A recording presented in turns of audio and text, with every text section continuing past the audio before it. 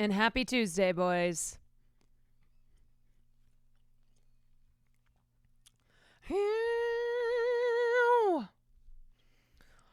Okay.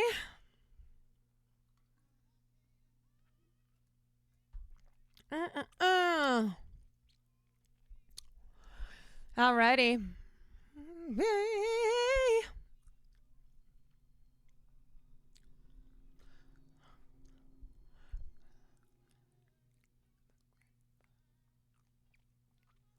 How we doing? How we doing, everyone? Heard it through the grapevine.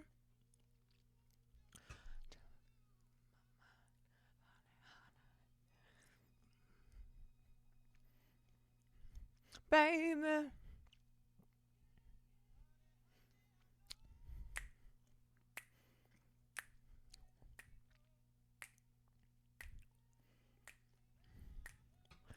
Oh yeah, we're covering Jets news today. I'm the football streamer now. I am the expert of football. What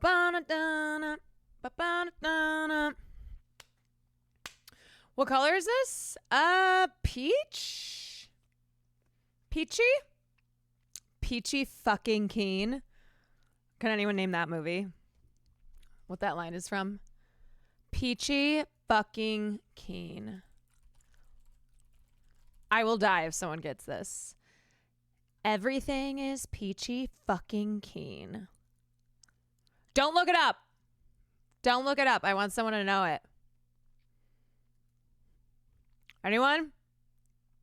Do not look it up. No. I'll give you a clue. It's from the 90s. And it has Rose McGowan in it. Everything is peachy fucking keen. It feels like Jawbreaker. Yes, it is Jawbreaker. A classic. This movie has 14% on Rotten Tomatoes. A travesty. That is a shame. There are quite a few movies, though, that were my high school movies. Like, basically, my friends and I had a rotating list of the same movies we'd watch. Jawbreaker is one of them. So I've seen that movie so many times, and I love that movie, and I can't believe it has a 14 on Rotten Tomatoes. I disagree. It's a classic. Yeah, it's a classic 90s. Frequency SSBPM, thank you for the 12 months. Have a good day too. Chaotic Duck, thank you for the 24 months.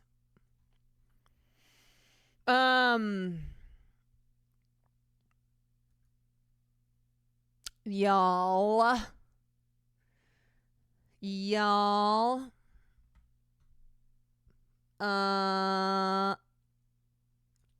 I am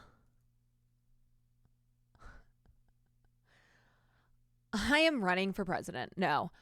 I am realizing that I think I have a little bit of burnout that's been creeping into my life and my mental health. So I'm trying to find ways to be excited for streaming and to feel refreshed and good. And I had lunch with Denims today, and we were talking about it, and we were talking about just news burnout and how it's one of those things where, you know, streamers get burnout no matter what you do. It's the seasonal burnout. Yeah, but I think especially with news streamers, you know, anybody who covers the news, it's it almost feels like a different kind of burnout. Like it's burnout from streaming, but it's also news fatigue. Haas was saying the same thing. Yeah, I mean, and he's somebody who he has a mental fortitude for news that is pretty unparalleled, and it's one that I know I'll never have. It does make me feel a little better knowing that other people are feeling this too, because I'm like, oh my God, am I just weak? Am I just a weakling? And I'm just human. That's what it is. Yeah, I mean, we're less than a month out from the election. Everything feels exhausting. Yeah, women are weak, confirmed. Obviously, all the news out of the Middle East is just fucking horrible. I was talking to my mom today, and I'm like, everything is tainted by this as well. Pop culture, the entertainment industry, I mean, it's all connected. So it's hard for me to find solace somewhere in the type of coverage that I do, because it's all linked.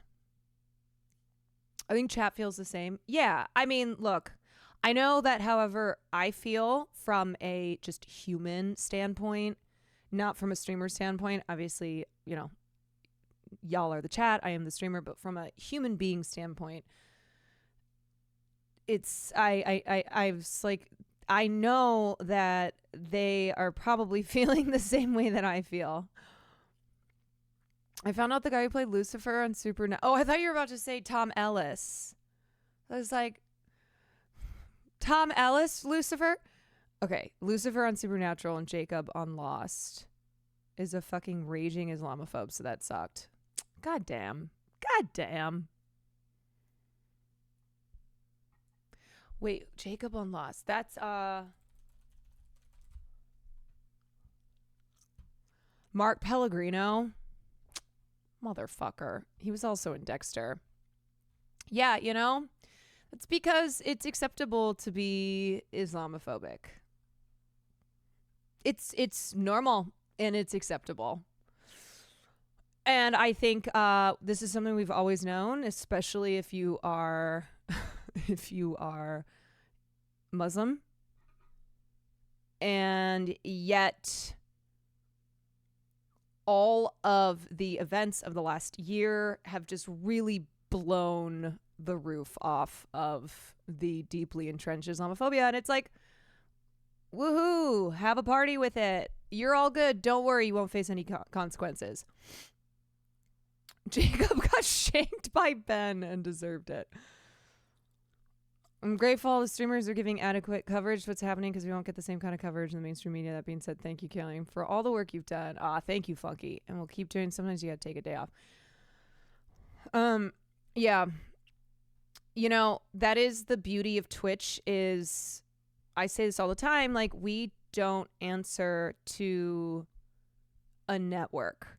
I'm not being silenced by the network heads, by the powers that be. But it's also, you're a one person shop. It's the Quan News Network. Hogan, thank you for the gifted. Slapping Bacon, thank you for the prime. Bloss Spam, thank you for the 24 months. Frequency, thank you for the 12 months. Charisma Carpenter posted some garbage. God damn. You know what? That's enough. You get 2 for the day. Yeah, it's, this is why I've tried really hard to highlight people in Hollywood who are not raging Islamophobes, who are not raging Zionists. They're few and far between, or at least the ones that are vocal. But that's why I really try to be like, this is,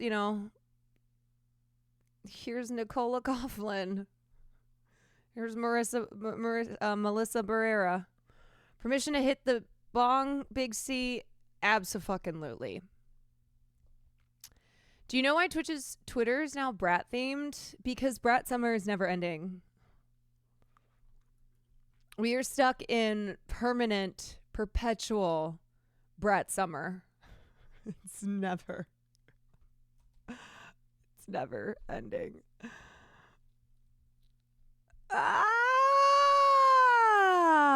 Anywho, it was good to get lunch with Denims and just talk to someone who's like, oh yeah, totally, I get it. I understand. And she's like, this is why I take my days off. So, okay, I know I've said this a million fucking times, but the problem is I just don't know a set day to take off because sometimes I have things going on. Like, I'm definitely taking Friday off because Friday I have a thing that I know of in advance. So I know I'm taking Friday off. But yeah, I don't know what will work best for me. Like, do I take, how about one weekend day and one day during the week? I know. And then I just know because I try to take Saturdays and then every time I'd be like, oh, well, I had to miss this day because I had this thing, blah, blah, blah. So I'm like, okay, I'm going to stream Saturdays. So that lasted like 2 days. So I don't know. So what Sandwich does is she does every 3 days and then takes off the 4th day. So it's not a set day, but it's just like she streams 3 days and then always takes the 4th day off. You can always do a gaming day or something. I mean, that's what Sundays were supposed to be. Sundays aren't gaming. Sundays are dinner and a movie. It was supposed to be a totally different from the rest of stream.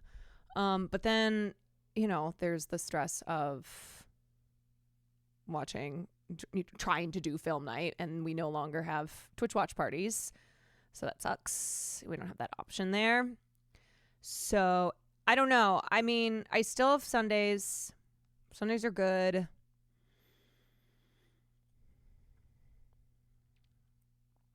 You can try more than one way to see what works best for you. That's probably what I'll end up doing. You've been doing makeup streams. Yeah. I got into a habit of, I had to miss this day or these 2 days. And also not necessarily because I was just taking off taking a personal day, but it's like, I was doing something for work related still.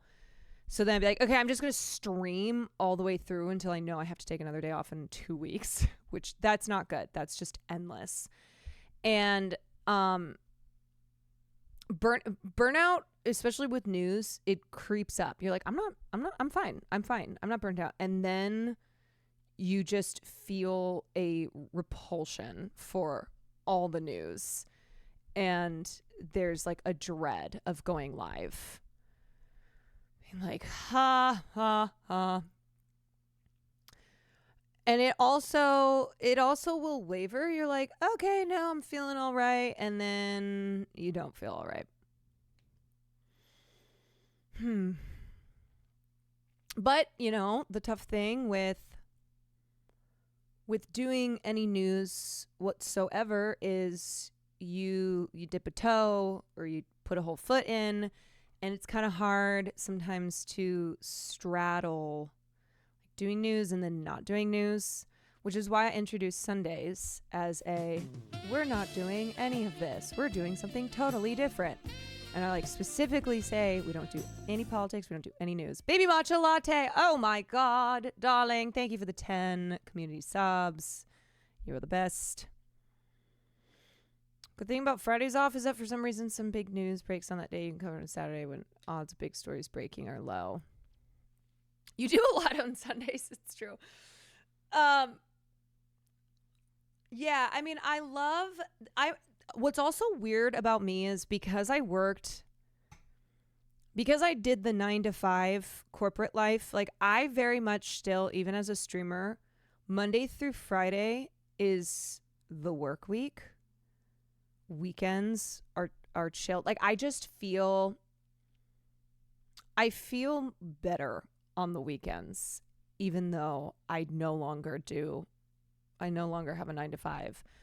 But it means I'm more relaxed, which is also I'm like, I don't know if Saturday's the right day to take off because I'm more in a mood of let's do fun things. Let's do, let's just be chill. It's a weekend. We can stay up late. So, anyway, this week I'm definitely taking off Friday. And then going forward, I don't know what it's going to look like.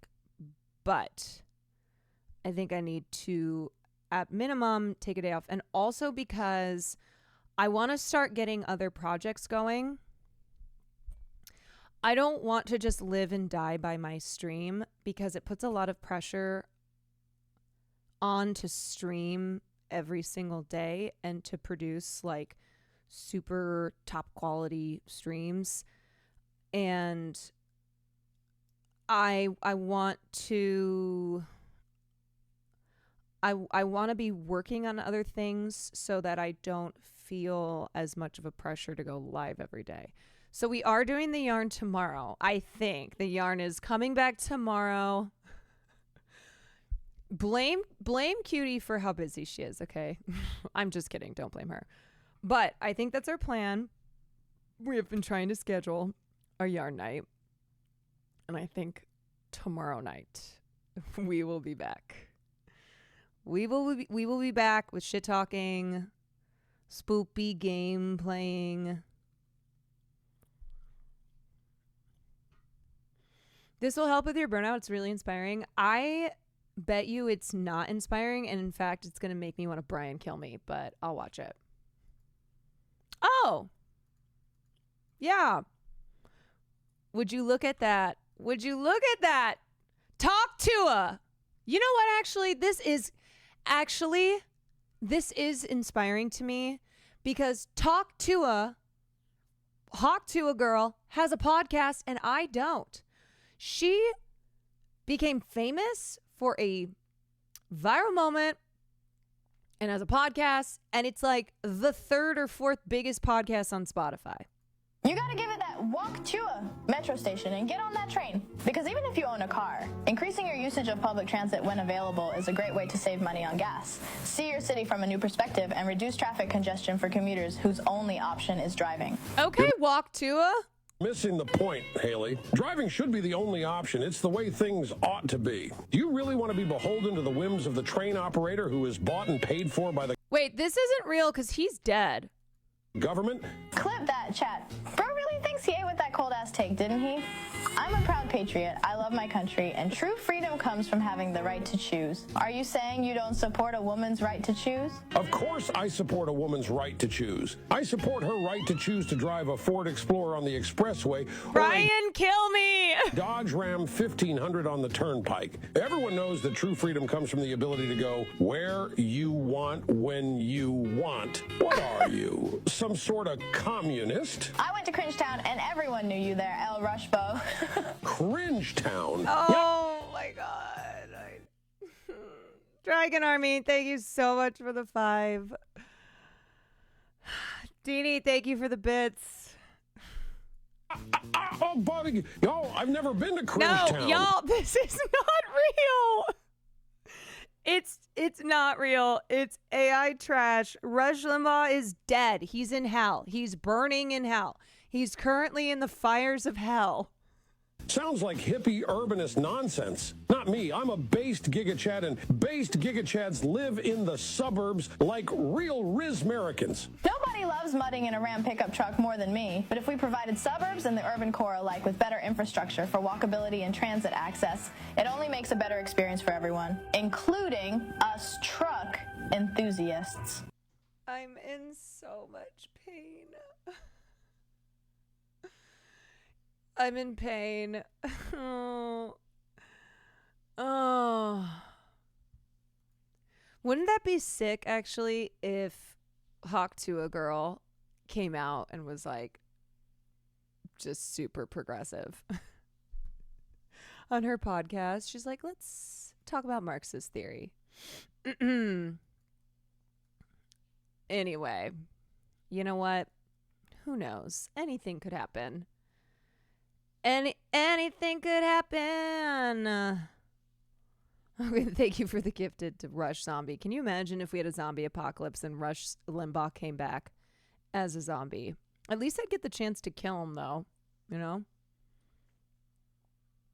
Idiots are taking over. Thank you for the prime. Deanie, thank you for the gifted sub. Do I feel better and inspired now? Honestly, yes. I feel that was what I needed. To go dig a hole in the backyard and bury myself. I have been inspired to do that. How does machine learning already learn Hawk to? Bro, all I need is a little bit Hawk to spit on that thing. That's all you need. Farley wants to walk to the park. He always wants to walk to the park. No, but she has been on a lot of podcasts. She's, for how recently Hawk Tuah became a national meme, she's been all over.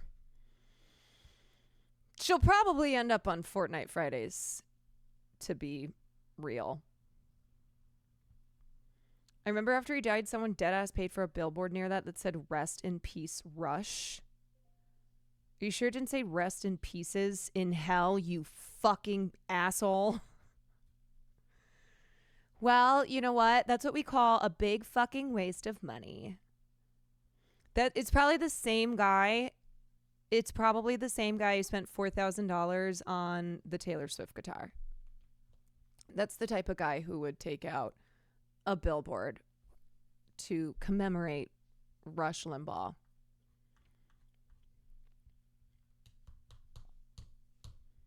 Just make an AI streaming version of Caroline and take more days. Yeah, you know what? I'm just going to embrace AI. I'm going to create an AI me. It's going to be like, hello. Oh, God. Today, we're going to talk about stuff. Here's the stuff that we're going to talk about. Stuff, stuff, stuff, and more stuff. Oh, God.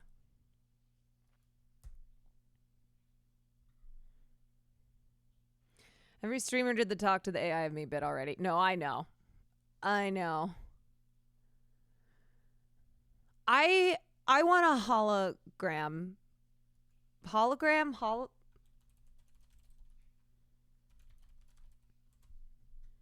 Yeah. You know, remember when Kanye West gave Kim Kardashian West a hologram of her dead father when she turned 40? I want one of those. Yeah, here it is. You're 40 and all grown up.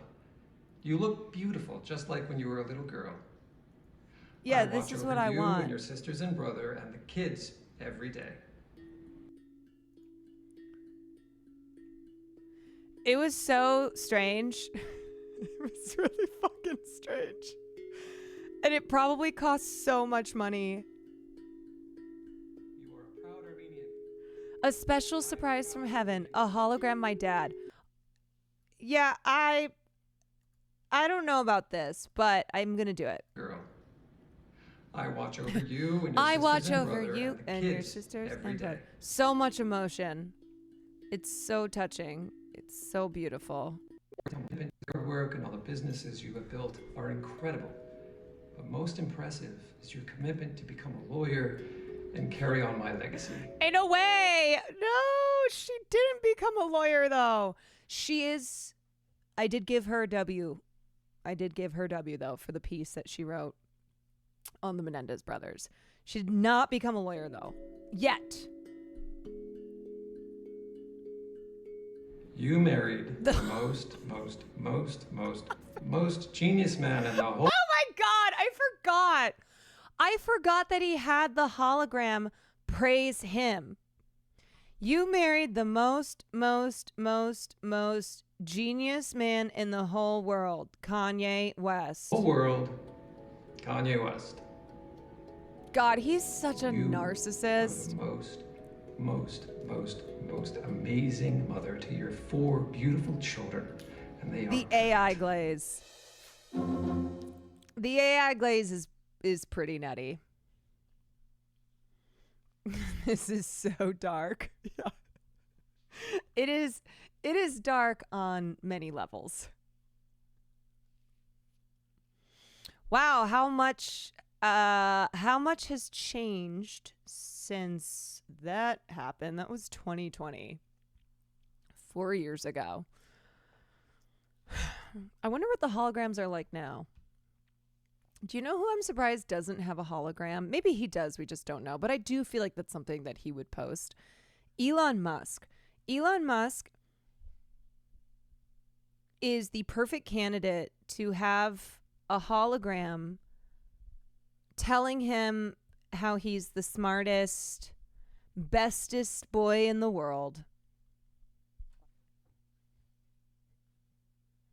This is the Elon.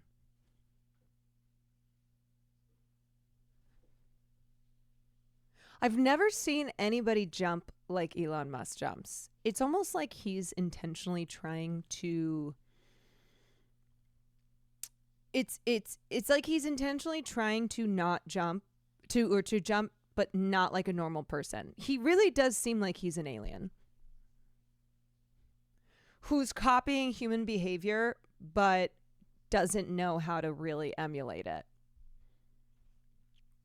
He's used to gravity on Mars.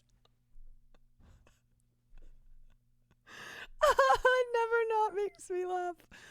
I know, same, because he does it every time. He does this jump thing. Like, this has become his jump. I don't know why. Oh, this is so funny, this clip. Looks as if you've lost your way. Pierce? Continue on this path and you might miss your last chance to see the Pierce Hawthorne Museum of Gender Sensitivity and Sexual Potency on the Central Quad. The museum and this hologram were donated in compliance with a court order I'm not allowed to discuss. Let's just say some women can't take a compliment. Unbelievable. What I am allowed to discuss is Greendale. And I'll say this, don't turn your back on it. Take it from a man with no legal right to be there.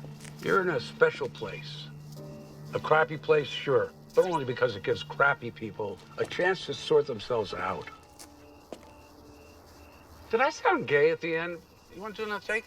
God damn it.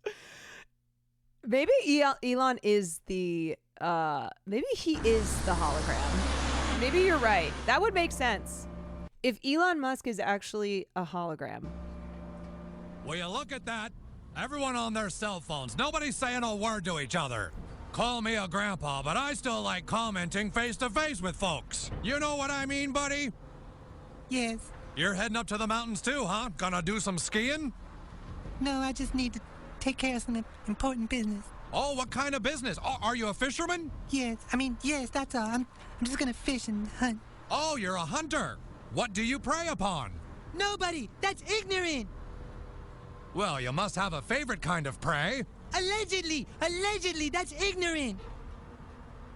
You know, excuse me for saying so, but you seem kind of transparent. That's ignorant, I'm just cold.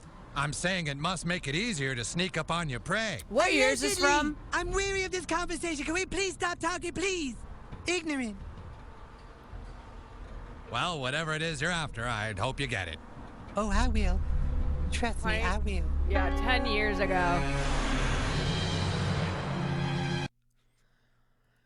You know, South Park has predicted many a thing, up there with, of course, Simpsons. Diorcus, thank you for the tier 1. Yeah, this is one of my favorite tweets. Is this anything?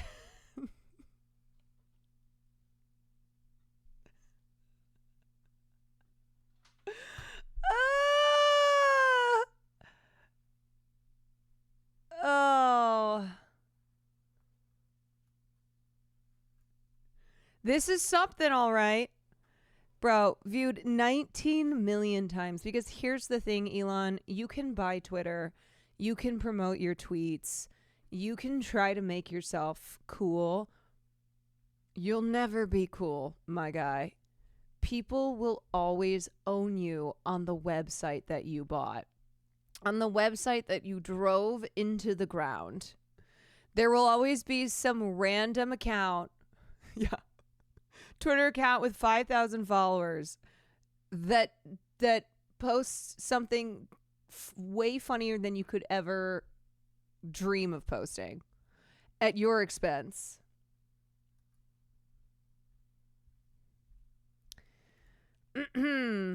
Okay, you know what?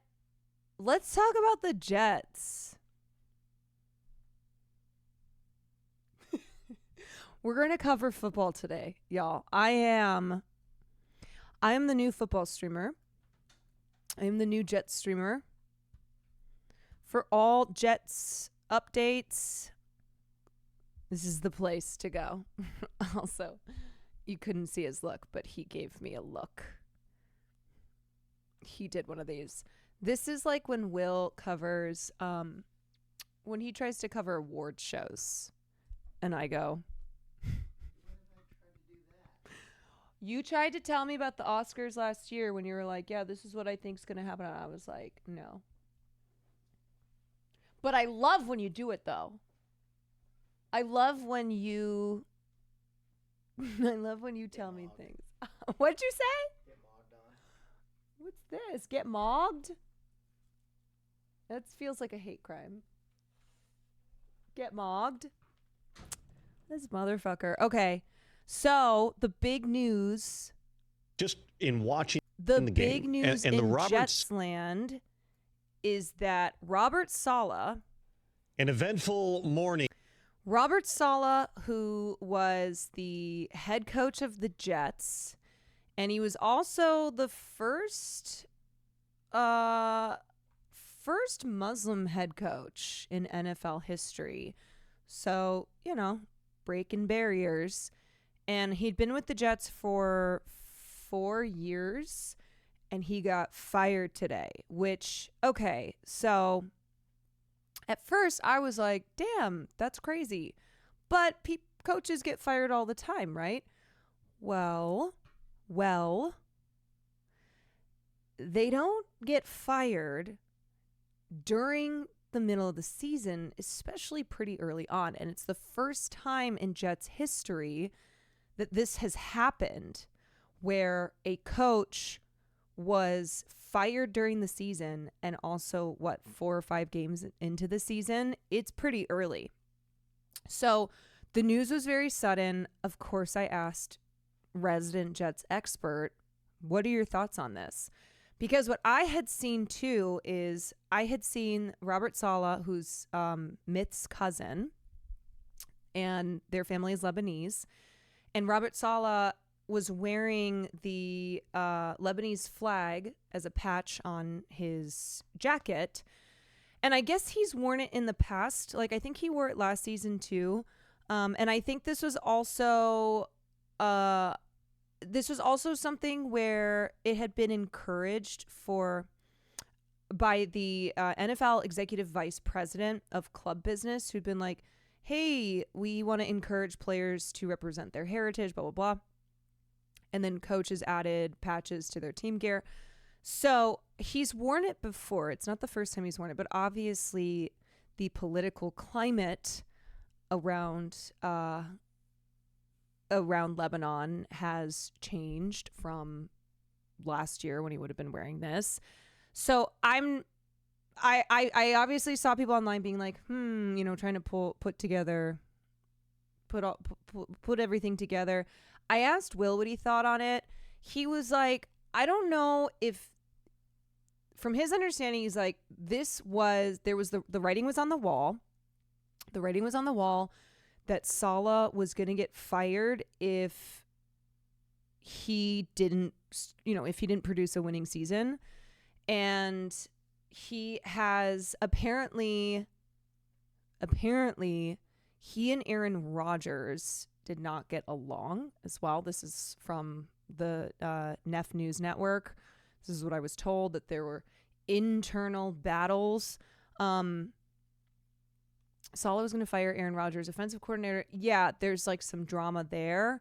So the guy who's taking over is what's his name?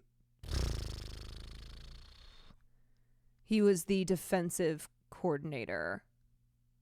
And he was brought on when Aaron Rodgers was brought on.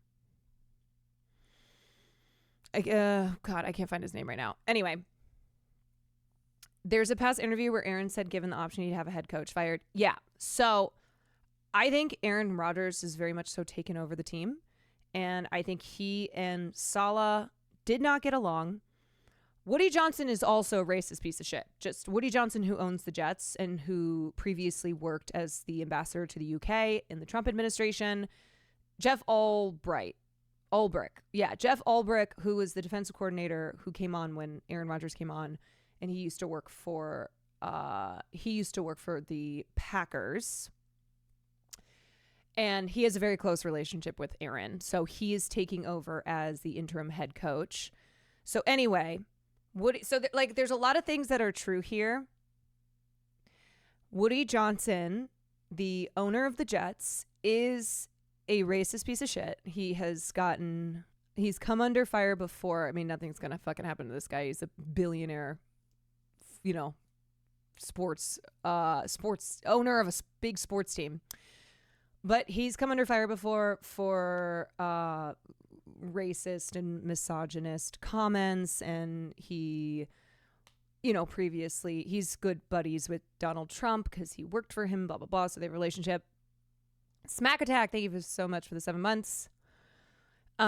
So this Lebanese flag is what some people have kind of glommed onto as does this have anything to do with the firing?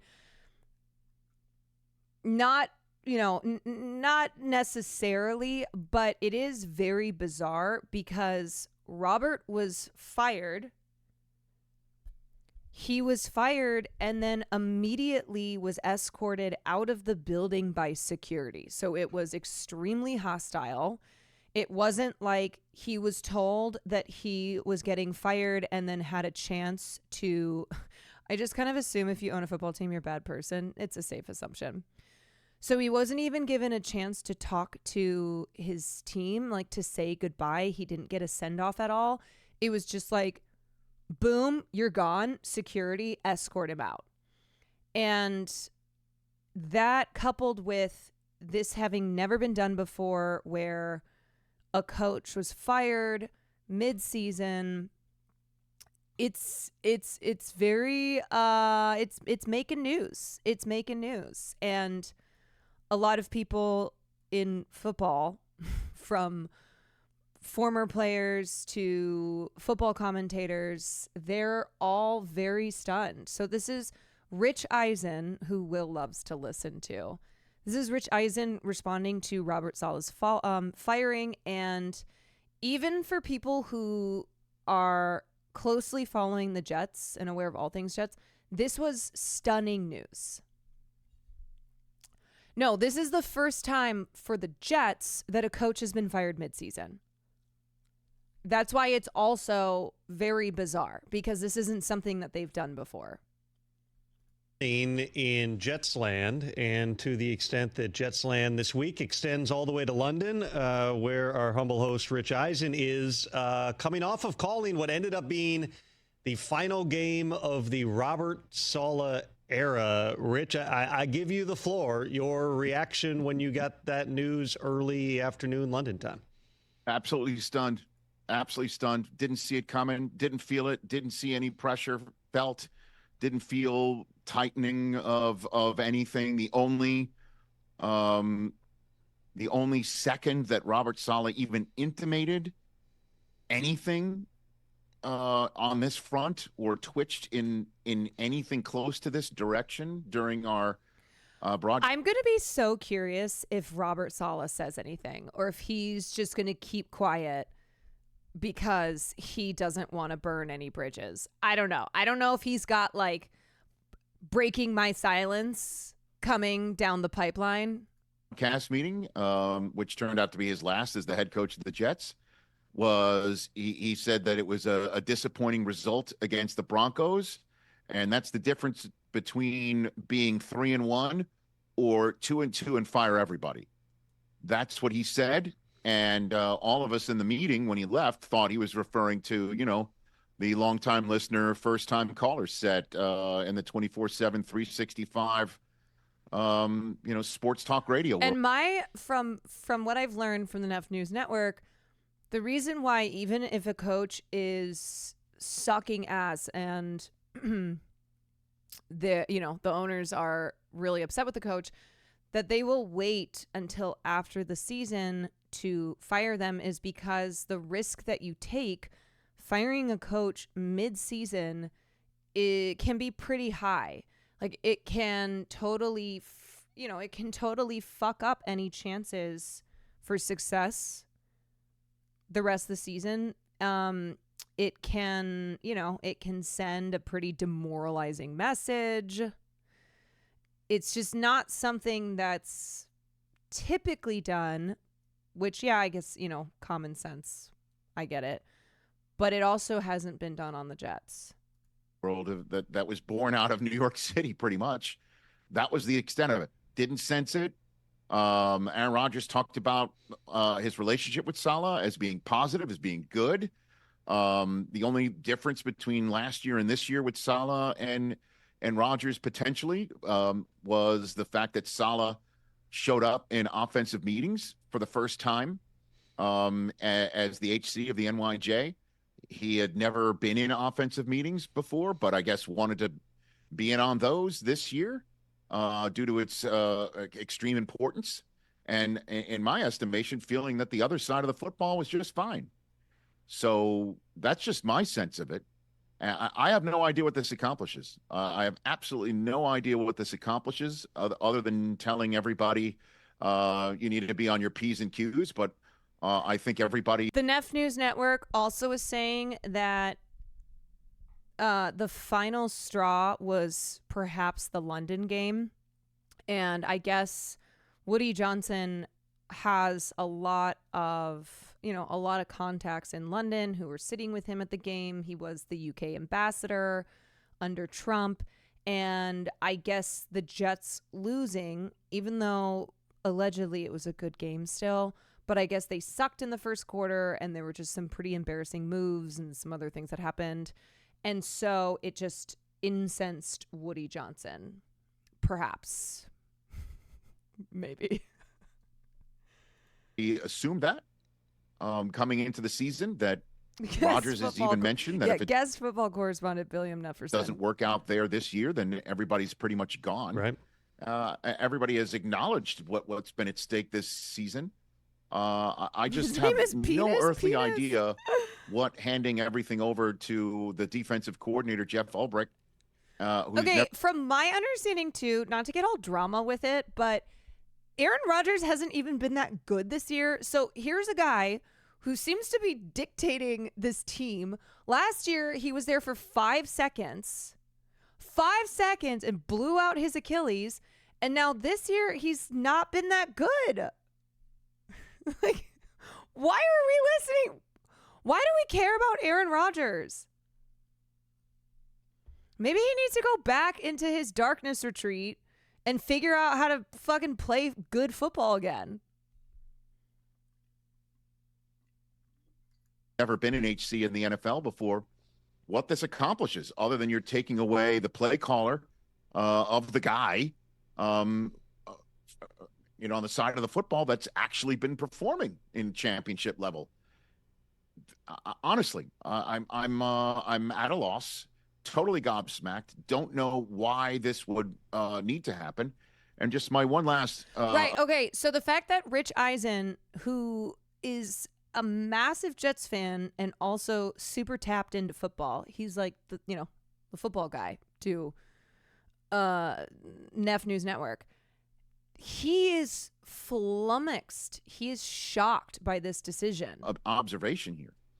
If you're Devontae Adams, why would you want to join a team that just fired their coach? Why would you want to join a team that has no future direction at the head coaching position? Right. When this is something he just dealt with in Las Vegas, that everything that he went to Vegas to sign up for, playing with his college quarterback for Josh McDaniels, And then McDaniels reverses course, sends Derek Carr going. He sticks around in Las Vegas, and then they fire McDaniels. And in comes an interim head coach with whom obviously he doesn't see eye to eye, or doesn't see eye to eye about the future of that franchise and wants out because clearly they're at a crossroads where Antonio Pierce is saying he doesn't even know who the starting quarterback next week for the Raiders is going to be. And so he's going to want to join a team that just fired their head coach. Why would he want to do something like that, even with Aaron Rodgers there? And that's what I'm saying, too, as somebody who knows literally nothing about football. From an outsider's perspective, to me, it doesn't bode well. I'm like, oh, this sends a really bad message. Why is this a team that you want to come work for, that you either, want to play for or work for in another capacity? And if I were a Jets fan, which obviously I am, I would be kind of freaking out. I'd be like, what the hell is happening here? We're in week 5? No sense to do something like this unless there's something completely beneath the surface I'm unaware of. And that's why I turn to you as my information man and the guy sitting in the chair today. What are you hearing? Well, this has all taken place here, obviously, very recently, Rich. So what was Aaron's contract? I know that they put a lot of money into him, so it basically is Aaron Rodgers. It's not the Jets. It's Aaron Rodgers because they're betting so much on him. Had some conversations this morning. The first thing I would point out is Robert Saleh joins a long list of head coaches. Did you mention you got escorted by security? Was allowed to talk to players? Yes. Appearance and a loss on the international stage in London. The difference between Saleh and those other coaches is his owner happens to be the former ambassador to that exact country that you were playing in. Perhaps had some friends there for the game. Perhaps Aaron got paid this was a bigger deal. Like egg on the face with all of his British friends there, Tom. Woody Johnson. There are a lot of connections here, but at the same time, Rich, when you realistically step back, 2 weeks ago. Can you imagine Woody Johnson saying to Robert Saleh, like, "You embarrassed me in front of my friends," and they're just all these old fucking racist Brits. Aaron Rodgers sucks my shitty bungus post diarrhea. Fuck that guy. Hey, Andre, do you want my Rodgers jersey? What were we talking about with the Jets? They went in, they took care of business against the Titans. You're 2-1. You were seeing those flashes of Aaron Rodgers. Everybody seemed pumped up that this is headed in the right direction. You have an ugly loss. It is impacted, obviously, by the rain and the elements last week against Denver. And then you played a Vikings team that's been a buzzsaw and has absolutely demolished the Houston Texans, and they beat the 49ers, and they just went into Lambeau. I get it, Tom. I know what team. Happened. No, I know what happened in terms of the wins and losses. And I'm sure you want to talk egg on your face. Sam Darnold's the winning quarterback who's 5-0. And I'm sure he might be looking around Woody Johnson and saying, what the hell is going on around here? But firing the head coach after 5 games, and he's never replaced the head coach in the middle of the season. And I know what this is just first blush, and I'm looking for an answer to what may be unexplainable, other than the fact that he thinks this might spark something. I don't know. It's not that side of the ball that needs sparking. Well, I would say this too, Rich. Just in watching the game, and the Robert Saleh that we've known for so long has been the energized guy who's on the field back in the San Francisco days and flexing to his defense and getting pumped up. It's one of the things where in hindsight, I noticed it during the game on Sunday morning. And now that you think in retrospect, you start to pull apart a little bit more. Robert Saleh didn't look quite the same on the sideline. And I wonder if every time you're seeing him, and whether it's offense, defense on the field, he's not talking, there's not a lot of emotion. I wonder to the extent that Woody Johnson certainly has ears and eyes open to a lot of things and what the perception of the franchise is. And you just wonder when you've got a guy like Jeff Ulbrich, who's very well. Well, the other thing is Woody Johnson didn't pick Robert Saleh. That was not his decision because he was still finishing up work, his ambassador work during the Trump administration. So it was his brother who was, making the decisions while he was doing his ambassador shit. And his brother is the one who chose Robert Saleh. So I think like there was also not that connection between Woody and Robert to begin with because he didn't choose him. Respect in the building. He's a former player. He is a Yo, where else can you get this kind of football analysis? Energy guy himself, that you can convince yourself that this is going to just change the energy around the building to the point on Davante. Thank you. I'm pivoting. I'm pivoting now, and I'm a football streamer. Adams, I mean, think about this. I don't know precisely, Rich, Davante Adams' sleep schedule, but as of yesterday, before that game with the Saints and the Chiefs, it was still clear from people I talked to, the two teams that were the most likely landing spots were the Jets and the Saints. Well, the Saints have Derek Carr suffer an oblique injury.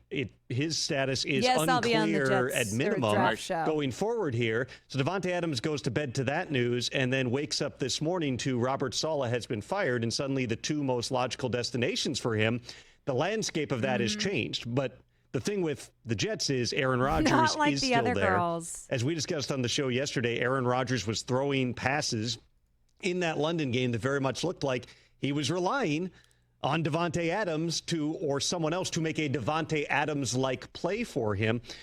We'll see over the next 24 hours what this does to the Davante Adams trade talks, because there's still reason to believe if this is going to happen, it makes sense for it to happen now. There also are not a lot of instances. I mean, last year it was at the trade deadline, the Raiders fired Josh McDaniels 3 hours later. So I think timelines are kind of out the window on how all this stuff plays out, but it still makes sense in the Adams. Also, I have to say, too, them firing Robert Saleh when they had one of the most attractive coaches in the NFL. It's really a big L. It's a big L on top of everything else. Where it's like, you guys had a sexy coach. He's hot. And you fired him? What do you want ugly coaches?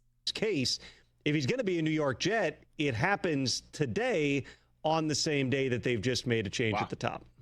Rich, and I just want to push back a little bit, too. I think this strengthens the case that Davante Adams is going to the Jets because he knows who's in charge. Andy Reid. Aaron Rodgers is in charge, and why wouldn't he want to go play with this guy? Now, I understand that that's going to be, a widely held belief that Rodgers is in charge.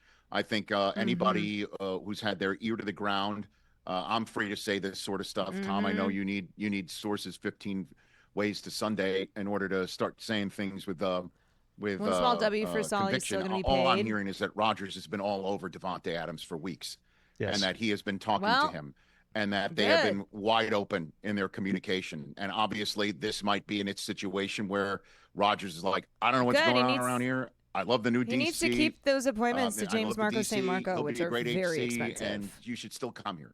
That may be the case. I have no idea if Saleh has been in everybody's ear on 3rd and 4th down, like, say, something that happened in the London game, 3rd and short, 4th and short. They hand it off twice. Rodgers might be looking around saying, why is this ball being taken out of my hands? That could have been Saleh pressing on his headset saying, run it. I have no idea what's going on there. Clearly not a lot of people do. And this could be a situation where Adams does know Rodgers can get his way and he'll go there. But what about the year after? What about the year after that? What about the year after that? And you do have to sit here and wonder if Rodgers is even sitting around saying, why did I decide to do this? I should have retired a year ago. Yeah, I have no maybe. idea. Nobody really does. It's just kind of... he went into that cave and did his darkness retreat. And that's why I said maybe he's got to do it again. Maybe he's got to go back. And he'll be like, oh, yeah, no, I suck. I'm old. I shouldn't be doing this anymore. Surprising that you would switch a head coach Toxic in Bear, midstream. thank you for the 6 months. If I'm Lamar Jackson, I'm on the phone to Davante Adams saying, hey, man, hope you like Edgar Allan Poe for more than just his poetry, and that's why you posted what you posted. Because my coach here is the most tenured coach behind Andy Reid in all of football, along with Mike Tomlin. So we're not going anywhere. I'm not going anywhere. We're going to the Super Bowl with you. You should come here. And Eric DeCosta makes the move and does this before the Jets even put all their pieces together by the end of the day. Okay, I don't know what the fuck he's talking about anymore. YZegZ, thank you for the 19 months. So the Council on American Islamic Relations released a statement on Tuesday addressing the firing of former New York Jets head coach Robert Saleh. CARE called on the Jets and owner Woody Johnson to explain reports that Saleh was escorted out of the building by security following his firing, and also brought up the fact that Saleh was fired just days after wearing a pin with the Lebanese flag amid ongoing attacks on the nation by Israel. And what I said before was that he has worn this before, and it was also something that was encouraged by the head of NFL business for like players to represent their backgrounds.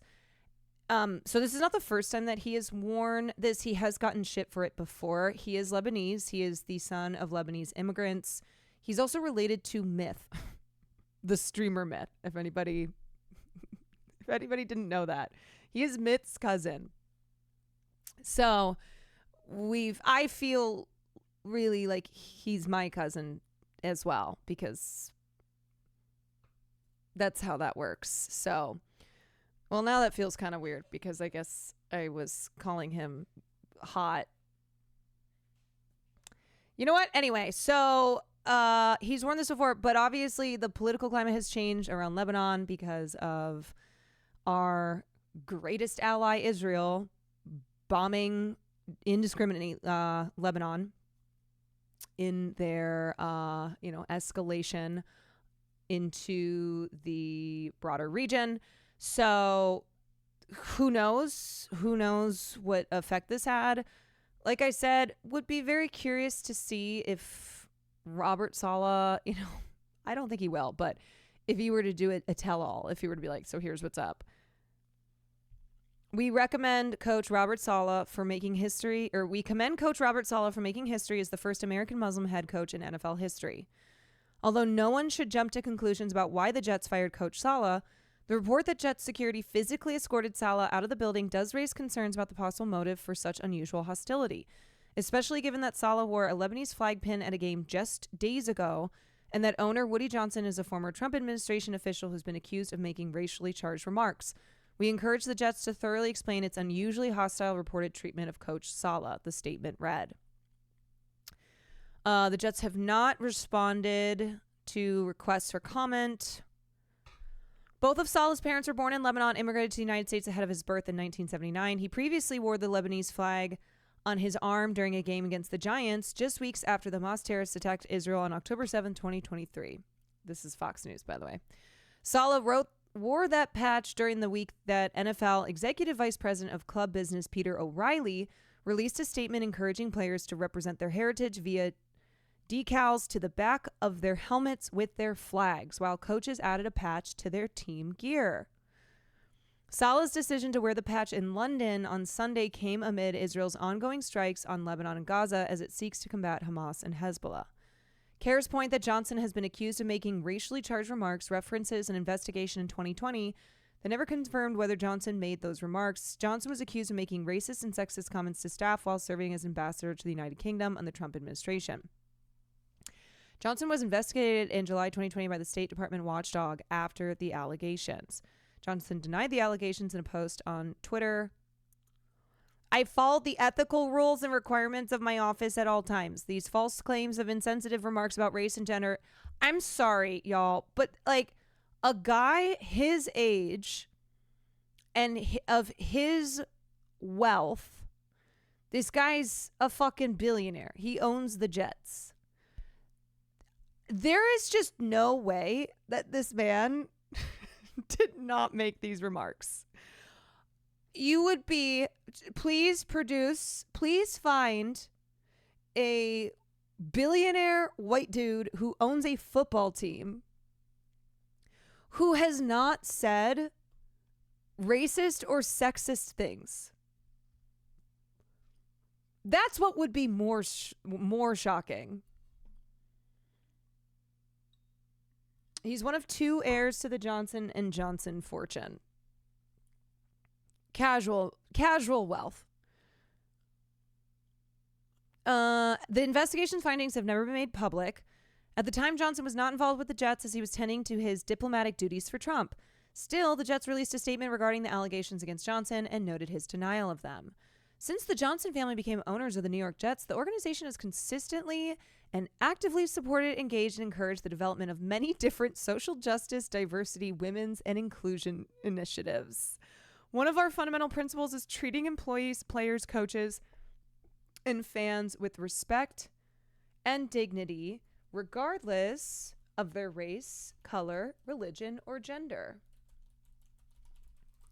These principles have been established by the Johnson family, which Woody implemented in our organization over the past 20 years. Okay, let me see if I can find this. Yeah, so here's the report from the New York Times. Woody Johnson, the owner of the Jets, the United States ambassador to Britain, was accused of making comments to embassy colleagues that they found racist or sexist. Complaints that the State Department investigators included in a report filed in February. The report has not been released publicly, but according to interviews with half a dozen current and former embassy employees, Johnson regularly made his female and black staff members uncomfortable or worse with comments about their appearance or race. Yeah, no shit is what I say to this. One black female diplomat, for example, told colleagues that Johnson disparaged her efforts to schedule events for Black History Month. Accusations that were first reported by CNN. The diplomat said Johnson once asked if he had to speak to an audience that was just a bunch of black people and told her she was marginalizing herself. Female employees also complained that Johnson held business lunches in London at an exclusive men's club, which meant that only male employees could attend. I'm shocked. I'm so surprised.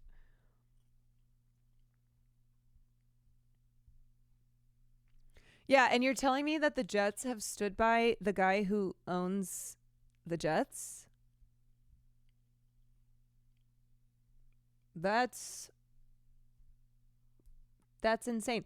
Woody Johnson, wait a sec. Woody Johnson allegations. Hold on.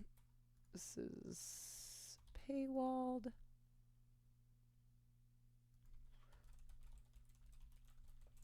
Pressure on.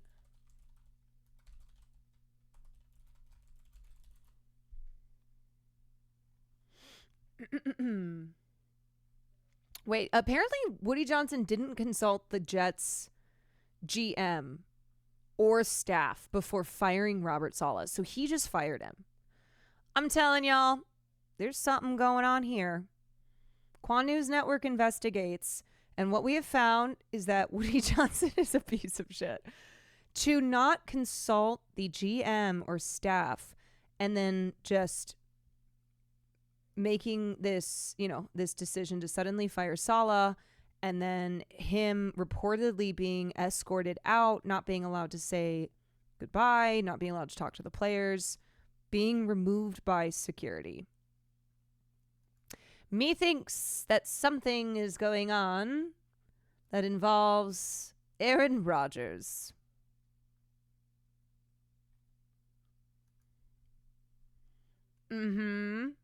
That's what I think. That's what I have come to the conclusion on. The most recent head coach to be fired by the Jets, Adam Gase, was fired after the conclusion of his second season and was reportedly not removed by security. Do you know what would be sick, though, is if it turns out that Robert Saleh and Aaron Rodgers, Robert was going to fight Aaron Rodgers. And that's why security escorted him out. That he found out that Aaron Rodgers was behind his firing and was like, let's go, bitch. Let's go. The Jets were off to a 2-3 start this year after losing to the Minnesota Vikings 23-17 in London on Sunday, as New York is among the most penalized teams in the league this year. The Jets have struggled this season despite veteran star quarterback Aaron Rodgers starting all 5 games this season. Or perhaps the Jets have struggled this year because veteran star quarterback Aaron Rodgers has started all 5 games this season.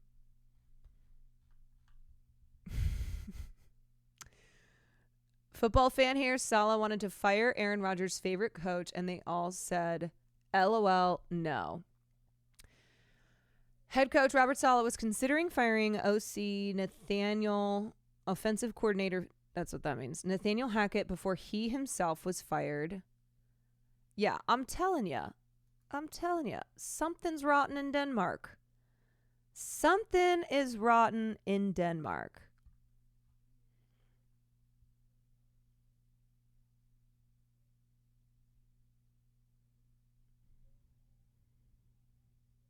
Sources say that Saleh could have made the move to fire Hackett as early as Tuesday, which is when Johnson ultimately made the decision on Saleh himself.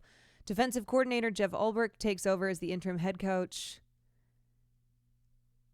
Sources say if Saleh had moved forward with firing Hackett, he would have likely installed Todd Downing as the defensive coordinator. Downing was most recently the Titans' offensive coordinator before his dismissal following the 2022 season, and he came to the Jets last season as their passing game coordinator.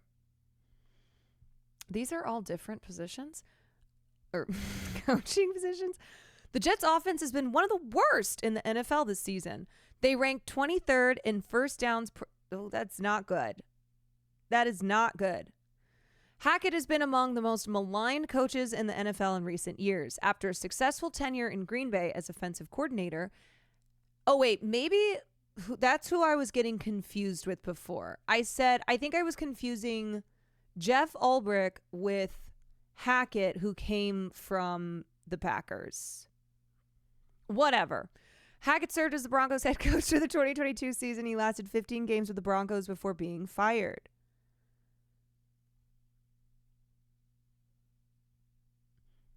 Johnson told reporters Tuesday he expected changes would be made on the fence without specifying what they would or could be. Yes, you were, but you got it now. Okay. Followed for the football. Well, that's good because that is what I do here now. Everybody in this chat can attest that if you want the hottest football takes, if you want just top of the line analysis, I'm your girl. I'm the one who's got it. I love football.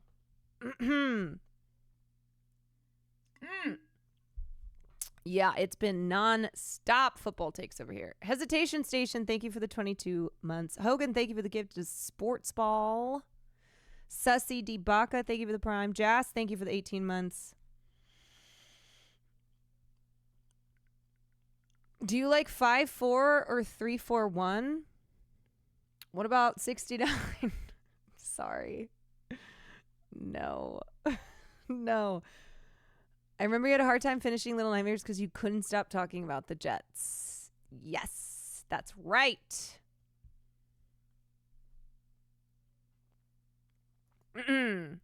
So, anyway, I just need somebody to come out and drop some more tea.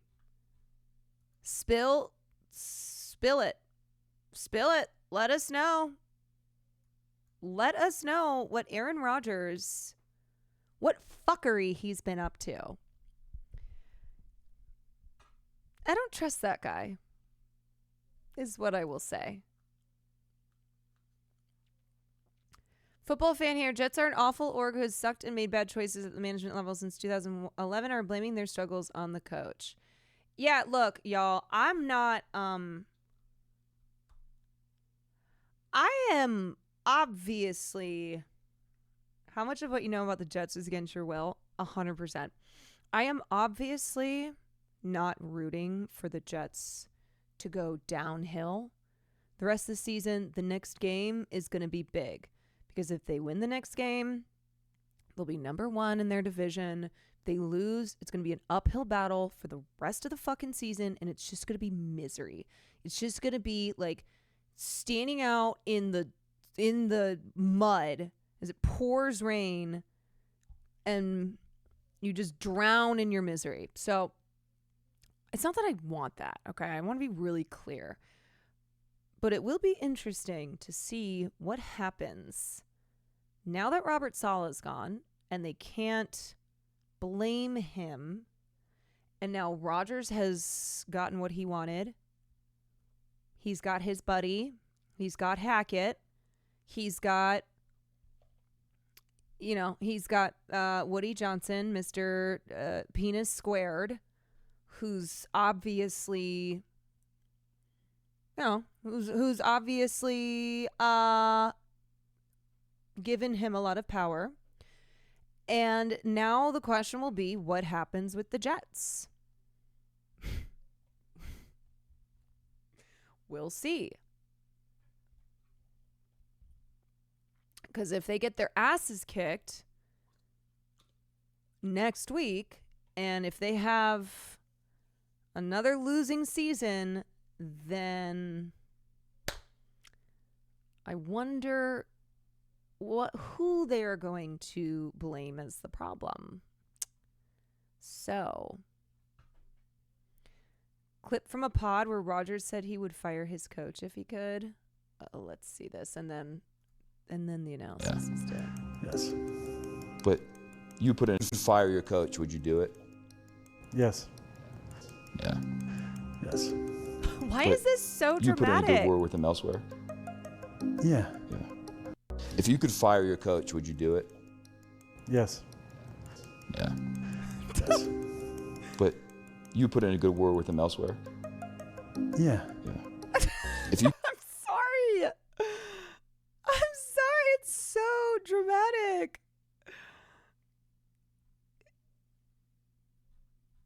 It is so, oh my God. It's the drama. The actual fucking drama. That's his style. He makes it awkward. Your streams are this dramatic? Okay. First of all, I wish I could be this dramatic. I aspire. I aspire for this level of drama. You need to monologue with dramatic. I need to be more dramatic. You're right. The Bills are really good, sorry, but the Jets are going to have a hard time. Well, it all comes down to Sunday, folks. It all comes down to Sunday. That is when they're playing, right? Jets and Bills. No, Monday. I don't understand this fucking schedule. Why is it that sometimes they play on a Sunday, sometimes they play on a Monday, sometimes they play on a Thursday? What is this? Dumb. Sometimes on a Saturday.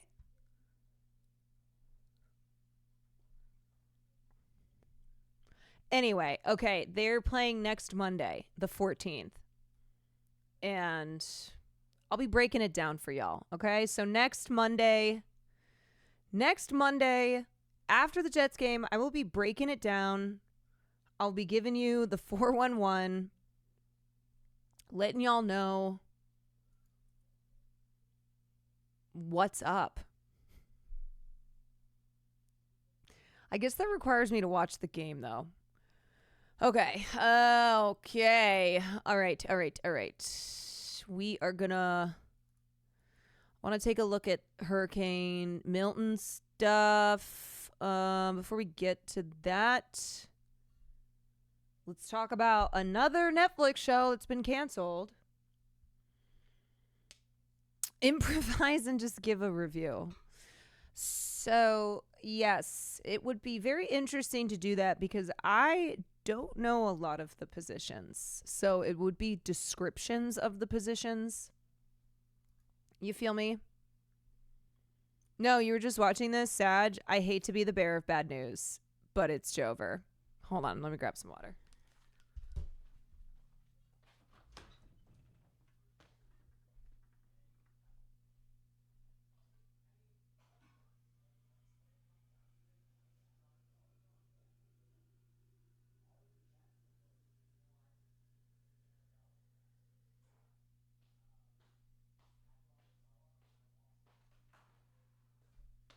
Okay.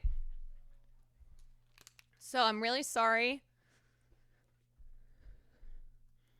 I'm really sorry if you love this show. Also sorry if you didn't have a chance to watch this show yet, but we're going to watch this show because this show has been out for like a month and a half. And this is just the Netflix policy now. This is what we refer to as shiny object syndrome.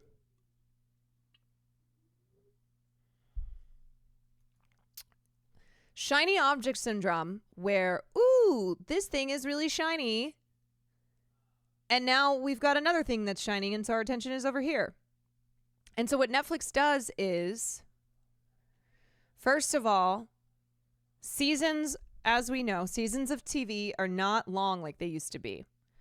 So it's one thing if, like, okay, you got 2 seasons of a show and then they canceled it. But within those 2 seasons, you had 20 episodes a season. So you had a lot more, right? You had a lot more to work with. But now it's like 8 to 13 episodes. And what's frustrating is what writers have to do, because you've got limited series, but that's not what a show like Chaos is. This was not a limited series. And so the writers of Chaos, the creators of Chaos, have to make an entire show Bible. They have to build out multiple seasons and give those to Netflix. And only to have Netflix turn around and be like, okay, bye, we're done. 1 season, 1 month in, goodbye. Netflix has canceled the Jeff Goldblum-fronted Greek mythology comedy after 1 season. Aurora Perrineau, one of the stars of Chaos, appeared to confirm the cancellation in a now-deleted Instagram post. Deadline understands the news is legitimate. Netflix has been contacted for comment. Chaos was first greenlit in 2018 after being created by Charlie Covell, the end of the fucking world.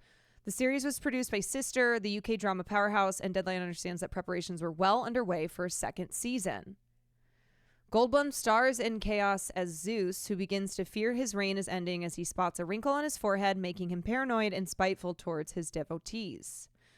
Meanwhile, 3 mortals, Perrineau, Misia Butler, and Layla Farzad, set off on a journey to fulfill their identical prophecies.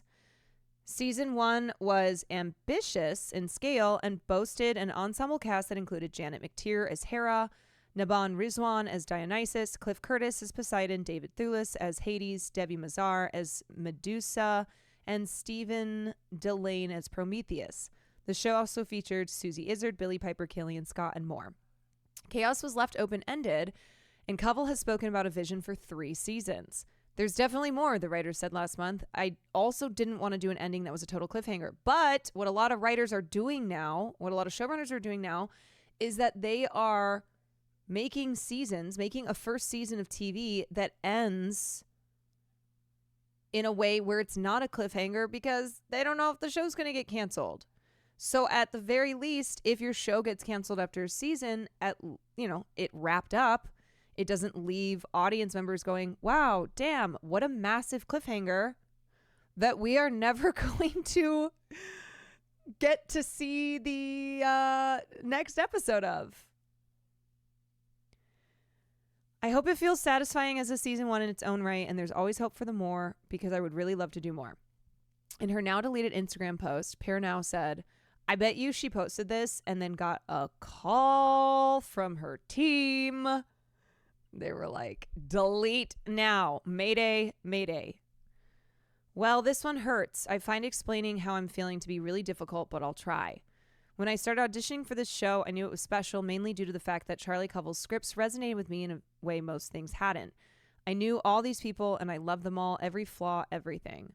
For one of the first times in my life, I found myself really proud. I'm, of course, proud of everyone's work and the care they gave to this project, because let me tell you, they left everything on the floor. But I've also found myself proud of me, and that is something I've struggled with. When I got cast, I couldn't believe that someone saw me, a girl who's not only a minority, but also a survivor of sexual assault. And you're telling me that someone thinks I could be one of the leads of a show, have agency, my own mission, be desirable enough to be the love interest to not only one amazing human, but 2? I'm sorry to say Netflix doesn't give a fuck about that.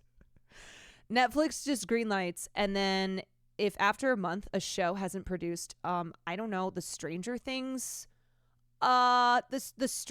success, which keep in mind, Stranger Things had more time. Stranger Things was given time to live on Netflix and draw more people to the platform. And Stranger Things also came out before the massive boom in content So you didn't have like 18 million shows clogging a streamer platform. Yeah, so Netflix doesn't do marketing for shows that are not Bridgerton or Stranger Things. And pretty much their metrics are, if we don't see a massive bump in subscribers, we're just going to cancel the show. Because the way that, the way that income works is, before streaming services, TV shows would make money mostly off of viewership when they were on cable, but streaming services don't work that way. One subscription, one account on Netflix is just one income stream, and it's also something where you can't gauge how a show is doing when it lives on a streaming platform, because people, subscribe for all sorts of reasons. They might subscribe for a specific show. Maybe they subscribed for a show, but they're still subscribed. Maybe they're subscribed just to have, the library of content. The other thing too is that Netflix's release schedule is that they put out a new season all at once, unlike HBO, Apple TV, and also certain Hulu shows. I don't think it's all Hulu shows, but for instance, oh my God, why can I not fucking Shogun? Shogun was released one episode a week. So anyway, yeah, it depends on the platform. Some of them are all one episode a week. Some of them depends on the show. Netflix drops a season of a show all at once. They don't do the once a week thing. So because of that, it gives them like a month to turn an investment for their shareholders. But that's very hard to do with the way that streaming works. So after a month, if they don't see, a big enough bump in subscribers, which then they would, I guess, attribute to a new show like Chaos, they pull the cord. It could take months for it to gain a larger audience on streaming, so a show can become popular after it's already canceled. People get around to it. Yeah, but by then, too late,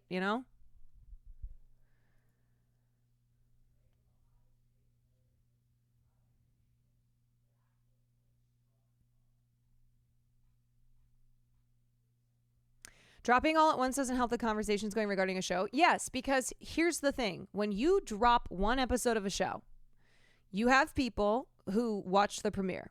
They're waiting for it. They're ready for it. They're excited about it. So they watch the premiere. And then you have what happens when a show's premiere is good. You have word of mouth. You have people talking online. You have Twitter, you have Twitter hashtags. You have something that's trending. And more people go, oh, shit, people are talking about this show. I gotta watch it. So then they go, okay, I go to HBO. 2 episodes are out. I'm going to watch the 2 episodes, and now I'm caught up. And so it gives a show more time to breathe.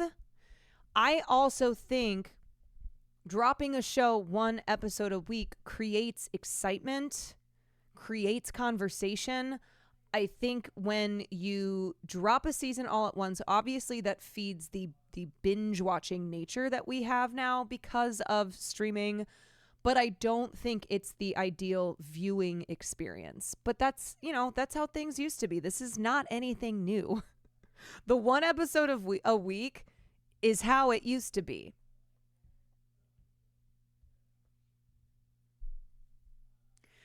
The other problem with the dropping a season all at once is that now there's a longer wait time between seasons.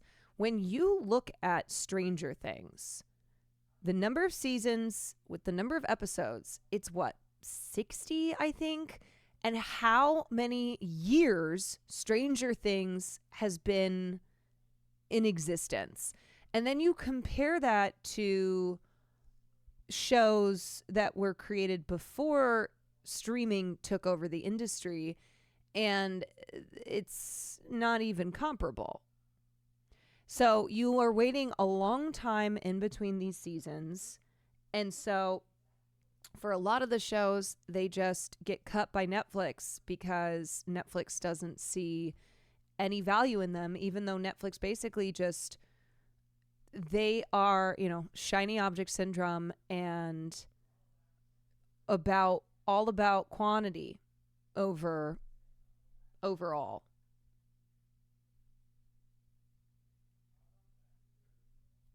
Toasty Tara, thank you for the 4 months.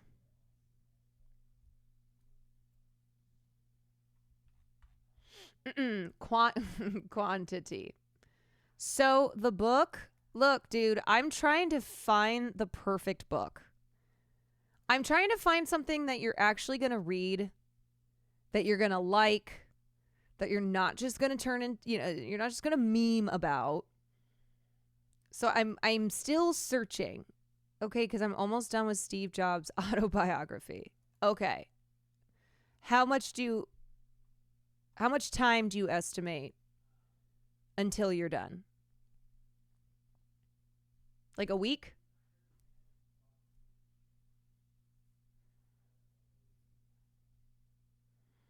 Make Ms. Kiv read The Day My Butt Went Psycho? I haven't read it in months. Wait, so, okay, you haven't read it in months. Finish the autobiography so you get in a reading mindset, because sometimes that's what you have to do. You can't just cold turkey read a whole new book. Sometimes you gotta ease in. So finish that one. You just wanted to sound cool. Okay, well, I will find something, but I want it to actually be something you're gonna read and that you're gonna appreciate.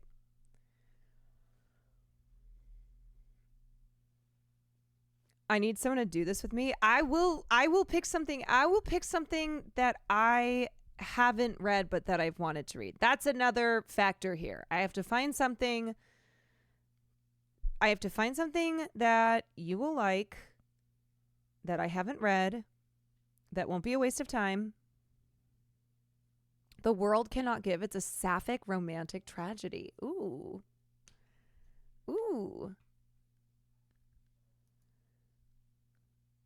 He's going to make you pick a book, wrap it up, and gift wrap, and give it to you for Christmas, saying, I thought you'd like this.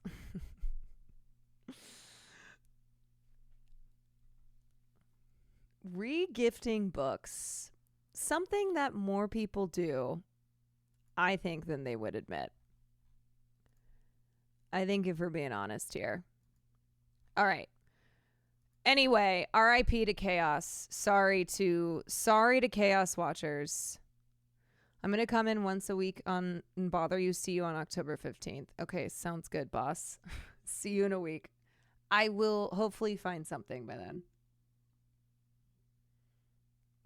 Also, Chad, I'm trans and getting hormones tomorrow. Woohoo! Congratulations. It's very exciting. Yes, I know you've already read The Hungry Caterpillar. Yes, I know. I've already ruled that one out. Okay. All right. Let's look at Milton. Okay. What is Florida Cage? Good God. We want to get you an up. No, actually, I think I want to watch. Good evening and welcome from St. Pete Beach. Okay, so we talked about Milton yesterday. We've been tracking Milton. We've been keeping eyes on Milton. Milton is expected to hit the coast of Florida tomorrow night, but of course, there is really dangerous rain and winds that occur before the hurricane makes landfall. And this is a big one, and this is one that has meteorologists crying on TV, seasoned meteorologists crying on TV, talking about the impending damage and life-threatening massive hurricane that is Milton. It's very scary. It is not it's really not a joke. It's one where if you live in the areas of South Florida that have been declared evacuation zones, get out ASAP. And if you can't, like, try, it's one of those situations where the mayor, the head of FEMA, everybody's like, get out or you'll die, which puts the onus on individuals who, if individuals are not able to because of price gouging, because there's no fucking gas left, because all the hotels are booked up, because they are blocked from leaving, because they don't have the financial ability to do so, because they are homeless, because whatever the reason is, this is a life-threatening hurricane. Yes, having a disability. So do not be a person, and not that I think anybody in here will be, who ever blames individuals for not evacuating an area when there was warning to do so, because there are plenty of reasons why people can't evacuate. And it's very sad, and it is one where governments are responsible. Local and state and federal governments are responsible for ensuring the safety of their civilians.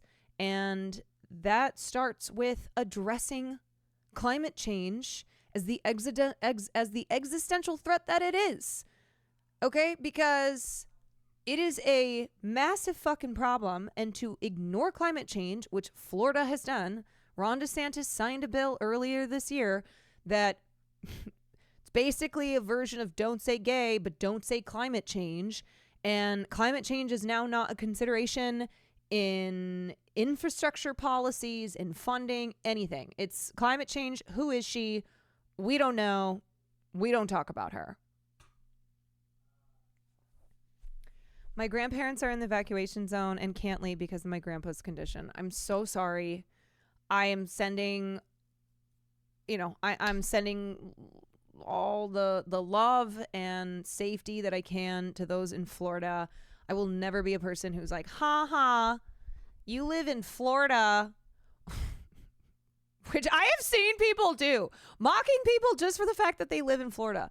And also like, oh, you didn't get out, even though the mayor and FEMA and everybody is saying like, hey, get out or you'll die. It's not as simple as that. And the other thing too is that there are people who have been misled by lies and disinformation fed to them by the leaders in Florida and throughout the rest of the country, who have lied to them over and over again, who have minimized the real repercussions and consequences of our changing climate.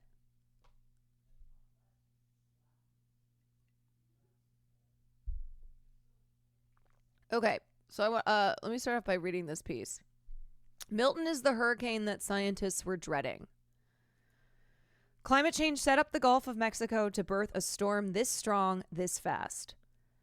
As Hurricane Milton exploded from a Category 1 storm into a Category 5 storm over the course of 12 hours yesterday, climate scientists and meteorologists were stunned.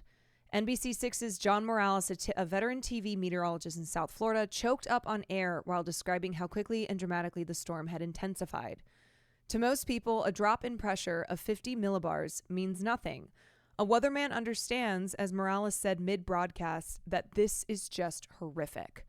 Florida is still cleaning up from Helene. This storm is spinning much faster, and it's more compact and organized.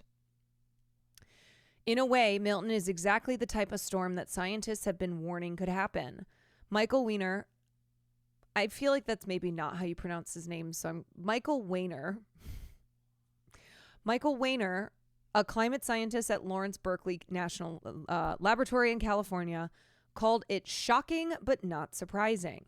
One of the things we know is that in a warmer world, the most intense storms are more intense, he told me. Milton might have been a significant hurricane regardless, but every aspect of the storm that could have been dialed up has been. Yes. And climate scientists have been yelling to the skies about this for a very long time. And now it's here. It's been here. And they're saying this is what we have been warning about. A hurricane forms from multiple variables, and in Milton, the variables have come together to form a nightmare. The storm is gaining considerable energy thanks to high sea surface temps in the Gulf of Mexico, which is far hotter than usual. And that energy translates into higher wind speeds. Milton is also taking up moisture from the very humid atmosphere, which as a rule can hold 7% more water vapor for every degree Celsius increase in temps. Plus, the air is highly unstable and can therefore rise more easily, which allows the hurricane to form and maintain its shape. And thanks to La Nina, there isn't much wind shear. The wind's speed and direction are fairly uniform at different elevations, so the storm can stay nice and vertically stacked, said Kim Wood, an atmospheric scientist at the University of Arizona. All of that combined is making the storm more efficient at using the energy available. In other words, the storm very efficiently became a major danger. That perfect combination of hot seas, humid air, and little wind shear is being aided by Milton's path through the Gulf of Mexico's western part, which hasn't seen much major storm activity yet this season. When a storm passes over hot water, it sucks up much of that heat, using it as fuel and lowering the water temperature. But in the western Gulf, nothing else had been there to cool off the water, Wood told me. Milton is also a very compact storm with a highly symmetrical circular core. Here, I'll show you. This is a time lapse flying by Hurricane Milton. This was earlier today. Look at this.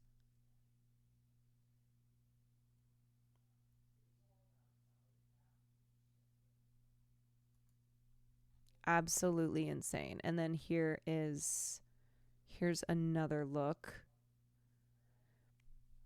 So you can see the shape of the hurricane, which is highly symmetrical and has a circular core. In contrast, Helene's core took longer to coalesce and the storm stayed more spread out. Wind speeds inside, so this is a very compact hurricane. Wind speeds inside Milton picked up by about 90 miles an hour in a single day, intensifying faster than any other storm on record besides Hurricanes Wilma in 2005 and Felix in 2007. Climate scientists have worried for a while now that climate change could produce storms that intensify faster and reach higher peak intensities, given an extra boost by climate change. Milton is doing just that. Rapid intensification has become more common in recent years. Hurricane Otis, which made landfall near Acapulco, Mexico last year as a Category 5, intensified from a tropical storm in a single day, confounding forecasters and leaving residents very little time to prepare for a direct hit of that magnitude. And that's the other thing, too. As we move forward in this warming climate, they need ample time for when a storm is going to be of this size and strength, because people need to evacuate. They need to, get preparations in place. If a storm is switching this quickly from a Category 1, from a tropical storm to a Category 5, which is the highest that it goes 1 through 5 in the storm classification, then that is also a huge problem because it leaves little time to prepare for the impact.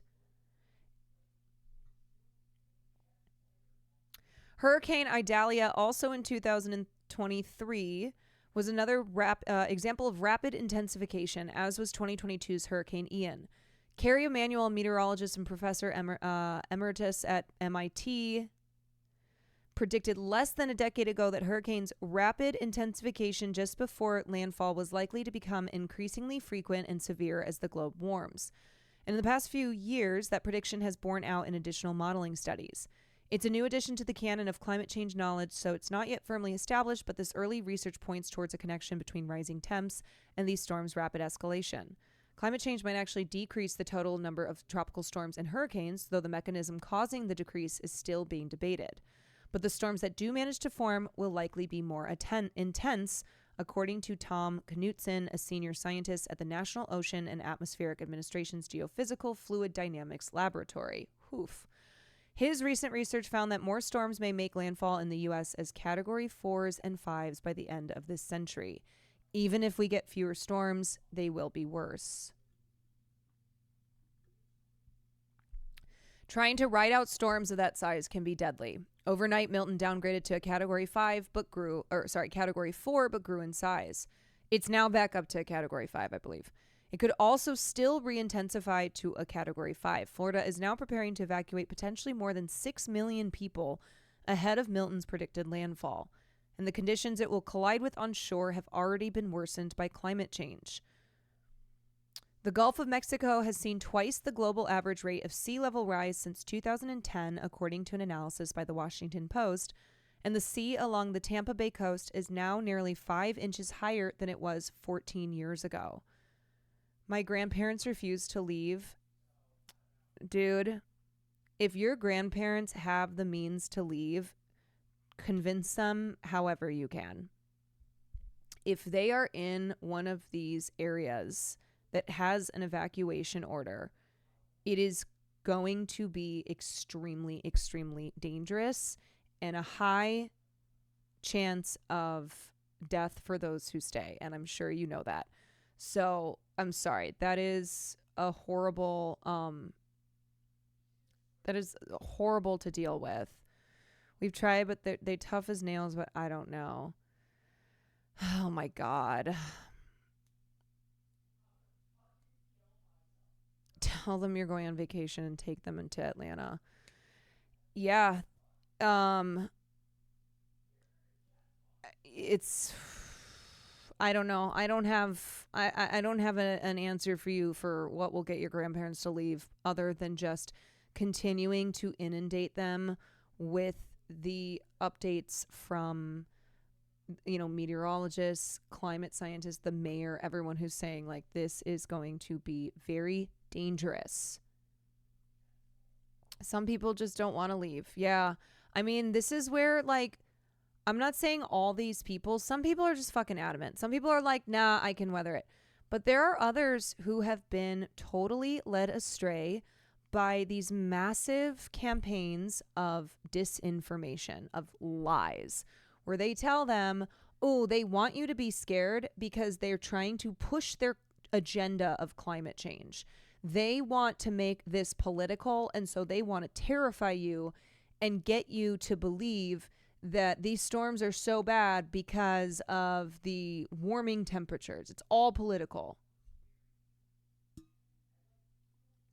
Yeah, there's a lot of conspiracy theories. There's conspiracy theories that Joe Biden and Kamala Harris have cooked this shit up and, they are pushing their agenda.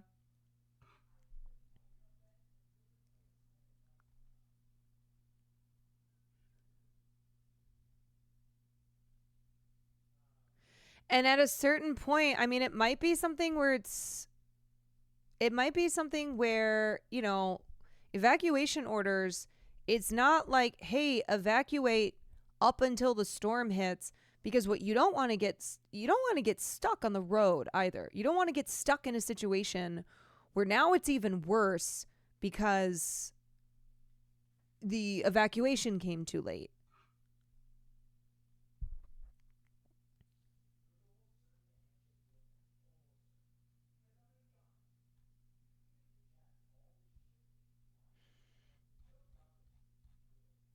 There's a common Florida attitude where it's never as bad as they say. Yeah, I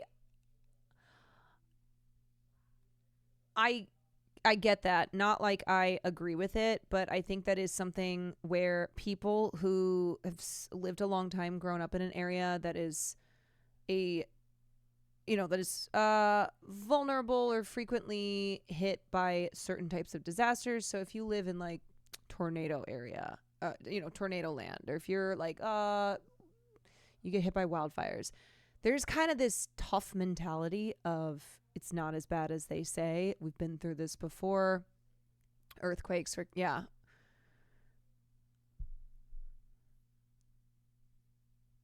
A guy from work asked me if China is sending us hurricanes. Oh my God. Oh God. Oh. Oh God.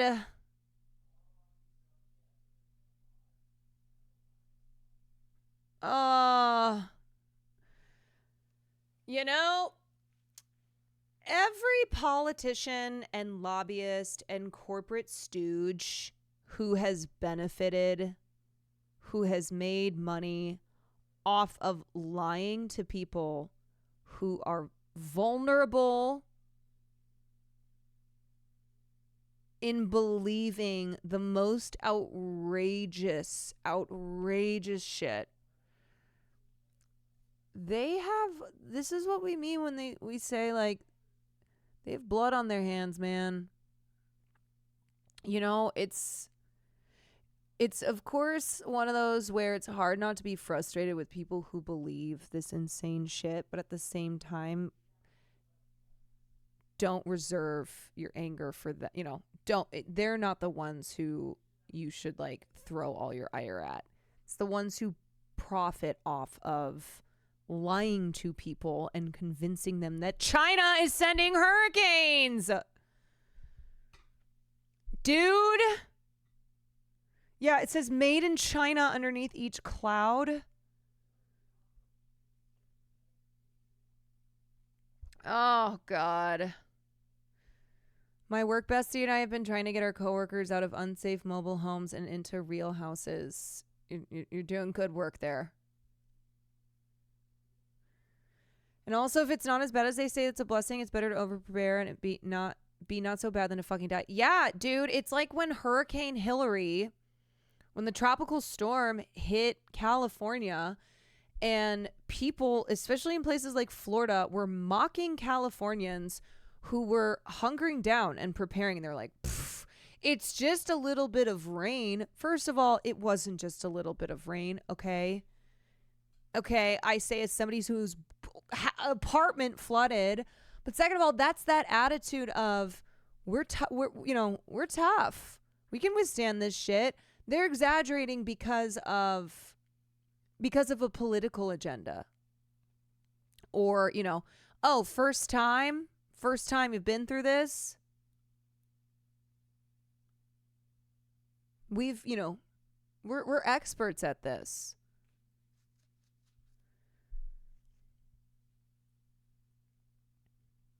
Rainfall is one of the best understood areas of attribution science, the discipline that models how much worse climate change likely made any given weather scenario. And climate change is quite clearly making hurricane rainfall worse. Weiner and two colleagues at the Lawrence Berkeley National Laboratory put out a provisional analysis that found that in some places in Georgia and the Carolinas, climate change may have caused as much as 50% more rainfall during Hurricane Helene. Instead of 10 inches, they got 15 in some places. Instead of 20 inches, they got 30. Only after Milton passes will scientists try to account for the ways that climate change made it more horrific than it might otherwise have been. Here's the thing, though. Climate change works in two ways, okay? It works in the actual destruction of these natural disasters, the worsening of these natural disasters, but it also works as a tool that anti-climate change corporate fuckers and the politicians who, are being paid to advance an anti-green legislative agenda, they use climate change but in a way where they make the effects of climate change even worse by denying the reality of climate change so that we don't have proper infrastructure. You know, we are not rebuilding these areas with the infrastructure that is required to better withstand these worsening weather events. We are just leaving people totally unprepared and without any assistance because climate change is political. Didn't used to be that way, but it is. How do you feel that we should find a balance in trying to protect those who are uneducated, ignorant to being lied to, and allowing them to just sit in their willful ignorance? I mean, look, I think it depends, right? I think for those of us who have family members people who are in our lives who believe things like China is sending hurricanes, that's a different matter than the masses of voters who have been brainwashed into believing this shit. And those are not like individual conversations that we can have. And instead, though, we can focus on people who are actually trying to tackle these issues, right? Draw attention to them. Draw attention to and prop up climate scientists and meteorologists and political leaders who actually believe that climate change is real. And they're and they have a legislative agenda that works to actually tackle climate change and isn't just like, yeah, let's do some more fracking. Let's get some more oil and gas going here in America, though. Let's have that oil and gas made in America, baby. Okay, no more outsourcing, no more exporting oil and gas made in America. I don't know if that answered your question, but I don't know, man. I mean, with people that you have a relationship with and just strangers, like voters in this country who don't, there is only so much that you can do. And I've been there before. I've been there trying to deprogram and de-brainwash family members who believe like the craziest shit, you know, QAnon style shit. And sometimes it works and sometimes it doesn't. And I think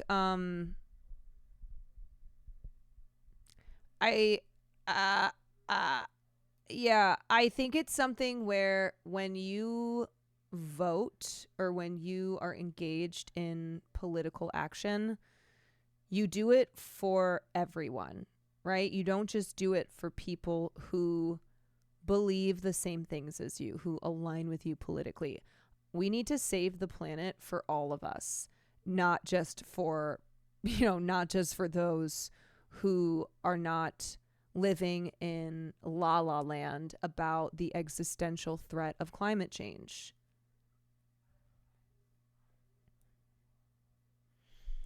My parents came around, but it took a minute. Yeah, and then sometimes it's like they come around and then if you don't see them for a while, they regress. It's kind of a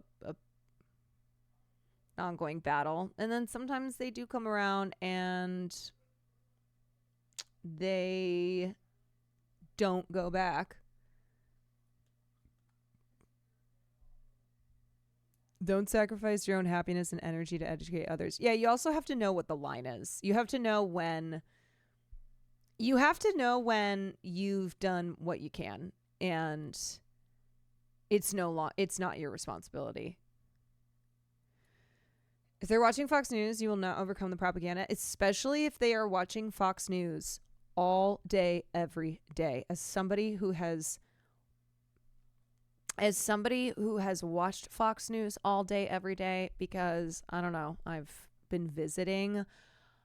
After one day, I could see how you would just be so rabidly, so rabid in your beliefs on crime and immigrants causing crime and immigrants causing every problem. And I'm not saying that like, oh yeah, what they're presenting makes sense. But when all day you're being inundated with this shit, and when, also for people over a certain age, right?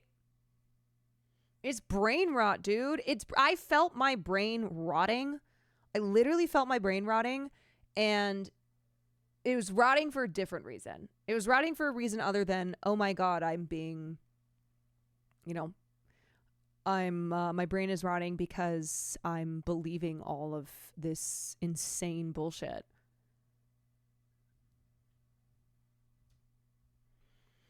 It really is a network designed to trigger chemical responses like heroin. Yes, it's content, man.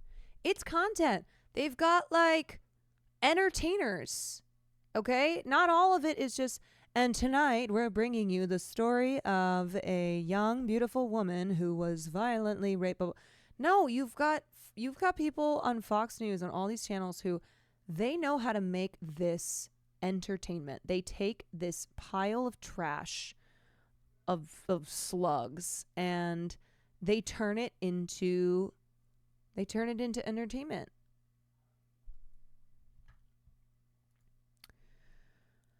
Only after Milton passes will scientists try to account for the ways that climate change made it more horrific than it might otherwise have been. Perhaps still a major storm, but not so intense and so fast that it stopped a veteran meteorologist cold. And the world is expected to keep warming dramatically over the coming century. Storms such as Milton are a preview of the types that will become more common. We are having a hard time dealing with storms this wet, Vecchi said. How are we going to do with storms that are even wetter? Surely those too will be shocking, but they should not be surprising. We have known all along that they were coming. Beach, where neighborhoods like this still bear the scars of the last hurricane to come through here, Helene. Now the area tonight bracing for what's about to come. Hurricane Milton, now barely 30 hours away from making a historic landfall here along Florida's Gulf Coast. It could wind up being the strongest hurricane to hit the Tampa Bay area in a century. Officials warning it's an extremely dangerous and life-threatening situation. As expected, Milton's intensity has fluctuated, right now back to a Category 5, which is where we begin tonight with Al Roker and some new tracking updates. What's the latest, Al? Lester, we are watching this system intensify now. 165 mile per hour winds, Category 5, moving northeast at 9. Now, the track currently brings it a little further south of Tampa, so they may be spared the worst of that storm surge, but it's still going to be bad when we make landfall sometime between 12 and 3 a.m., maybe an hour or so on either side of that. Now, the storm surge is a big deal, 10 to 15 feet south of Tampa going towards Fort Myers and Sarasota, 5 to 8 feet as you get further south. But as the hurricane exit, it could see a storm surge on the eastern end of Florida, and we're also looking at a high risk of flooding anywhere from Ocala, Orlando, Sarasota. Heavy rain, 18 inches or more. That's going to cause catastrophic flooding. And Lester, also tornadoes possible from Daytona Beach, Sebring, all the way down to Key Largo. Lester? And the other thing too, when a storm, I'm not saying this is going to happen with Milton, but if or when a storm does decrease in the severity that was predicted, that will be used as evidence of, see, these people lie to you because they're pushing an agenda. And so people who already are not trusting of science will take that and go, yeah, we were right. You can't trust these scientists. So I'm going to keep not trusting them. All right, Al, thanks very much on the way here. It's like, do you think these meteorologists, do you think that veteran meteorologist who was crying on air, you think they have a seedy political agenda here to control the masses? That, like, they are not people who have dedicated their lives to science and are attempting to do their jobs?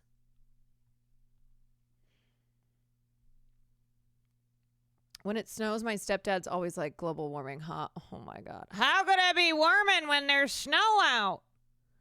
When there's places that are cold? Today we saw roads leading out of the flood zones filled with traffic. Many who witnessed what Helene did. And you want to know where that comes from? That comes from motherfucking massive oil corporations, okay? Who spent kajillions of dollars and decades of putting out propaganda with taglines like that. You know, global warming ? And showing snow. And people are like, yeah, I guess that doesn't make sense. A few weeks ago, complied with mandatory evacuation orders and made their escapes from the storm zone, leaving behind communities like this one, empty and My vulnerable. mom's go-tos, they said the same thing in the 80s. Tonight, time is running out with a ferocious Category 5 Hurricane Milton heading straight for the Florida Gulf Coast. You must leave. I'm not asking you to leave. I'm telling you, you must leave. In vulnerable areas, police blasting out last-minute notices to evacuate. Quickly secure your home or business and safely evacuate the area. There are signs many here are heeding the dire warnings. Absolutely going to leave now. Just taking whatever I can get in my car. Bumper-to-bumper traffic heading out of town, while some of the region's most iconic communities look like ghost towns. In St. Pete Beach, we found the streets mostly empty today, except for piles of debris from Helene. This is amazing. There's piles of debris everywhere. It's mountains of debris everywhere, and they seem to be growing. Fire Chief Jim Kilpatrick took me around to show me what they're up against. This ball field, now a drop zone for debris. The piles of debris and stacks like this here along the barrier islands were actually created in the immediate aftermath of the last hurricane. Officials thought they would have time to get rid of it, but then they found out about Milton. Trucks are staged all over the area to pick up as much as possible before Milton barrels in.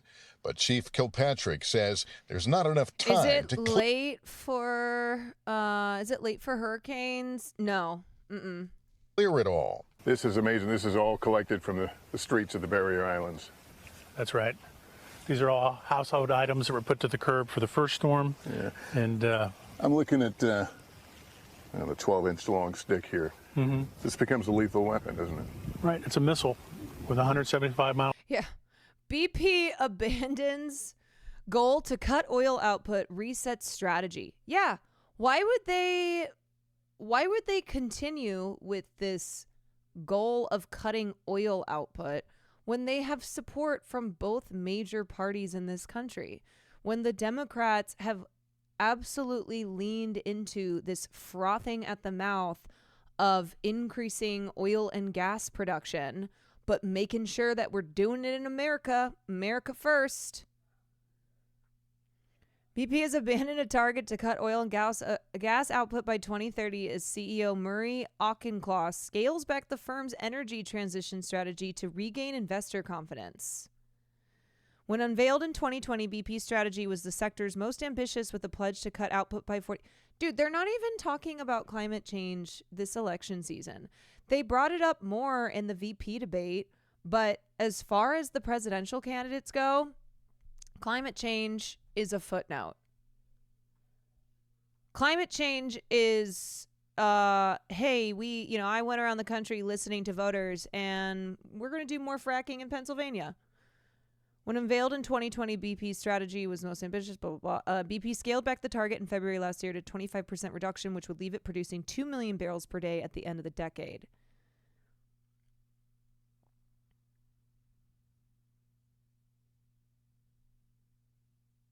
The 54-year-old Canadian, previously BP's finance head, has sought to distance himself from the approach of his predecessor, Bernard Looney. This guy's last name is Looney. You can't make this up. Who was sacked for lying about relationships with colleagues, vowing instead to focus on returns and investing in the most profitable businesses, first and foremost in oil and gas.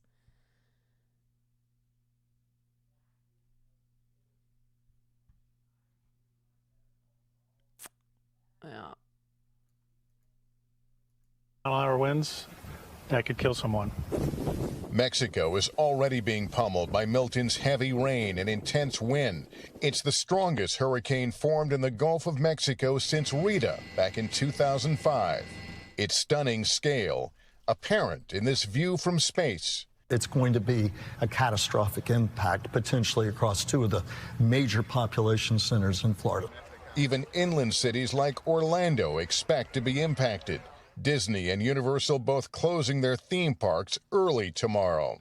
While President Biden today announced he has canceled a planned trip overseas in order to focus on the storm. This could be the worst storm hit Florida in over a century.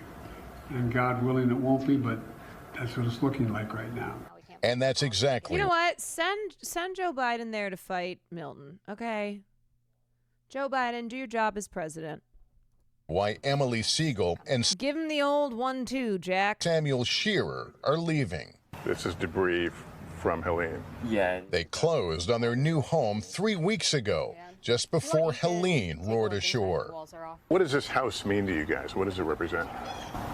I mean, it was going to be like our future, like long-term house. So this is pretty disappointing. Like so many here in Florida, they don't have insurance. We're still hoping it goes south, but we're definitely preparing for the worst. Thankfully, they have another place to stay. They plan, like many others on this island, to leave tonight.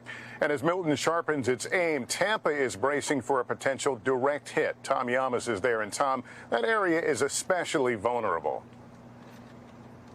Yeah, Lester, that's right. There's a combination of factors, including the shape of Tampa Bay, the fact that it's shallow near the coastline, and that's why that storm surge damage from Hurricane Helene was so severe. It's the reason why these piles are so big. And we've just learned from county officials here in Hillsborough County that most of the piles still around the Tampa area will not be picked up. They tell us too many workers have evacuated, that there's just too much debris and not enough time before conditions worsen. For more than a century, Tampa has avoided a direct hit from a major hurricane. But as Milton barrels across the Gulf, experts warn this time Tampa could be in the bullseye. Large portions of the Tampa Bay area are going to be uninhabitable. You're not going to have power. You may not have other essentials. According to one report, Tampa is one of the most vulnerable places in the country when it comes to storm surge. And the National Hurricane Center warns Milton could bring a wall of water up to 15 feet. I've never seen a hurricane with that trajectory before, so it kind of spooked a lot of people. Think this is the one that's going to hit Tampa? I'd like to say no, but it could be. Congressman Jared Moskowitz used to run Florida's Department of Emergency Management. He says models have shown a Category 5 hurricane hitting Tampa would be the worst disaster the state could possibly face. The Director of Emergency Management and the National Hurricane Center is talking what's the worst case scenario for Florida. It is that. It is the black swan of a Category 5 storm coming into Tampa. Researchers say the underwater depth off the coast and the funnel shape of the bay mean the right powerful storm could trap an enormous buildup of water. Another challenge, Tampa's dense population. More than 3 million people live in the area, and not everyone has the ability to pick up and leave. Tonight, some hospitals choosing to evacuate vulnerable patients. Folks came from as far as Louisiana and Missouri with ambulances to help transport and move these patients safely. Bob Fritzinger was moved from a hospital in Pinellas County, which sits on the Gulf, to safer ground. What are they doing about incarcerated people? I saw earlier today that there were I can't remember what area it was, but they were using prison labor to set up sandbags. So what's being done? We just use them. We just use their labor and then leave them be. It's really working. I mean, they're running up and down the halls. Tampa resident Jennifer North will ride out the storm inside this shelter with her daughter Liliana. No. I don't live too far from here, but my house is quite old and there's a lot of trees. And since it's just the two of us, I just felt safer being at a community shelter. And the storm is so powerful, you're not going to take any chances. Yeah, I'm not going to take any chances. Okay. Liliana turns 2 on Friday. Her mom's still hopeful they'll get the chance to celebrate back home, even as this historic storm rages on. Tom Yamas, NBC News, Tampa. Well, let's talk about the price gouging that is happening and that happens during natural disasters. As Hurricane Milton, and it is fucking vile. So this is for people who can, who are trying to leave, which is why the whole get out or you'll die is pretty short-sighted, because there are a lot of people who are trying to get out and they are dealing with price gouging. They are dealing with just not even having flights or gas available. So like if you're lucky to be able to get one, well, you're gonna pay an ass ton. Approaches, people are scrambling to prepare. Things like water, gas, and flights out of town have become hot commodities across Florida. With demand growing, people are worried prices are being inflated. Already, the state's price gouging hotline has received 200 complaints, with most people calling from Highlands, Hillsborough, and Pinellas counties in central Florida. But in Miami-Dade County, officials are offering their own warning. If you suspect that there is price gouging, there's a very easy way to capture that information. Take a picture of the receipt, take a picture of the price, take a picture of whatever sign is indicating the price, and of course your invoices and bills. Miami-Dade State Attorney Catherine Fernandez-Rundle asking consumers to take pictures of items and locations they believe are overcharging for essential commodities. Okay, yeah, that's great for like the follow-up investigations, but it doesn't stop people from still being forced then to pay those prices. At the federal level, Secretary of Transportation Pete Buttigieg took to X Monday night after people started questioning price. I am in WNC gas station down the road from me. Charged my neighbor 3 days of the storm $53 for two 20-ounce bottles of water, a 20-ounce bottle of Gatorade, and a pack of crackers. Yeah, that's price gouging. And there will be people who try to say, oh, well, hello, supply and demand. The demand is high, the supply is low. No, that's fucking price gouging. Prices for flights out of areas bracing for impacts from Hurricane Milton. In a post, the secretary wrote, the department takes all allegations of airline price gouging seriously, going on to say they are keeping a close eye on flights in and out of areas affected by Hurricane Milton to make sure airlines are not charging excessively increasing fares. When we took a look at same-day flights from Orlando and other available airports, we saw varying flight prices, but limited availability. Something Katie Nastro with Going.com says can happen in situations like this. When it comes to natural disasters and the movement of people in a very short window of time, you're going to see prices increase due to the mere fact that last-minute flights, by definition, when we're specifically looking at airlines or airfare, are going to be expensive. And there's another factor here at play, with so many people looking to. Yeah, but that is not something that is okay. Just because okay, well, it's always, it's always been that if you try to buy a flight last minute, then you're going to be paying out the ass. Do we understand how that's still a problem though? And then you add that in with a disaster of this size where these airlines have canceled a lot of flights already, and so the demand is very high and the supply is low, and so they charge even more than they would with just normal with normal what could be argued as price gouging. To move. But it's demand airlines have worked to handle. American Airlines and United Airlines both added seats departing from Tampa and Sarasota late Monday and Tuesday to help people evacuate. Those airlines, along with Delta and Southwest, are offering travelers the chance to change their tickets at no extra cost if they are flying to or from a Florida airport. This is really where airlines are doing right by consumers, or try to do right by consumers, and give them the options to make alternate arrangements before the fact. That's not written into any regulations, unfortunately. And you really have to look to see, is my airline that I'm flying with, do they have these policies in place? I'm sorry, but the way that things currently stand with the airline industry, airlines are never, their priority is never to do right by their customers. Yeah. Airlines simply do not do right by their customers, okay? And this is a result of monopolization. This is a result of deregulation. Airlines are not your friends. They're not the customer's friend. Which a lot of them have, a lot of the legacy carriers do, that operate out of these airports that are impacted. Now, if you suspect price gouging of essential commodities, things like lumber, ice, water, generators, gas, or shelter, you can report it to the state's hotline at 1-866-9-NO-SCAM. The Florida AG's office tells us not only are they investigating complaints from this hurricane, but also investigating 190 complaints related to price gouging from Hurricane Helene. Good luck, Sasha Dr. Jones, Thicksnack. NBC6 responds. Good evening and welcome. Let's take a look at this more perfect union tweet. As Hurricane Milton nears landfall in Florida and over 1 million people have been ordered to evacuate, corporate price gouging has begun. There are numerous reports of airlines and hotels suddenly jacking up prices as people need to flee.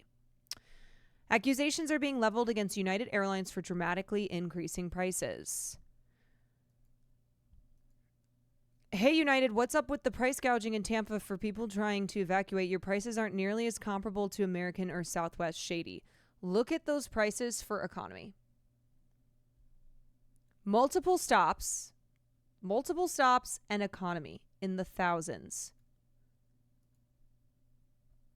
And they were comparing it to Southwest here at $3.99. Similar accusations are being made regarding American Airlines. Shame on American Air for price gouging flights out of Tampa due to Milton. These flights run little over $100 on the weekdays. It's no longer survival of the fittest, but survival of the richest. Also, in the 800 to 1,400 range. Other airlines are also facing the same charges from the public. Mind you, this is normally for $60 to $70 nonstop flight.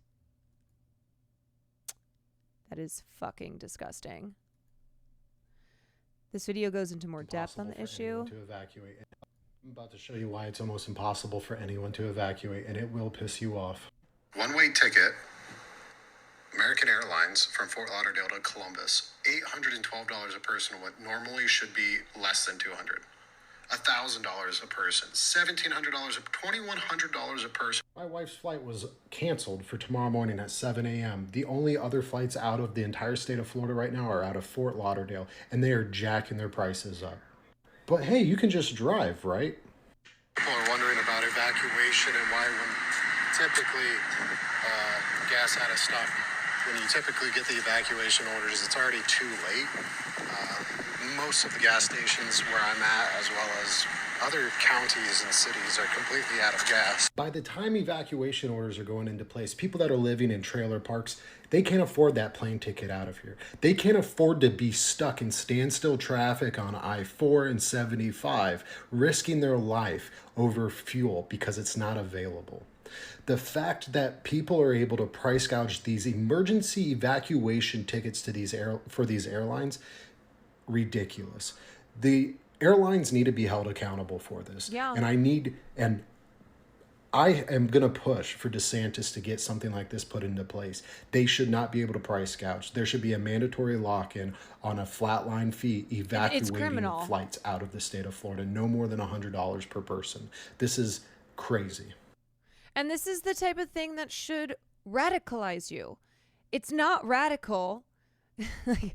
It's not radical to think that this is criminal, but let this radicalize you, right? If you're somebody in Florida who votes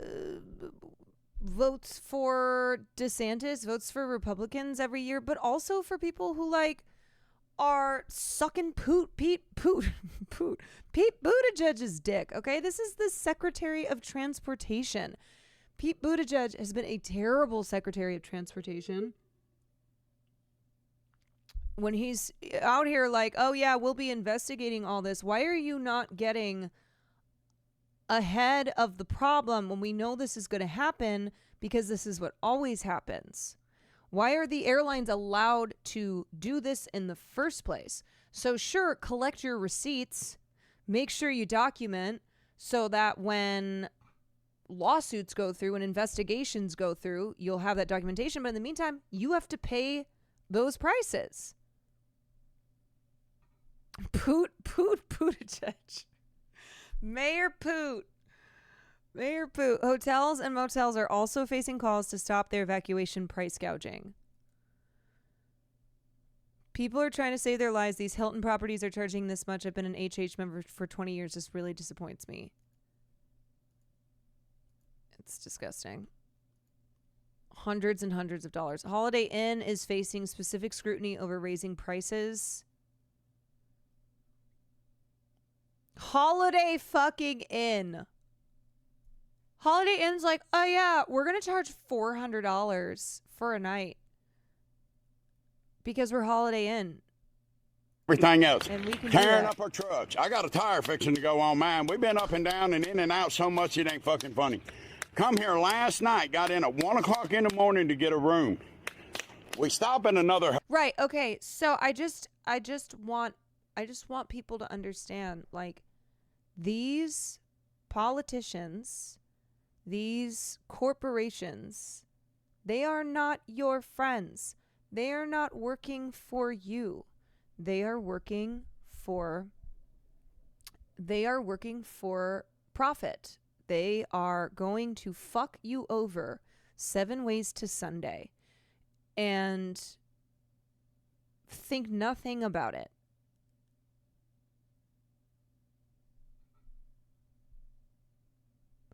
And the ruling that it's okay to prosecute people for sleeping in public, that decision can negatively impact people in these situations. Yeah, homeless people who are facing more criminal, consequences, criminal charges for being in the streets.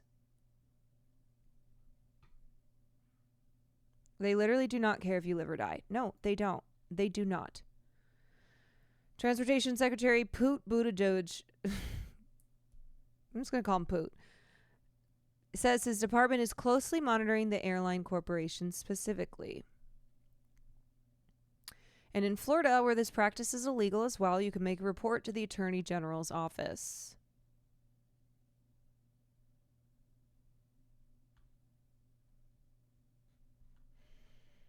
Poot.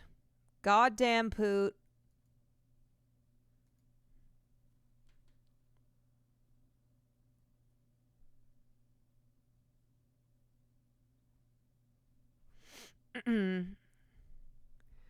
Poot Buttigieg. Mayor Poot. I can't stop laughing, even though this is a terrible situation. Mayor Poot. Poot Buttigieg. Also, who's evacuating the homeless? Most likely community members. People in the community who are looking out for all members of the community. But otherwise, no, they are left to the mercy of the storm. If you are poor, you should die. Capitalism 101. Yeah. If you are poor, die.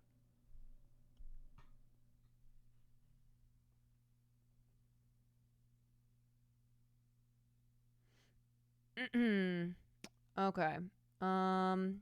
This is a really awesome clip. I actually don't feel like watching her whole. I don't feel like watching her entire appearance on The View, but I think this sums it up pretty well. I think this sums it up pretty well when she is asked the difference between her and Joe Biden. Yeah.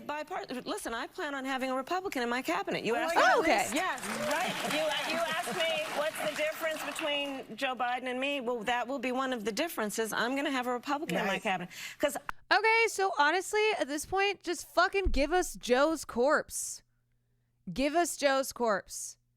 If the only difference is between you and the corpse are that you're going to have a Republican in the cabinet because you're all about reaching across the aisle, and also that you're younger, I guess we'll just take the corpse then. I don't fucking know. I don't feel burdened by letting pride get in the way of a good idea. Yeah. Oh, you've been unburdened by what has been. I've been unburdened by my embracing of fascism and the fact that I've got a million Brett Summer memes ready to go backing me up. And everybody who's, focused on taking down Chapel Roan rather than wondering in the first place why I'm embracing fascist policies. But I've been unburdened by what has been, so... Right. Yes, queen. Yes, queen. Listen, I plan on having a Republican. Oh, my God. Honestly, I know she's said this before, so it's not the first time that we're hearing her say, I'm going to have a Republican in my cabinet. But it's also not surprising at all. This is not surprising. This is what the Democratic Party is. They're like, we care more. We have decided that moderate voters in this country, okay, moderate voters who probably a lot of them will vote Republican, because why would you take the worst version of the policies of the party that were doing it first? So when it comes to immigration, why are you going to go with the Democrats when you've got the Republicans right there?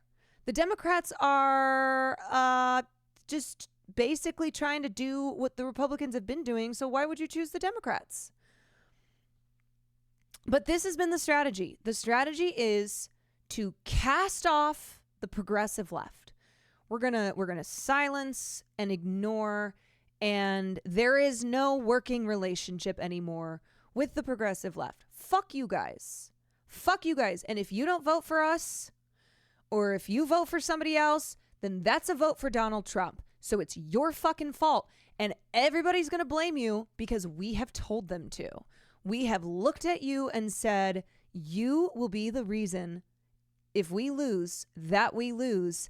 And so we will be we will be unburdened. We will be unburdened from the responsibility of losing the election ourselves because it's your fucking fault.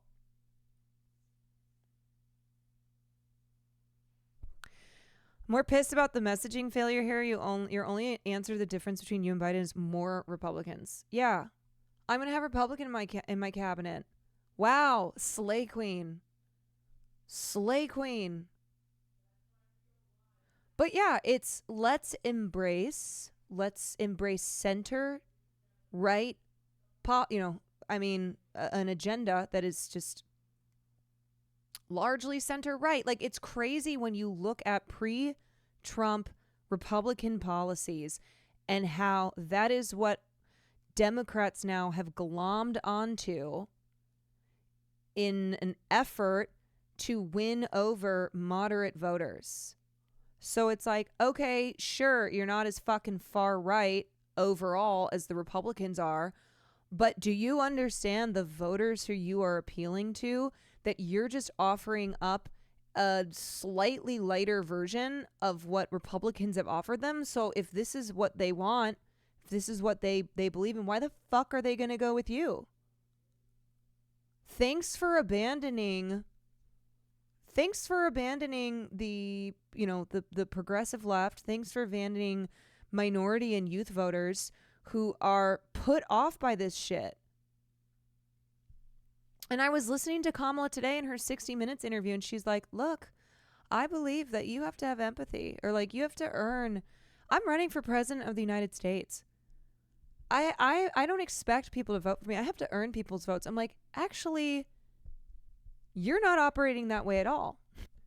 Well, you are, but the votes that you're trying to earn are votes on the center right. That's what you're trying to earn. You don't give a fuck about Muslim voters who are a significant minority population in these important Rust Belt states. You don't give a fuck about young people who you have just totally slammed the door in their faces by being like, sorry, all I care about is Dave, who lives in Appalachia, and is a guy who says that he's a moderate and is probably going to vote for Donald Trump.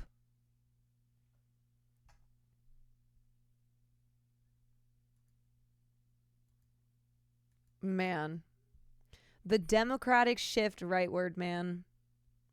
And knowing that the blame, if Kamala Harris loses, which do not, if you think that this election is in the bag for Kamala and the Democrats, it is not. It is not. If Kamala loses, you know that the blame is going to be cast on Muslim voters. It is going to be cast on young people. It is going to be cast on progressives. It's anybody's race to lose. Yeah. Man.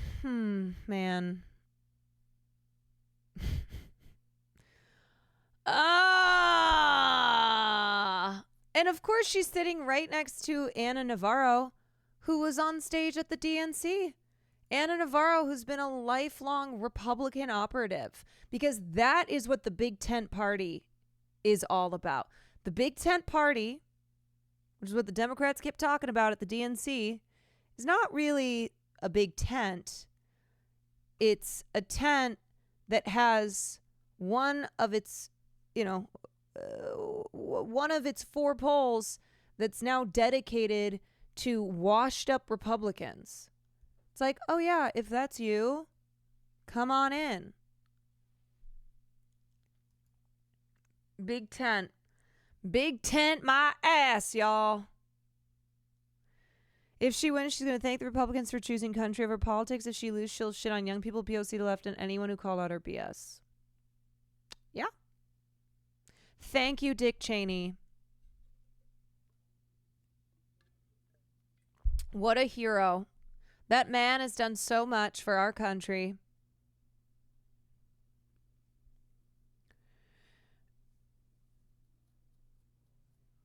It's just so frustrating, y'all. It is so frustrating. It is so fucking frustrating that 4 years ago we had the Democratic Party saying that they would dismantle the migrant detention centers, that they were the antithesis to Donald Trump's fascist draconian measures at the border. And now we've just shifted.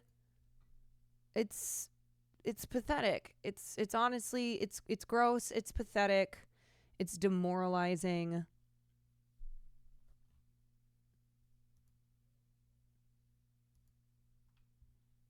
Anyway. All right, let's move on to something else. Oh boy. Let's do. Ooh, this is super cool. Okay, so I really wanted to watch the documentary, but it's not available. I recently stumbled across this story of Marion Stokes. I don't know if anybody knows who Marion Stokes is, but Marion Stokes was a civil rights era radical who actually came into quite a bit of money later in her life, because I think her husband, when he died, left her money, and she became reclusive like around this time as well, and developed this obsession over recording the news. She looked at this as archiving news that was being thrown away by news stations, which it was, and seeing this preserving of history as the most important thing that she could do. And so what she did was she obsessively and privately recorded American news on TV for 24 hours a day for over 30 years. And it's just a very interesting story. It caused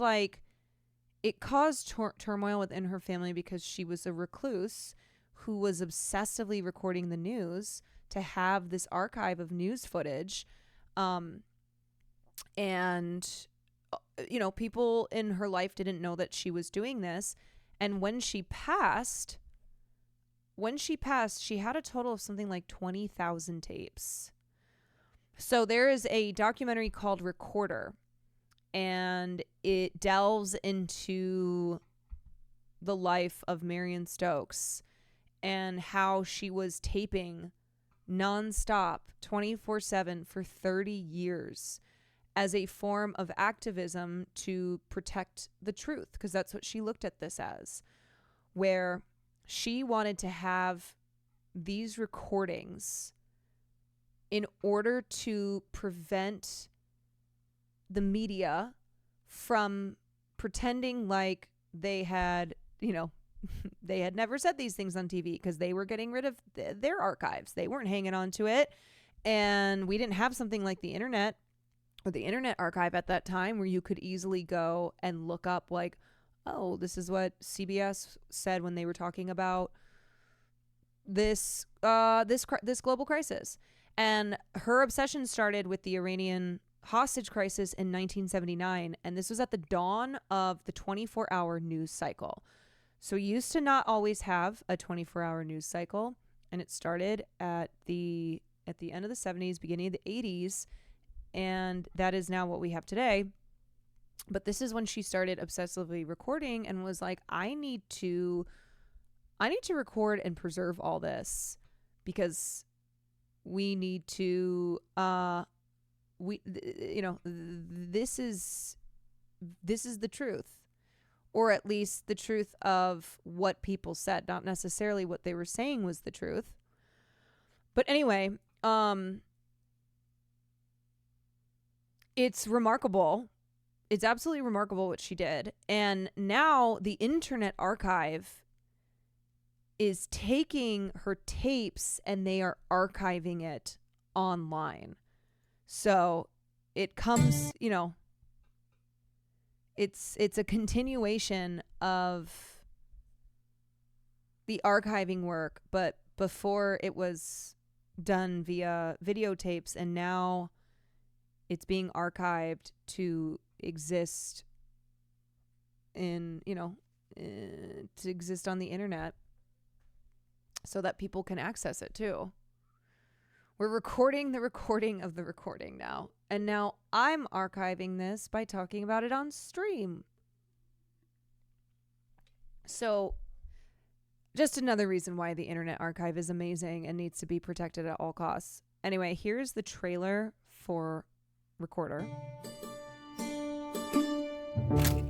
The U.S. Embassy in Tehran. Where are you going? Supporters sort of come out of the closet. America several tons of 100 years old. My mother started taping at the birth of the 24-hour news cycle. 24 hours. She was saying, well, we got to get this. Nobody else is going to keep this.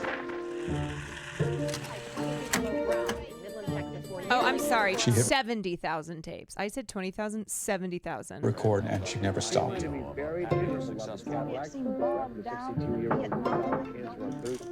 She was very mysterious and very private. She lived in the richest part of the city. She had 9 homes packed to the gills. She was a hoarder. She hoarded everything. Who decides what's normal? I think maybe a re-examination of what is normal is in order at this point. My mother was enormously controlling. It was a long point of contention between her and me about my boringly conventional intellect compared to her. She was definitely spied on by the FBI. You don't want me in there. No, you make it work. You have kept me out of your institution. You want to stop faith in the democratic process. Make it work. The child fell while playing with other toddlers yesterday morning. I don't think a lot of people knew the real Marion. Taping these programs for my mother was a form of activism. She wanted people to be able to seek the real truth. You need to deal with people who are living a different reality than yours. She was obsessed with how media reflects a society back to itself. Those in power are able to write their own history. A lot of craziness produces a lot of brilliance. And I think there's something kind of brilliant about what Marion Stokes did.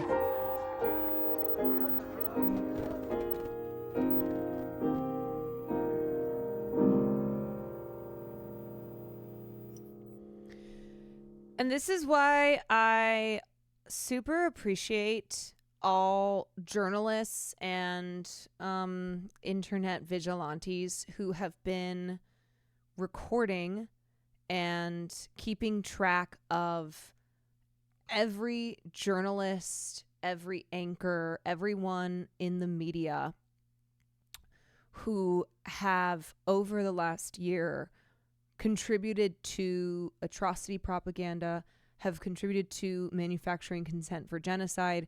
Like, there are accounts online who are keeping track of all of this shit. And it's easier now because we do live in the internet age, but it is still work to archive that and to make sure that those who played a part in the media and in politics, but, you know, the media is the machine with which propaganda is easily disseminated and used for very nefarious purposes, political purposes.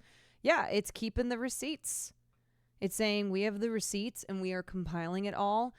And not just, not just people in the media as they're, talking on air, but also on places like Twitter, also on Instagram, and not just media people, but powerful figures, celebrities, public figures, You should not be able to, holy moly, spitting nickels, spitting subs. Thank you so much for the 10. You should not be allowed to be a person who online justifies the genocide of a people, including 20,000 plus children, and get away with it. It should haunt you for the rest of your life. For the rest of your life, there should be some person online who has kept an archive of the vile pro-genocide shit that you spewed, and it should haunt you for your life. So that y'all, however many years from now, when we look back, when the history books, depict this time as, oh yeah, no, this was objectively evil, and this is why. And when people try to revise history, when people try to pretend that they were there on the right side of history, the same people are like, oh, I would have been against slavery. I would have been against the Holocaust. I would have been against Jim Crow. I can't believe that there were people who went along with it. Actually, no, motherfucker, you wouldn't have been. You wouldn't have been. And guess what? People who were also not against those evils pretended later that they were. When all was said and done, they're like, oh, yeah, I guess, gotta pretend that I was not on that side. So that is the importance of archiving. Because so much has been said in the past year and a lot has been forgotten. Like, there are times that we revisit things from, oh my God, remember when this happened in November? Remember when this person said this? And we've forgotten because 10,000 things have happened and been said since. But someone like Marion Stokes knew to keep the receipts, and keep the receipts she did. 70,000 tapes worth of receipts. Archiving so that the truth could not be revised. So that motherfuckers couldn't be like, we never said that. What? We never went on air and said those things to justify and provide, and create consent from our viewers for our government to carry out inhumane foreign policy. See, folks, hoarding is good. Yeah, see, if you're a hoarder, if you're somebody who, you're the opposite of Marie Kondo, start archiving, man. Pirating, archiving. There's work to be done. Be a historian. Yes. Anyway, we don't have the documentary available to watch, but I did want to watch this guy's video, Joe Scott, the woman who recorded everything, where he talks more about it. Hello there. Let me start this off with a little story. It's a story about the first video I ever uploaded to YouTube. I've told this story before, so if you've heard it, you can, keep listening, because by physical media, yes. Okay, so it was like 2006. It was 2007. Anyway, I had, hang on, let me go back. So I did, wait. Now, as many of you know, I dabble in filmmaking, and back in the early aughts, I made a movie called Oceanfront Property, and part of doing the whole indie filmmaking thing is that you gotta go to film festivals. Well, at the time, we're talking 2005 or so, there were services online where you could upload your project to various film festivals and stuff, but in order to send them a trailer or clips from the film, you had to just put it in an email, and to get it small enough in size so that it would fit on an email, you had to compress it down really small. It was about postage stamp size, and you had to make it like 5 frames a second. It was horrible. And yeah, it sucks because you put all this time and effort into this trailer. This was the thing that was supposed to make people want to watch your movie, and then you had to just destroy it and make it look as horrible as possible. As an artist, it was physically painful. And then this new thing came out online. And with this, you could just upload your video to that site, and then it would just store it there on that site, and all you have to do is send a link in an email to these people, and they could click on it and watch it on YouTube in glorious 480i quality. It was actually a huge step up at the time. So yeah, I opened up a YouTube account, and that's when I started my YouTube channel, and that's what led us to where we are right now. But yeah, YouTube was a game changer. YouTube and Vimeo and Dailymotion and the like, they set the stage for online streaming services like Netflix and Apple TV and Disney Plus and all those that have completely upended the entire media landscape. A similar tectonic media shift happened in the 80s with the VCR. For the first time, you could record something and then just watch it whenever you wanted to. Up until then, if you weren't in front of your TV when the Some of you are too young to know the VCR. But the VCR was legendary. Also, what would happen is if you had a big family, then sometimes you would record over what someone had recorded, and nothing you could do about that. Thing happened, you missed the thing. The VCR freed up people's lives and gave people a way to save moments that are important to them for posterity. I mean, how many of you have parents with shelves full of old VHS tapes that can't even be played anymore? But for one person, the urge to record things became a 35-year obsession. An obsession that has created a priceless media archive. Marion Stokes bought a VCR and began recording TV shows on it in 1977, and she never stopped recording them until her death in 2012. Over 35 years of never-ending recording, she amassed over 40,000 videotapes, equaling 840,000 hours of content. They included everything from local shows to national news stories to commercials. So when people began to hear about this collection after she died, it wasn't surprising to hear her being labeled as crazy or weird. But, as Dennis Hopper's character in Speed once said, "Poor people are crazy, Jack. I'm eccentric." Once again, I'm sorry. I think she would have like 8 to 10 tapes. Like she had various TVs set up throughout her house, and so she would be simultaneously recording. Like that's what she did for all those years. So it wasn't just one singular recording. If my movie references are too new for you. She probably spent tens of thousands on tapes. Well, as I said, she came into quite a bit of money. So during her life, she was a civil rights activist. She was an outspoken socialist. And then her husband had invested or something or other and made quite a bit of money. And then he died. And then she basically became pretty wealthy and was just living by herself in her home and spent this money that she had on tapes and dedicated the rest of her life to it. You yeets. Marion Stokes would qualify as eccentric. She was rich. She had strong opinions about media and technology. And she was obsessive.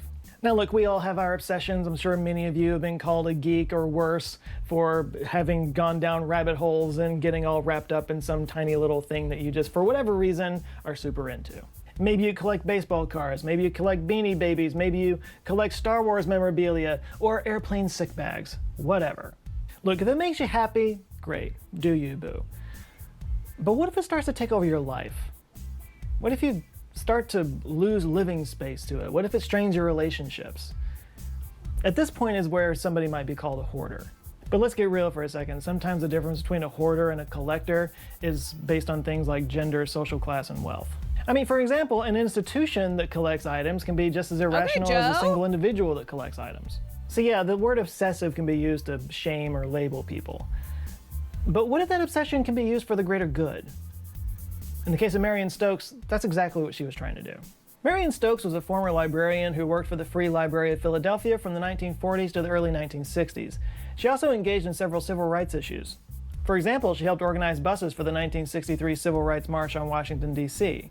She was also the Philadelphia chair for the Fair Play for Cuba Committee in the 1960s, fought for integrating Girard College for boys, and was a founding board member of the National Organization for Women.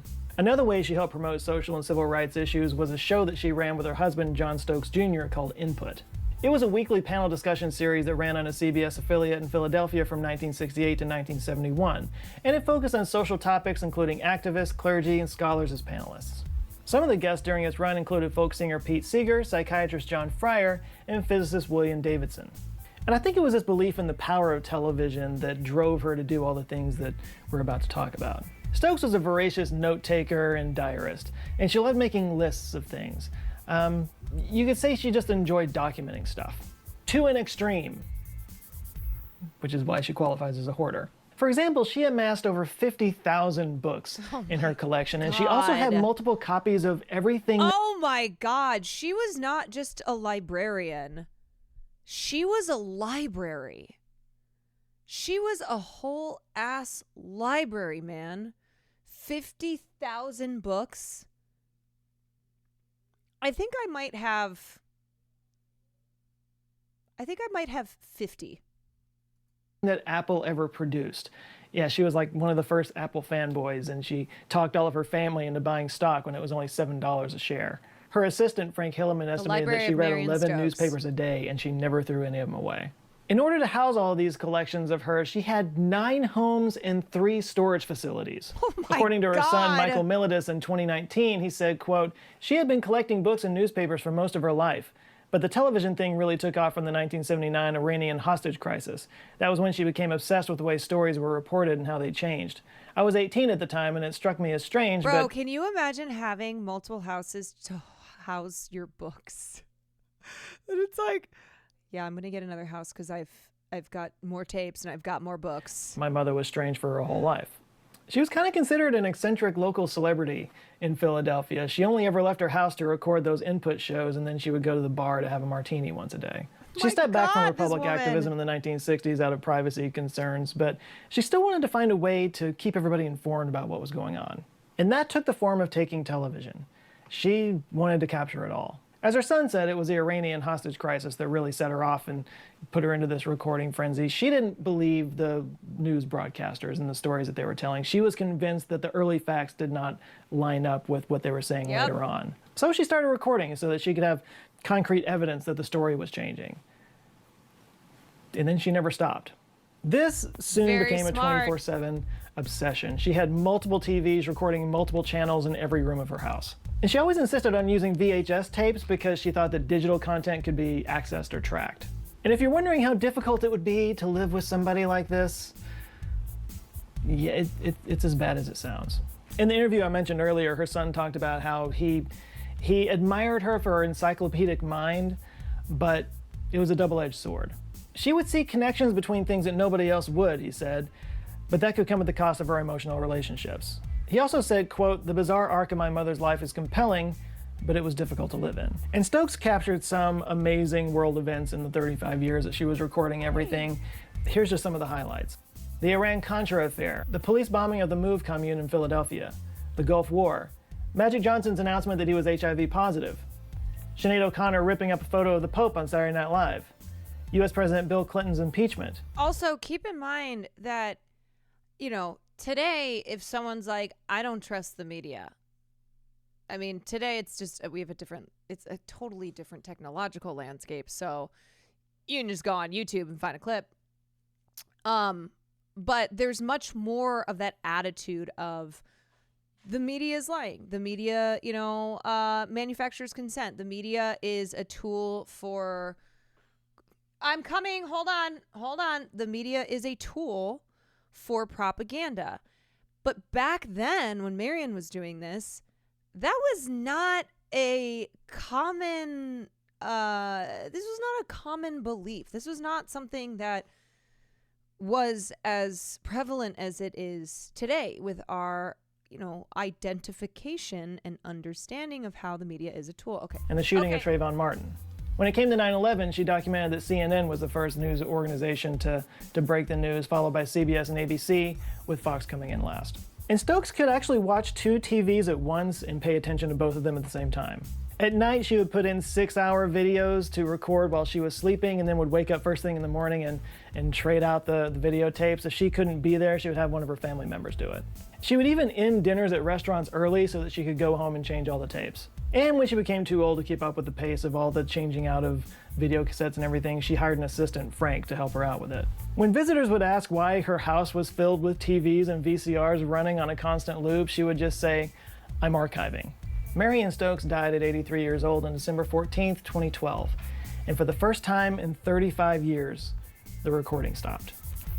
If they hadn't stopped that day, just a few hours later, they would have captured footage of the Sandy Hook shooting. Also, what's interesting too, without her knowing it, is she predicted that we would be at a point where we don't, even though, we are in the age of the internet, sorry, I think I just interrupted a moment here. I'll go back a little bit. But that we would be at a point where a lot of these things are lost. And that's why something like the Internet Archive is so vital. And that's why physical media is so, so important to hold on to and to collect when you can, because a lot of media is gone forever. In 35 years, the recording stopped. If they hadn't stopped that day, just a few hours later, they would have captured footage of the Sandy Hook shooting. Damn. Her son would later say, quote, "I remember being very grateful that wasn't the last news she saw." For nearly half her life, Marion Stokes put everything else aside so that she could archive and record everything that happened in the world. It gave her life a bit of a rhythm and a purpose. And a deep, abiding belief guided all of that someday somebody would find this useful. Enter the Internet Archive. The Internet Archive is a nonprofit organization dedicated to creating a free internet library. In fact, they've been recording national TV news since 2000 in digital formats to create a searchable archive. According to Roger McDonald, a librarian for the Internet Archive, quote, "Television has been our most pervasive and persuasive medium. But we've never really had much of a pause and rewind button on our experience of it to reflect back on television news, to compare and contrast and mine it for knowledge." McDonald heard about Stokes' collection and he emailed her son for more information. Now, they have taken on huge collections before, but in the 9 months. In the 100 and 200 tape range, this was a whole other thing. He saw value in this collection because a lot of old TV news programs were not saved by the news stations. They would use the same tapes and record over them to save money. So despite having no idea how to manage all those tapes, he decided to take on this archive and do something with it. The tapes were sent to the Internet Archive storage facility in Richmond, California in 2013 and 2014, and it cost the Stokes estate $12,000 just to ship them. And the Internet Archive is working on digitizing these tapes to this very day, and it's going to take a while. Yeah, each tape has to be loaded into a machine by a person to be digitized, and you can't digitize at 2x speed. You have to do it in real time. So this is 35 years of video on multiple stations. So yeah, it's going to take a while. But the hope is that when it's all said and done, it will be able to give people a sense of historical sweep and be able to put news events into context. Not to mention give context to how news is reported and how we react to the way that news is reported. So all of that is great, and hopefully we'll get exactly that from it. But it still came from a pretty dark place when you think about it. Because in addition to being a hoarder and a collector and an activist, she was also paranoid. Again, that's why she recorded everything on VHS tapes. She thought that digital tapes could be, accessed in some way, and she was convinced.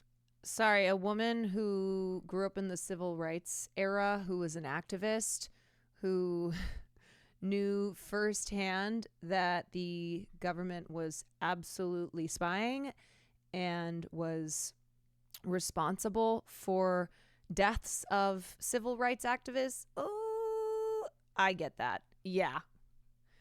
I'm not saying that everything that was happening with Marion was totally healthy, but I understand the, who she was and the time period that she grew up in. That the FBI was spying on her, which maybe she felt that way because back when she was more politically active, they were spying on her. So. Dude, thank you, Joe. Thank you, Joe, for making that point. I get that. She's earned the right to be paranoid. There's that. And it's interesting that somebody who valued privacy so much would find her collection on the internet, which has not been great for privacy. Consider this. There are approximately 1.82 billion websites worldwide containing up to 44 zettabytes of data. For example, in 2019, more than 500 hours of video were uploaded to YouTube every minute. That's about 30,000 hours of content per hour. And most of that data, maybe all of it, is very easily retrieved. That embarrassing photo that you thought you deleted off of Twitter or Facebook years ago, it's still out there somewhere. So when Stokes had this opinion that TV news was ruining people's minds, you could say she was ahead of the game on that. We're super polarized right now with all of us kind of living in echo chambers that simply reflect back to us our own worldviews. This isn't something that just happened. This has been going on for a long time, which of course has only been exacerbated by the birth of the internet. But the Stokes Archive and others like it give us the ability to look back in time at the forces that changed our opinions over time and guided our worldviews, and gives us a lens through which we can understand how we got to where we are, which I think is what Marion was hoping for that whole time. So, Marion, good show, old chap. But you know what, if you're going to be stuck in your house all day long for 35 years recording stuff, you might want to make sure you have some good food to eat. So, in that case, I can recommend today's sponsor, HelloFresh. Not only does HelloFresh deliver farm fresh food to your door so you never have to go out shopping. What was I going to say? What I would be interested to see is her news tapes from the 70s. When did she start recording again? Wait, when did Marion Stokes start recording TV? She secretly recorded from 1979 until her death in 2012. So starting in 1979, because specifically the Israeli propaganda changed in the 70s, and it became much more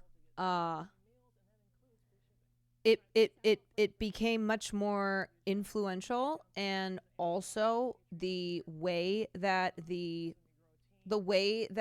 language that was used in the media to provide support for Zionism, like that, what we have today comes from those changes in the 70s.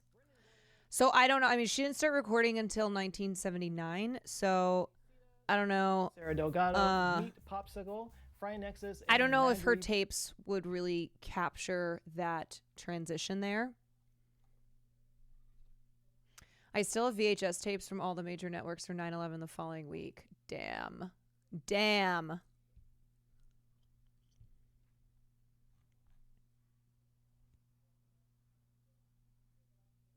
Have you gone back and looked at them recently? Have you compared the language that was used in the media to what has been used the last year? We must fight these barbarians. This is a war on animals. Darkness versus light.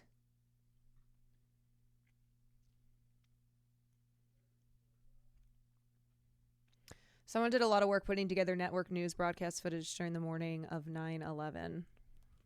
Wow. That's wild. On occasion, haven't yet found anything truly altered. Why do you have those? Did you record them, or you just like, I don't know, you just have them somehow? Yes, there is a lot of 9/11 coverage on YouTube, but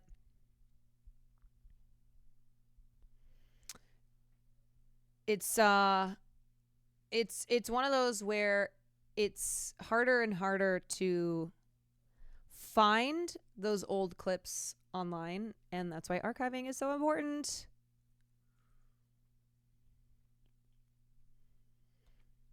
Anyway, I thought that this was a really cool story, and I haven't seen this documentary. It came out in 2019, but I think it's one of those that if I get the chance to, would love to watch it. It's called Recorder, and I just think I love stuff like this where I had never heard of Marion Stokes. I'd never heard of these 70,000 tapes of hers.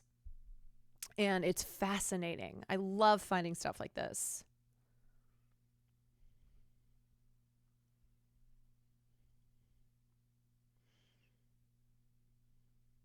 I've literally been looking for footage of MSNBC's coverage of the 2006 midterms. I wonder if she recorded that election night. Without a doubt, because the recordings go to 2012 and she recorded everything. So I don't know if the Internet Archive has released anything yet. Like, as they're archiving, I mean, they've been doing this for 10 years now. I don't know if it's something where when they're done, then they're releasing it all, or if it's like, if it's there, once they've digitized it, then it exists there. But if they're starting from the beginning, who knows if they've gotten to the 2000s yet.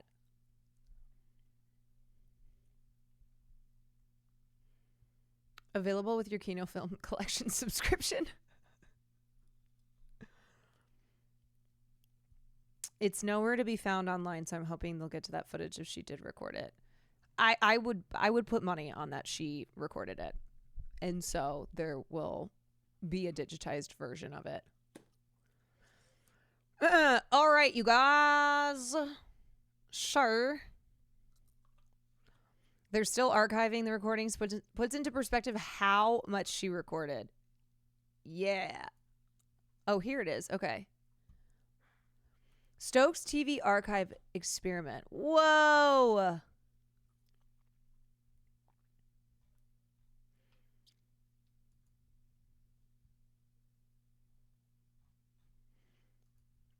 There's only 181 results. That seems low. Okay, let's look at an example. So here's the first one, NBC News. This is 5 hours of. Good morning, Twin Falls, Idaho. It's today, Monday, Wow. April 14th. Look at that. Nice shot, isn't it?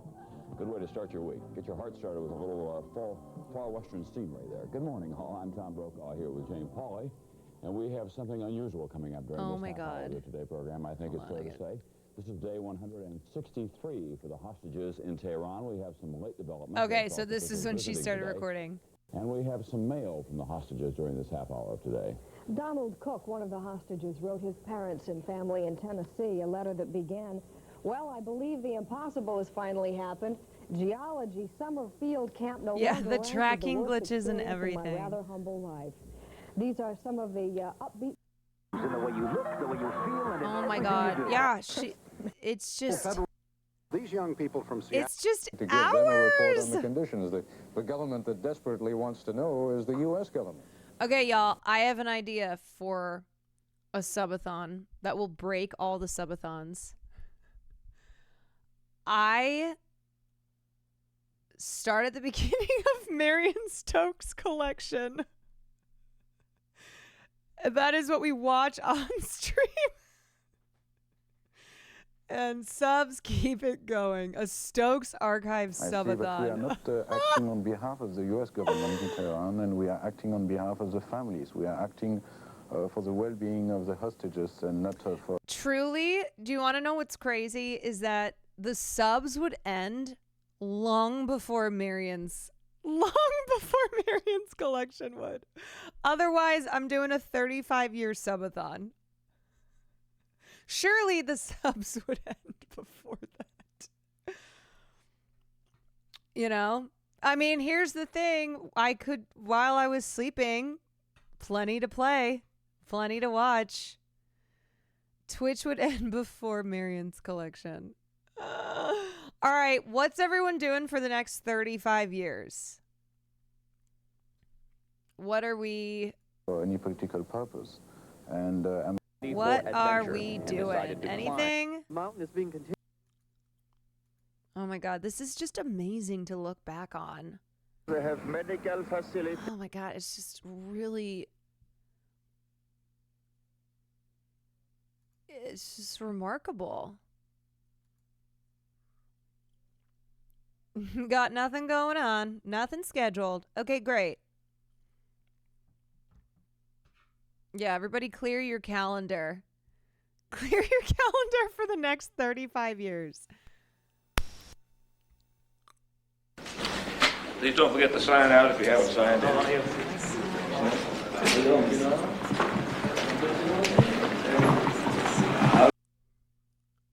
Jury testimony that...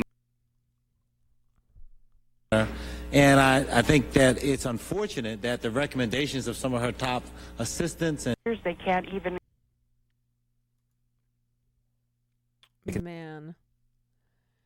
Man, I just... This is really something.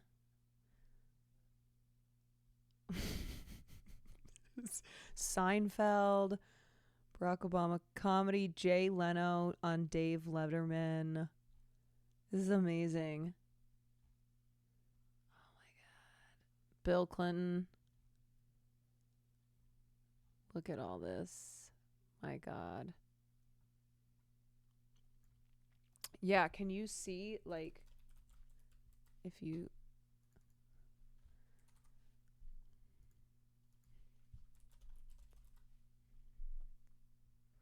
I would love to know where they are in the process of archiving it all. Because it doesn't seem like there's that much, you know? 181 results. The Anita Hill and Clarence Thomas hearings. Yeah. Yeah, I mean, all of that would be in there. I think they looked for major events first. Okay. I was wondering if they were starting at the beginning.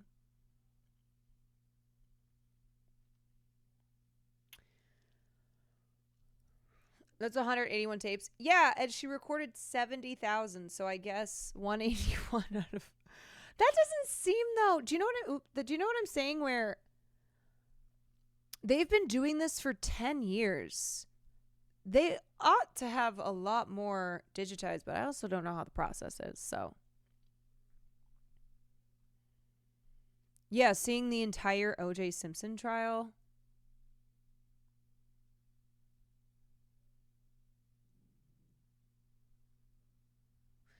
And they need to be cataloged, true. Yeah. Yeah, they probably have like 2 people doing it.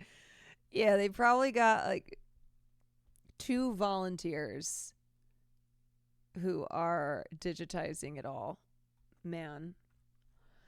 Dope. Super cool.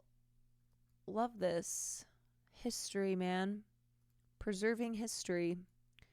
And not letting history revise itself,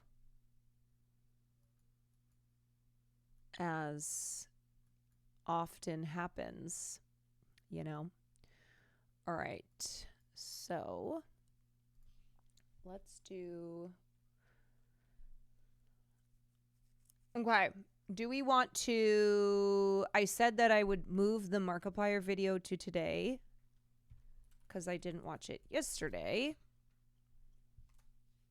I don't have the link to it anymore. If somebody wants to send that to me, I promise to react to that in on the stream tonight.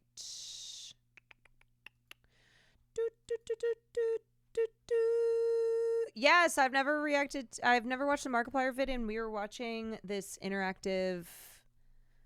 cool interactive video yesterday on interactive videos, and then I got sent the Markiplier vid, and then I was gonna watch it, and then I was like, wait, how long actually is this? Because I know it says 7 minutes, but how long? And then peeps were like, it could be a while. It depends. So I said, okay, I'm gonna move this to tomorrow's stream. Reacts are back, baby. Reacts are back. We're bringing them back. All right.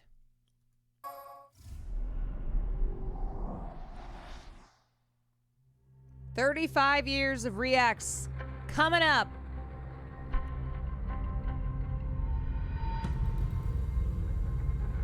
Are you aware of a new, very conservative-leaning movie about Ronald Reagan? Oh, yes. I got stuck in the traffic for the premiere.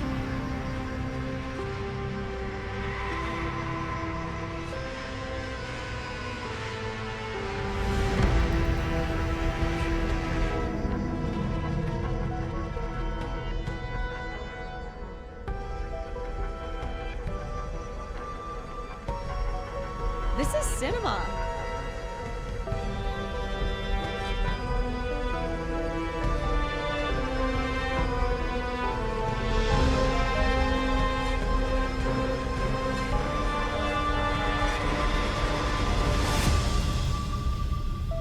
You might want to take a step back there, Captain. Yeah, I'm sorry, no, I'm staring a lot. Huge fan.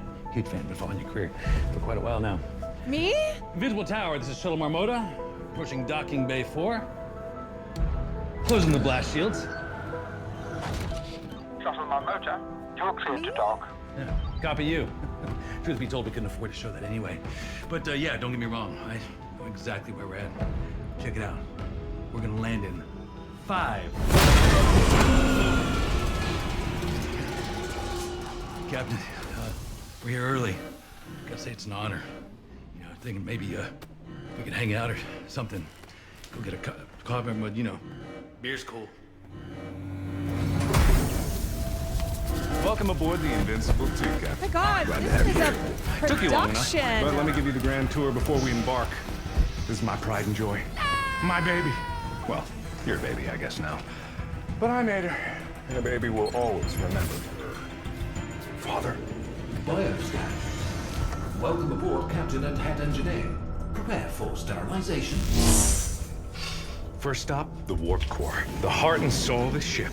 Still not 100% sure how it works, but you don't need to know how something works in order to use it. Oh my God.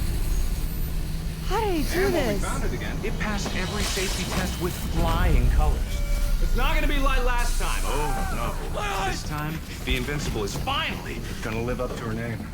But just in case, I built in a special precaution. If anything goes wrong, we can detonate these explosives and separate the warp core from the rest of the ship. This is insane. I've yet to meet a problem that can't be solved with explosives. And speaking of explosives, the main reactor. Turns out you pretty much need the power of a star to tear open a wormhole, so a star I built. Built like a tank, too. It took 2 to 3 years making this. Captain? Bert. Yep. Yeah, it's Bert. He makes sure that the ship don't go boom. Next up is Cryo. Hey. The colonists are prepped, stable, and ready for transit. Systems are working at 110% too, which is a little weird, but overkill never hurts. Trust me. You do not want to be awake when the warp core hits the gas.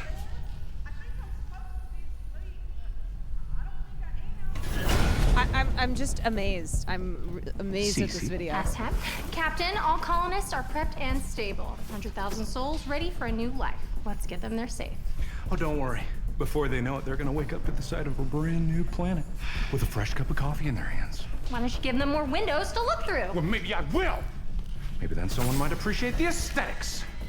Besides, what could go wrong with a crew like this? ADS is good to go. Don't worry, Cap. No asteroids getting by me. You can count on that. He's so handsome. You're beautiful.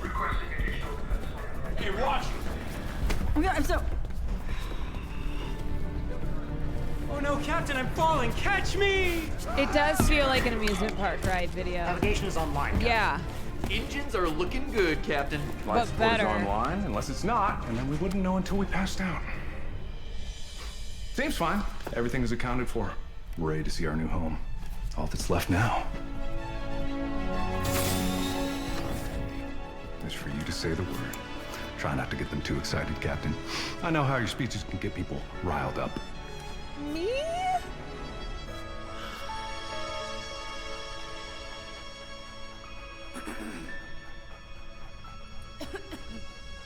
Warp core engaged.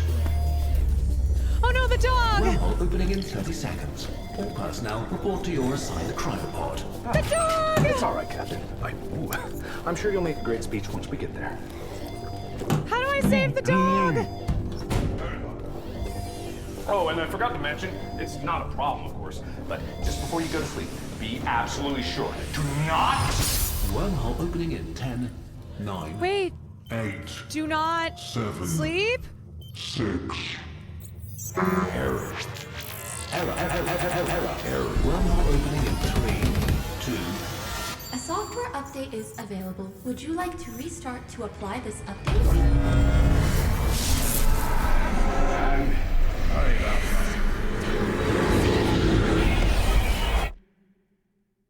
Don't give up. Software update complete. Good morning, Captain. He We wrote are and directed this currently himself. He's years into our amazing. journey. Coffee is en route. Current ship status is absolutely catastrophic. Initializing emergency wakey protocol.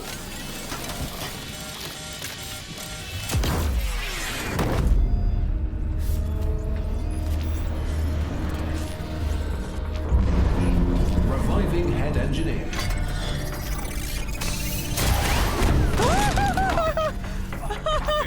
What the hell is...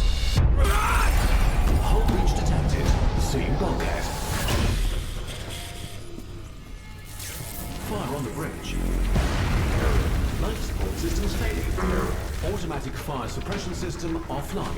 Error. Failsafes offline. Oh shit! Okay. Ah! I don't know. Put out the fire.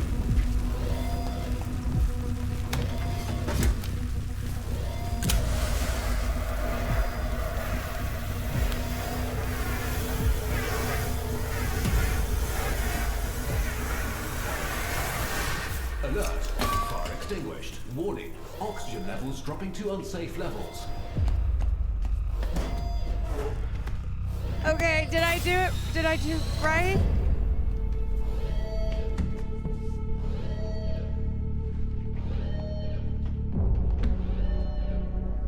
Warning. Oxygen nearly depleted.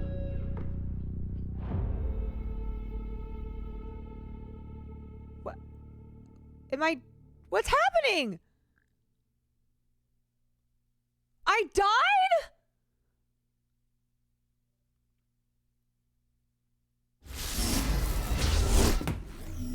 No, I didn't die. No way. Update complete. Good morning, Captain. We are currently years into our journey. Wait, am I okay? Am I good? Current ship status is absolutely catastrophic. Initializing emergency wakey protocol. I'm confused. Did I die or was this a dream? Reviving head engineer. I did die? Captain, what the hell is going on? Hull breach detected. Seeing bulkhead. Thank you. What's happening? Fire on the bridge. Error. Automatic fire suppression system offline. Error. Life support systems failing. I'll get life support. Error. Backup systems offline. Failsafes offline. Alert. Fire extinguished. Okay. Captain.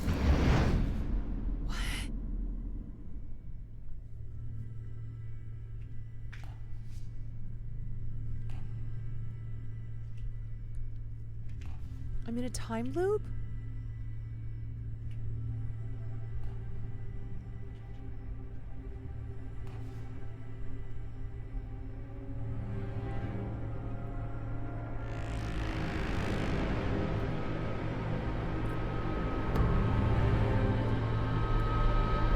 Is that Markiplier? Should I go save him? Alert. Oxygen levels rising.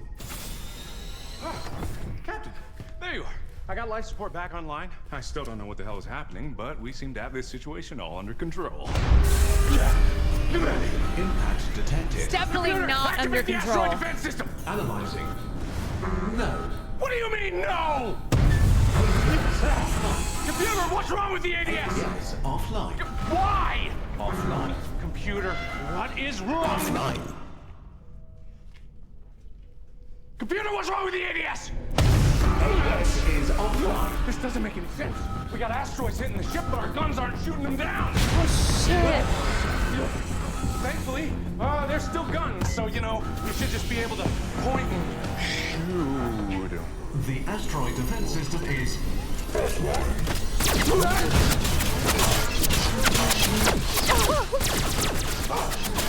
Well, that's new.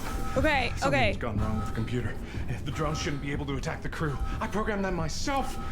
Right, I know that's not a guarantee, but something's clearly changed. We gotta fix ADS or we're gonna get blasted to bits. Just like old times, eh, Captain? Pretty much exactly like old times, actually. I think this is what happened to the first Invincible. But they didn't have you! I know you got a plan to save us cooking up in that big brain of yours. I can see the wheels turning. You've faced the odds and beaten them 1,000 times Wake before. the crew. This should be a cakewalk. I'm practically salivating with the thoughts of how you're gonna save us. Come on. Tell me. I don't know! What's up? You got him, Captain. Hey, Captain, where are you going? Is this part of the plan? To fix ADS? You can't What pause. we need to do, right? You remember? Oh, God, Captain, get out! Captain! Captain, open the door! Oh no, what did I do? Right now! Captain! No. Computer, override the exterior airlock door! Error. Airlock opening cannot be halted at this time. Captain! No! I dodge.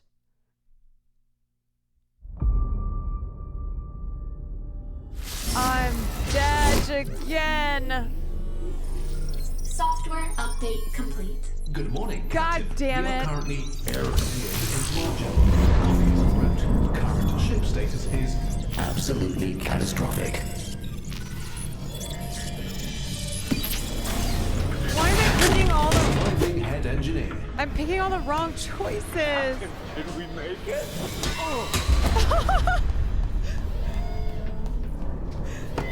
Alert. Fire extinguished. Warning. No atmosphere detected within life support. Warning. No atmosphere detected within. Oxygen levels rising. Captain, what's going on?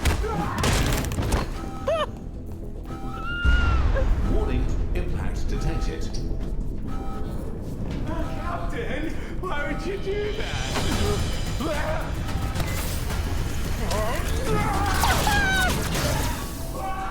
Oh my god, this is like my psycho loop.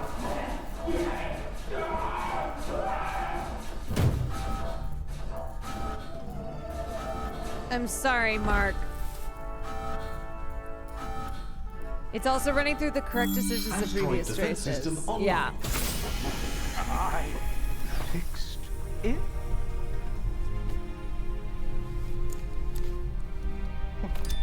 Thank you. I guess in an emergency, there's no time to explain. Don't know why the drones were shooting at me, though. And DNA scanners were a bad idea. But seems like the ship seems to be doing okay.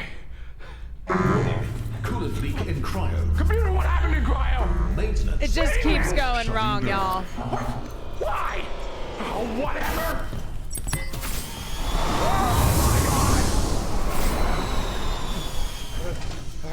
The coolant's leaking into the cryo.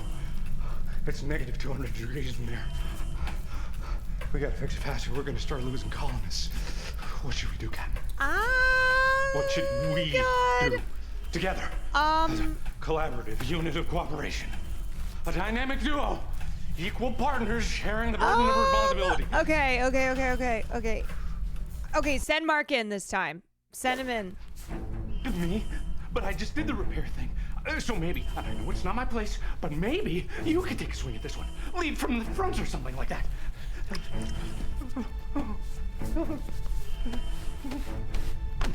I'm not gonna make this mistake twice. But Captain, I really don't want to do this. It's really cold in there, and so I thought maybe I could warm up a little bit first, or you could stop head burning, or maybe we can take turns.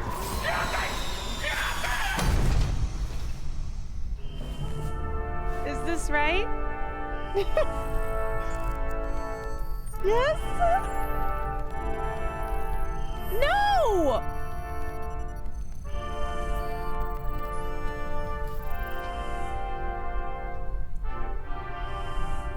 Alert! Colonist core temperature Wait, okay, no, thank God.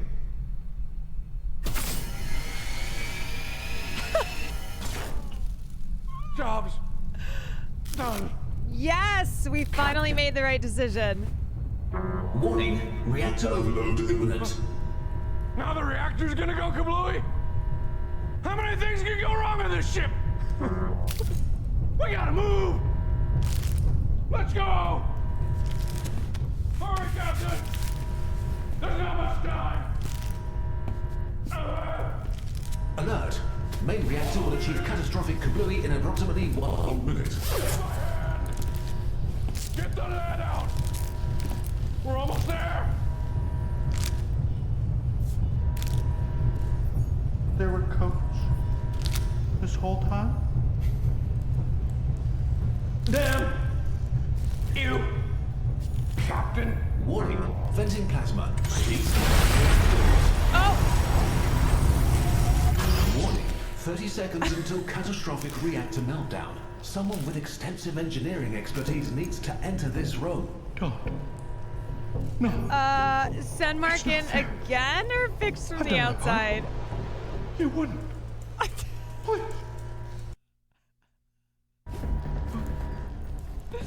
Again! No, it's too much. I can't do it. My hands are numb. I wouldn't be able to fix it even if I knew what the problem was, which I don't. I don't think anybody does. You understand, don't you, Captain? You understand, don't you? Again! Oh,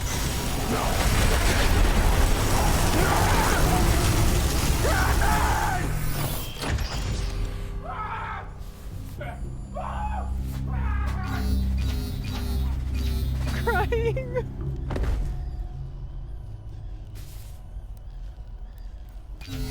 Reactor output stabilizing. Wow, I shouldn't have doubted you. I was so cold from cryo, I didn't even feel the heat. And it thawed me out so evenly. I don't think I'm gonna lose any limbs to frostbite. You really do know what you're doing, don't you? I'm lucky to have you as my captain. And the ship should be in good enough shape that we can finally take a breath, look around, and figure out what the hell is actually happening here. I think we're gonna be okay. Computer, what's the status of the warp core? Warp core cannot be reached. Clarify. Warp core cannot be reached. You got that plot Can you armor. at least tell us if it's gonna blow up? No. No, it's not gonna blow up? No. Then what good are you, you stupid robot? All right, let's see what the deal is. Maybe we can figure out where we are. Computer, wake all crew leads and get them running diagnostics. Waking crew. Okay, at least that still works. Why didn't you do that sooner, though? It would have been so much easier to fix all the systems on the ship if the crew leads had been awake. Shut up. The ship No seems stable way. for now. Don't know why I can't reach the warp core, but at least we can get to the bottom of this. I swear, if one more thing blows up on my ship, I'm gonna lose it. What the hell is that? Well, that's new. Oh, yeah, that's a good idea. I think that's the wrong door, my guy. Make way! Make way! What the hell's happening, Captain? Mark, look at this. This is your fault. I need you to go cryo. Check and make sure it's stable. Computer, put this up on the main monitor. Captain, you're gonna want to see this. My God. We're stuck in a goddamn wormhole. Hull stress is redlining across all decks. It's holding for now, but I can't tell you how long that's gonna last. Captain, what do you say? About time? Yeah. Computer, activate the Event Horizon Protocol. This is just so fucking good. That's it? You tied explosives to that? No confirmation? It worked, didn't it? I'm gonna kill you. Gunther said it was okay. Hey, we're gonna be drifting for a while without the warp core, but we're safe. I think the colonists are gonna be okay. Nice to you, Captain. With the Event Horizon Protocol activated, the Invincible 2 was free from the effects of the wormhole and sent adrift into the vastness of space in search of a new planet to colonize. Specifically, Mark is searching for it because you ordered him to, not because he's the best at it. No. He's definitely not the best, as his demerit record clearly shows. He's just the one your mind drifts to when something needs doing. Perhaps because you consider him to be a friend, but probably not. Eventually, you do manage to find a planet, an action for which the crew thanks you dearly. Even if Mark was the one to make the discovery, you were the one to order said discovery, so you should take all the credit for ordering the discovery of the discovery, which you do. Once the colony is established, you find that, despite his extensive list of demerits, you're always willing to give Mark a chance to prove himself by assigning him every task necessary to grow a thriving colony. Anytime a colonist needs their housing built, you pick Mark. Anytime a dangerous jungle needs to be explored, you pick Mark. Anytime an alien attack threatens your colony, you put Mark right on the front lines. And he's happy to do it. Sure, the colony would probably grow faster if you didn't require that every single project and task wait for Mark to arrive, but it's the price of getting things done right. Or getting things done good enough, at least. He's the head engineer, after all. This pattern of dutiful obedience carries on for many years, until one night you're struck with another problem that only Mark can solve. As you lay in your luxurious captain's bed, you find that you just can't seem to get comfortable. You ring the summoning bell that's been genetically coded to Mark to alert him of your need, as is customary for any discomfort you experience. You command him to bring you another pillow to ease your aching bones, weary from the arduous work in micromanagement. Only a few seconds behind schedule, for which you give him the proper demerits, Mark arrives, pillow gripped tightly in both hands. You make the minimal effort required to gesture for his approach, and he does with a slightly more gleeful smile than usual. There's a certain twinkle in his eye that you haven't seen before, something that, if it were anyone else, you'd assume might be a hint of mischievousness. But Mark isn't the mischievous type. But unwarranted eye twinkling, you just can't abide. You pull up your tablet and scroll through the multitudes of demerits to find eye twinkling as Mark approaches with the pillow, his smile growing with every step. And to your complete lack of surprise, he somehow screws up the simple act of giving you a pillow. He put it on your head instead of under it. Murder? Surely there's a demerit for improper execution of locational prepositions. Did he just do a revolution? Captain.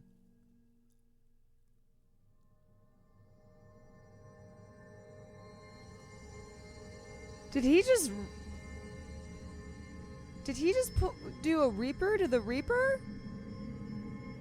Go towards the light.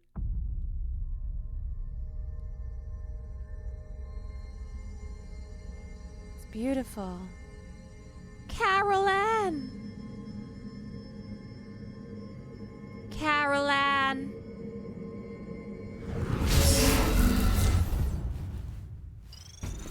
Wait, what?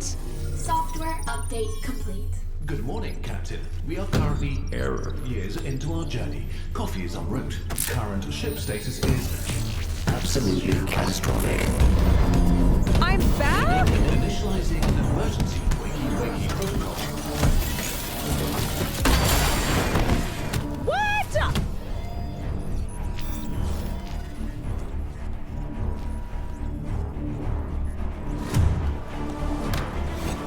You know what needs to be done? Yeah, I got it. gotta kill Mark. Wait, I'm dead.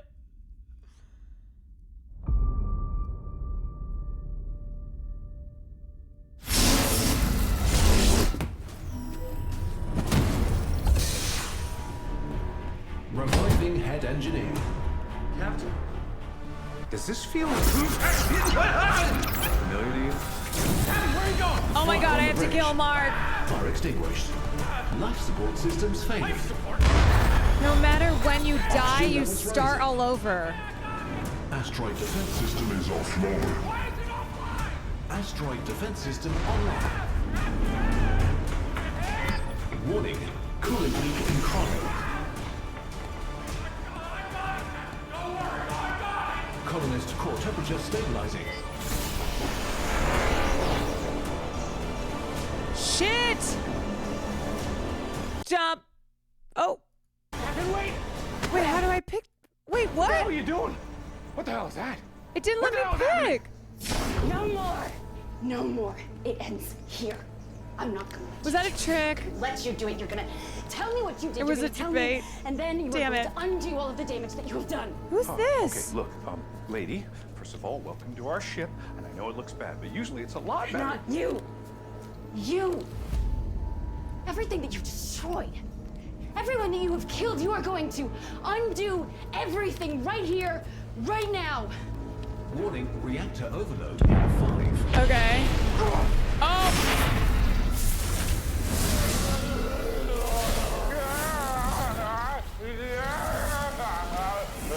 Captain, I don't feel so. Ow. Hey, it's the warp core. So it is down here. Hey, maybe we're not all gonna die after all. Okay, well, it's gotta be one of these. So I'll try that one over there. You get the big one. Yeah.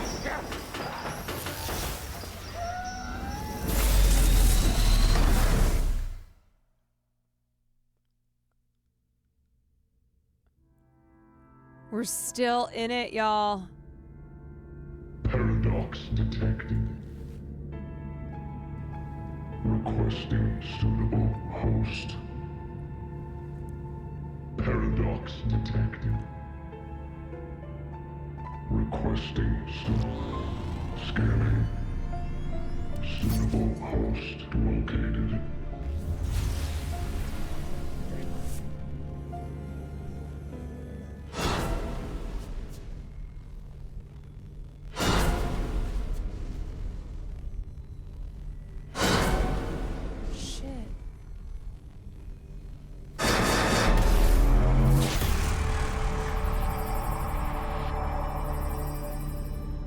Please resolve paradox. Please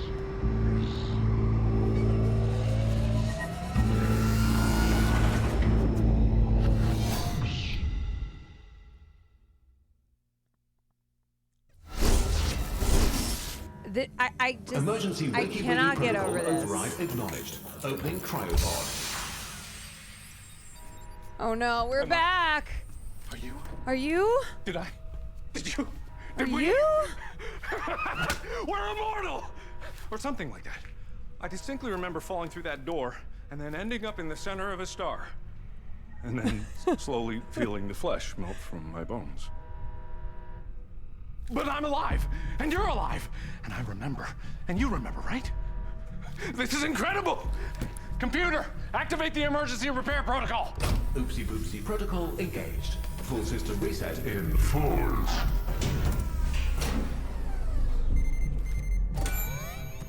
System rebooted. Reviving crew. Backup systems engaged. Okay. Computer, can you shut down the warp core? Negative. Warp core cannot be reached. Okay, so the wormhole's still a problem, and my emergency repair protocol can't shut it down from here. We need to get in the warp core somehow. But that shouldn't be a problem for two immortal gods like us. The way I see it, all we need to do is keep jumping in, and eventually we'll find the right door, we'll get to the warp core, shut it down, save the colonists, and then you and me can enjoy our newfound powers until they slowly drive us mad and turn us away from everything we know and love. I want to do one of these. So what do you say? Come on, let's jump in again. Come on. What's the worst that could happen? We could die again, I guess. That wasn't Wasn't so bad. You know what? Yes. Hell yeah! Oh We'll be my at that warp core God! before you know it. I think we were pretty close last time too. So this time, I'll dash right. You dash. Let's go! Oh shit!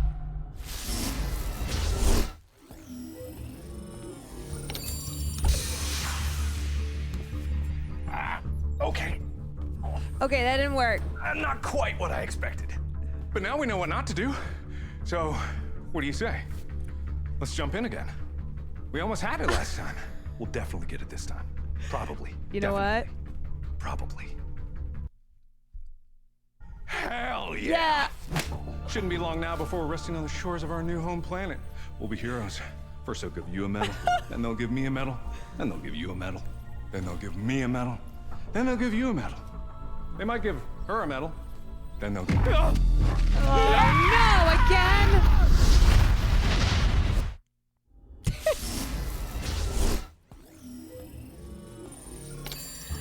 Okay, surely. Okay, not gonna lie. Oh, that was my bad. I kind of get distracted by all the pretty Surely colors. this will work. But they do say that failure is the best teacher, so shall we go again? Come on, buddy. Friend, pal, amigo. Come on, Captain. we gotta one more time. Hell yeah! I think we almost had it last time. It was pretty close there. I mean, you kind of screwed up. It's but gotta I be was this doing time. it. So I'm gonna fix what I did wrong. You just do something completely different so that it's better. And we'll get there in no time and save all our people before they can say...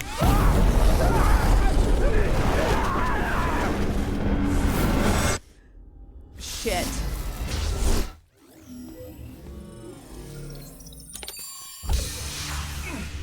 Captain? Pretty classic. I'm not the type to assign blame, but I can't help but feel like you could have tried a little harder. Like, I get that I'm the one to pull the most weight around here. Okay, listen, but we could dude. help each other out. Okay. You know? But it's okay. Why don't we try it again? We'll jump back in, and this time we'll work together. We'll work together like a team, like friends do. Okay, buddy, oh pal. Let's go. We go Hell again. yeah. We'll be at that warp core before you know it. I think we were pretty close last time too. So this time, I'll dash right. Surely You fourth dash. time is the charm. Oh God, fuck.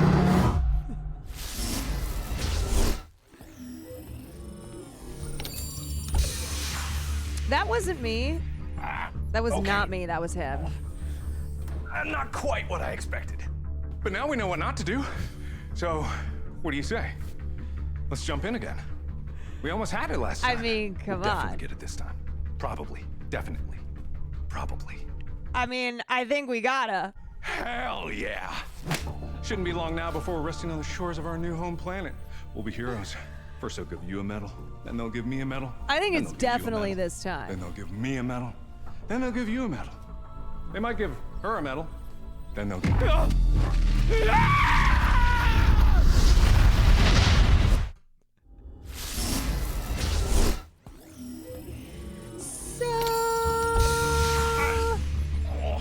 Okay, not gonna lie.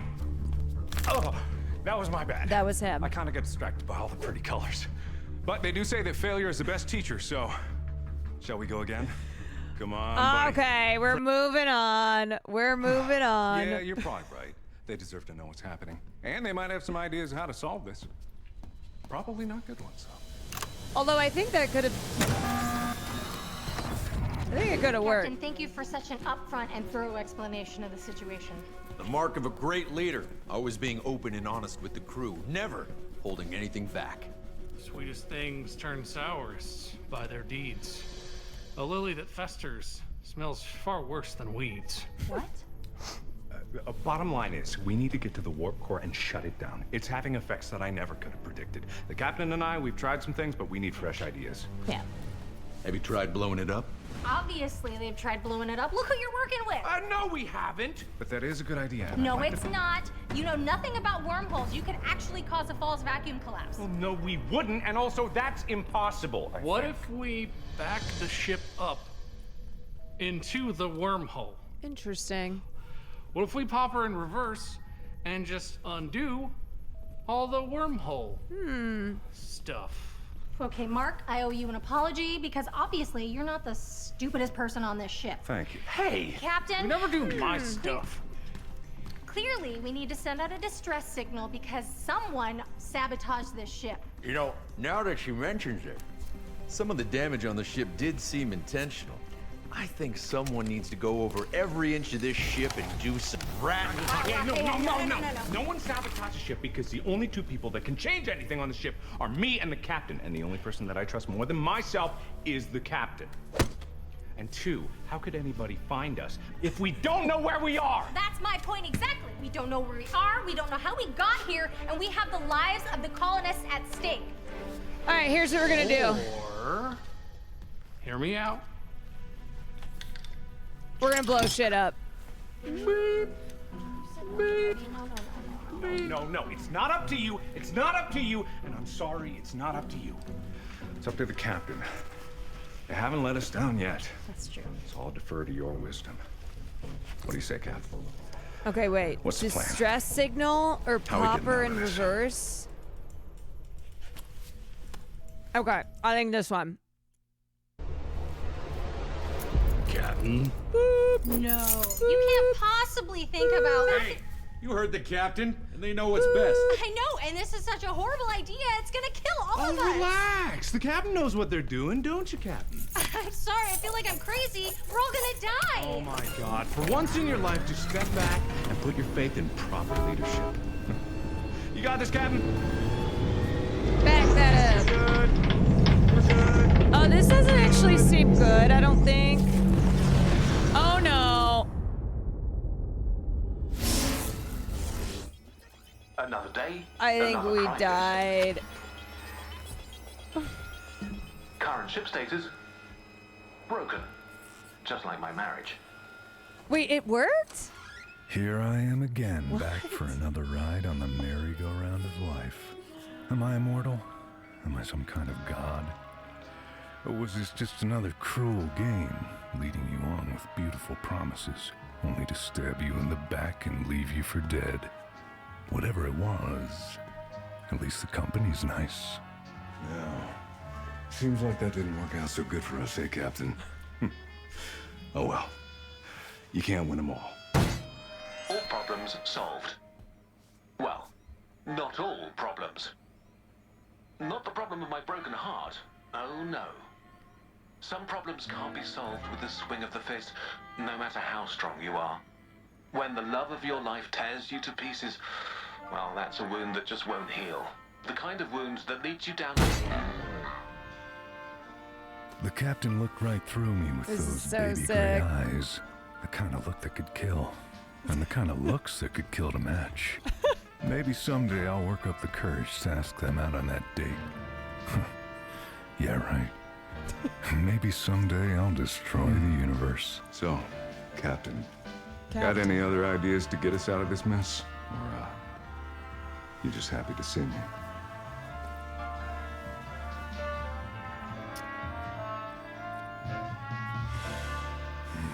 I think we got. Oh shit. I was hoping you'd say that, Captain. I've I been think we itching to gotta get some shoot it. payback on this wormhole for all the hell it's put us through. But why couldn't I shake a terrible feeling clutching my heart? Pulling the trigger felt right. I wanted to do it. But at the same time, in the back of my mind, We gotta shoot the I hole. suspected that this would come back to haunt us No, this is it. in the worst way. Looks like that's that. You did it, Captain. This is the way. I always believed in.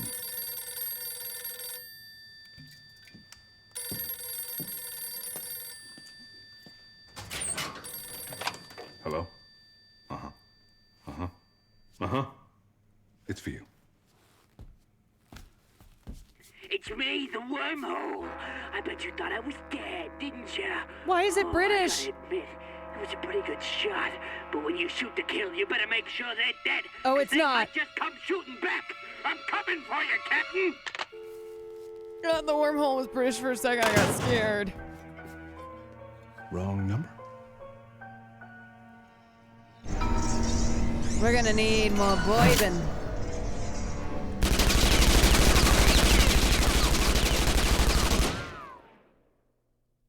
Oh my god, did you see our hats?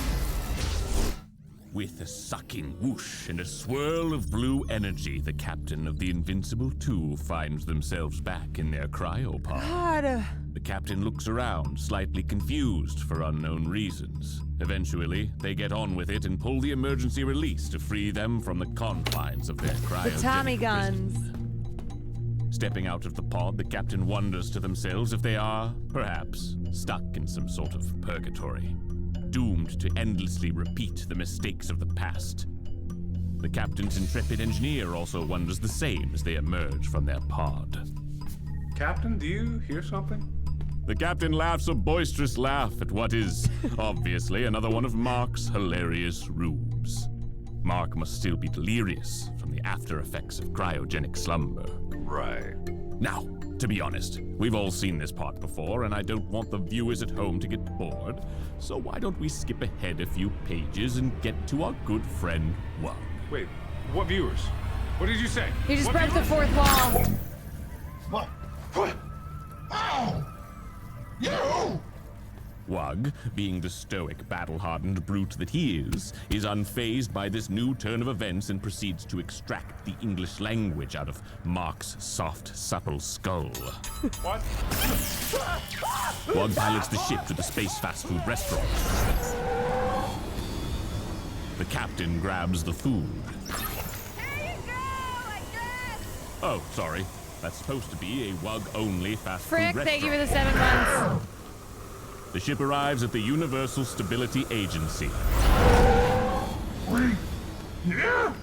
Arrival! Wait here! Wug removes the helmet from Mark's soft, supple skull. Oh, okay. Owie. And so our intrepid adventurers have arrived at the Universal Stability Agency. But is it too late for them to stop the rampaging wormhole that they have unleashed upon the cosmos? The captain thinks back to all the faces of the colonists under their care. Will they be able to save them, or will they be doomed forever to suffer the same fate over and over again? And will Mark ever learn the captain's Not deep, the stock dark photos. secret? What? Only one way to find out. And what was that about a deep dark secret? The bandit enters. What? The bandit leaves.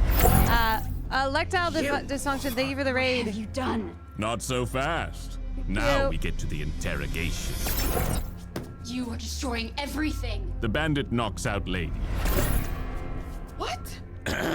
I said the bandit knocks out Lady. That's not my name. And no, I'm not gonna do that.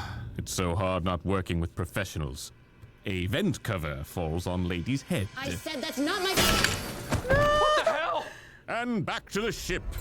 There we are, back on What's track. up, y'all? Not a moment I'm too watching soon. my first Markiplier With the device video. from Bandit in hand, our Interactive intrepid video. captain now has the tools necessary to make their way to the warp core without further delay. But will the twisting halls of the Invincible I'm sorry. 2... What did you say they have? The portable temporal displacement device. You know, the MacGuffin that allows our captain to navigate the chaos that is this ship. I didn't give them anything like that. Oh my god. Okay. The captain looks down and sees the device. It glows. The captain can get to the warp core now. They just have to find it. There. All you need to do now is use the device and you'll be well on your way to part 2 of this whole ordeal. So the real business can begin. I'm sorry. Part 2? What does that mean? You're not supposed to be here. I'm so confused. Captain, I don't know what the hell's going on, but if there's another option that gets us out of here that doesn't involve listening to a crazy voice in our head, we might want to take that one. There is no other option written here. The next page literally says the captain uses the device and in a flash of blinding light is transported to another universe. Wait, I have no choice There's this no time? other way. Oh, wait, no, I Must do. move forward. I can't do everything for you. Plan K. What are you doing? What's up, Captain? You got a plan? No. This time I waited. That is I didn't not just part choose. of the story. You can't do that. K for Quan. This is expressly illogical, and I won't Yes! have it. Where's my pen? Damn my pen. Hold on. What is that? Is that good? That's not good. Captain, what are you doing? Don't do what I'm thinking. Captain No. freezes in place. The captain changes their mind. Yes! What? Are you waiting for me? All right, fine. The ship blows up, I guess. Unbelievable. You deserve what's coming to you. Hell yeah, brother! Having fun, Captain?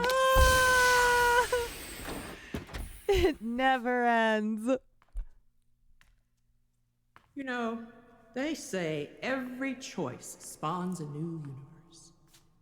And if that's the case, what kind of universes do you think your choices have been making? You haven't been working very hard to save your crew, have you, Captain? Yes, I have.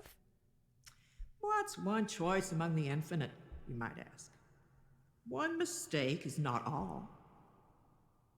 And it's true, not all choices matter.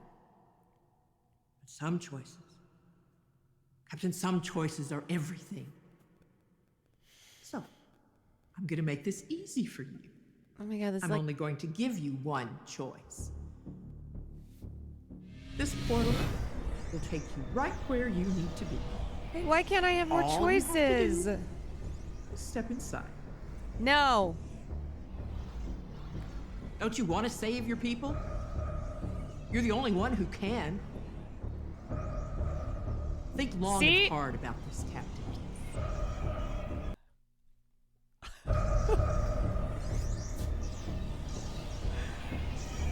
A choice. There's always a choice. Looking for this? Oh, Captain, I can't say I'm surprised. Shit. You always were stubborn. But that's your choice. What? You always did have a choice. I just thought you might want to at least understand the choices you're making. No way. No, this Do you isn't. even know who you are? Do you feel like you've been here before? Wait, is everyone dead? Or is this just history repeating itself? Over and over and over again? Maybe you're gonna have to be more specific.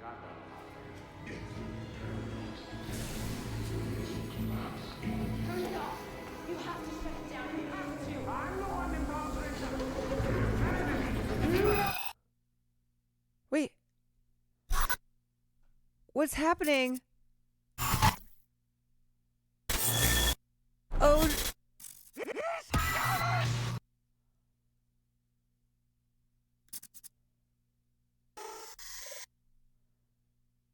Is this everyone violently dying? Come back!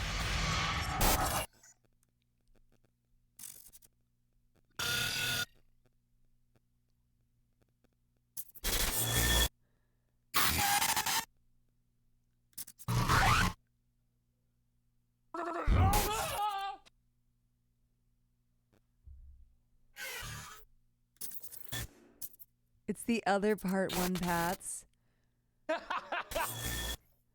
I don't care. I stand by my choices.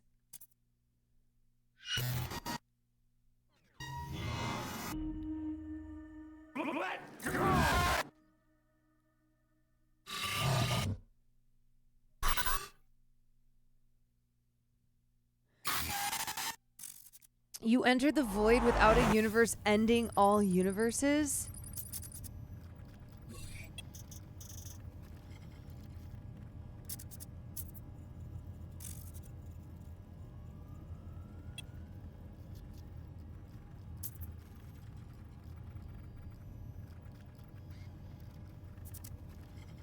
Wow.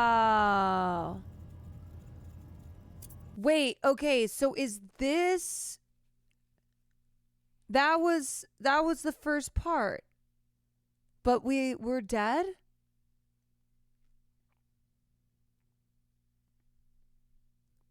But I reached part 2.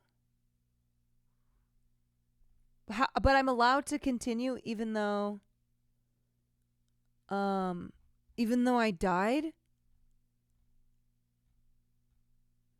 Okay. All right. Okay. Okay.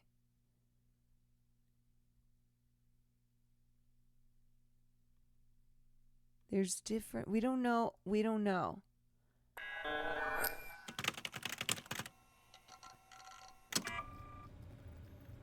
Okay, I have to pee very badly. I have to.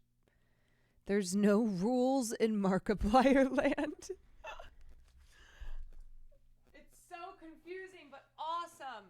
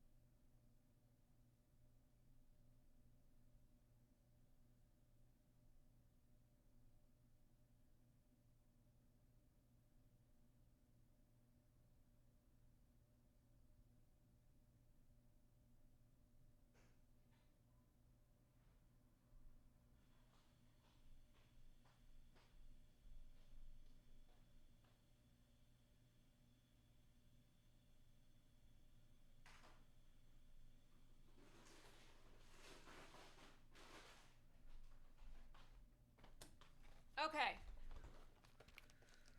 Part 2.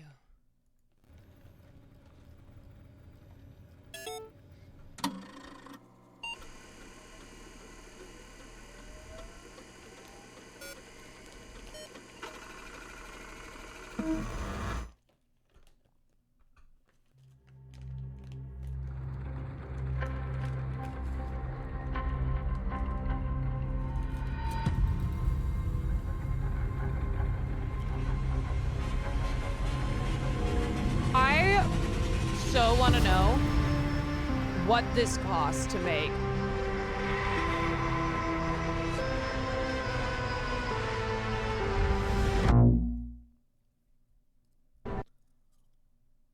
What? Oh.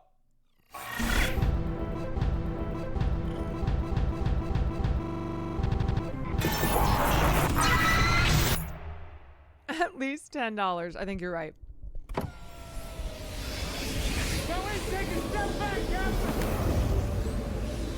Oh, the music is still playing. By the way, a huge fan! Closing blast field. What an idiot!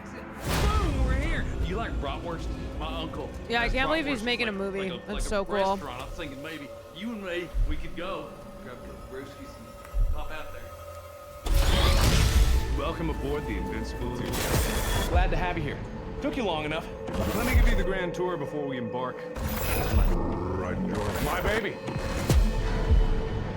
Baby always remembers its father.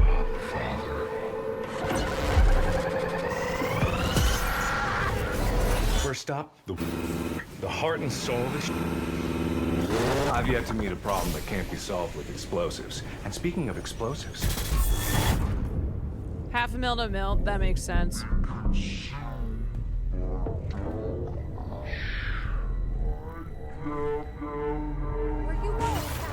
Do you think she had the right idea, Captain?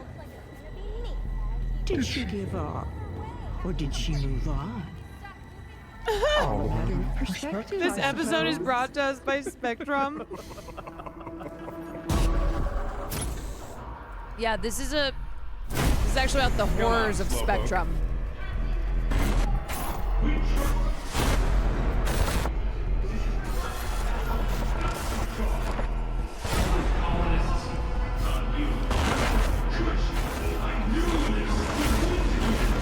all that's left now is for you to say the word. Try not to get them too excited, Captain. I know how your speeches can get people riled up.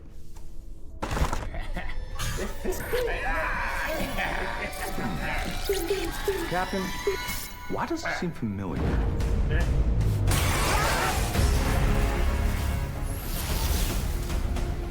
And so, our intrepid captain falls headlong into the spiraling chaos of dimensional calamity, heralding the beginning of the end. My goodness, what an adventure. I swear, this story never ceases to amaze me. By the way, it's good to see you again. Or for the first time, depending on your past choices. Either way, We're I'm in the sure hole, we'll meet y'all. again We're in the for hole. first time in the very near future and/or somewhat distant past. Should this not prove to be the end of all reality, which it almost certainly is, it would be my great pleasure to guide you through my own universe, should the opportunity arise. Which doesn't seem likely to happen at this juncture, but when thinking in infinites, unlikely is just certainty, waiting for its turn.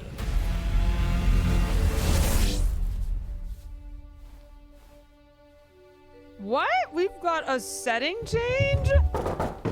What's wrong, sport? Oh, bless my stars. Was it the nightmare about the spaceship again? That one just keeps coming back, doesn't it? Well, I know just the thing that's gonna cure that. Another story. All right, well, let's see what we got here. Maybe a little too grisly. Is he my dad? Read that one too many times.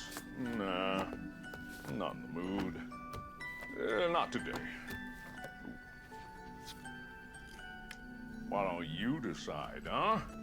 You could read a nice romance story, that'd be fun, or a horror story. I know how much you love scary stories, but it might give you a few more nightmares, so you could go romance. It'll be a little silly and more than a little sappy, but it might be just the thing to kick you right back to sleep. Y'all know what I'm doing. All right. I was hoping you'd pick that one. Spoopy. Just to read a dumb romance that's just gonna remind you about all of your inadequacies and mistakes and how if you just tried a little harder, then maybe you would actually deserve to be loved.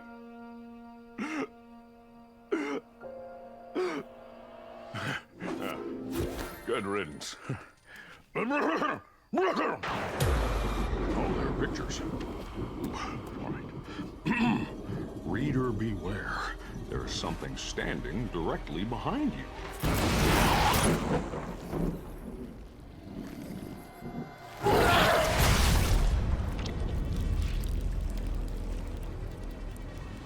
Ooh! Oh my god, I thought that was him for a sec. Many crimes in my time. I'll never get used to this.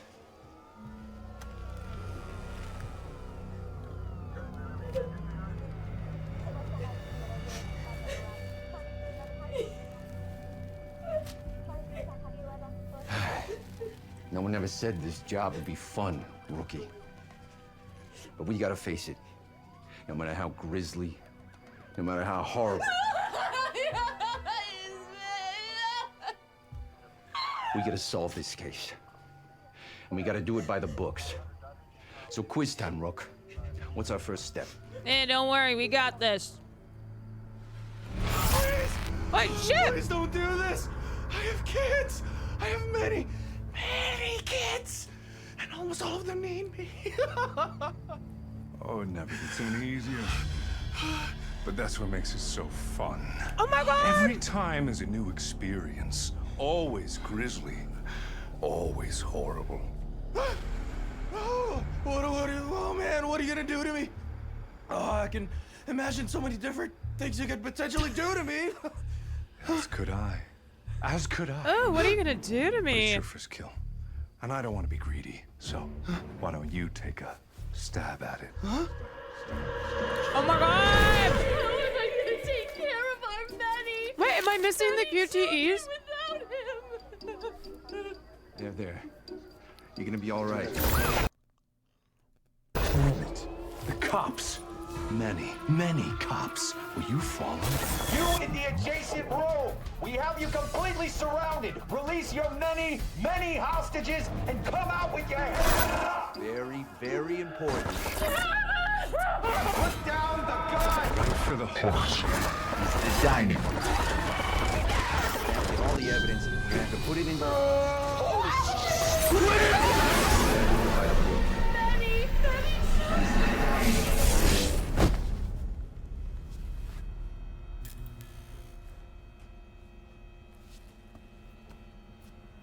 What is happening? How many times do I gotta tell you to stay out of my kitchen?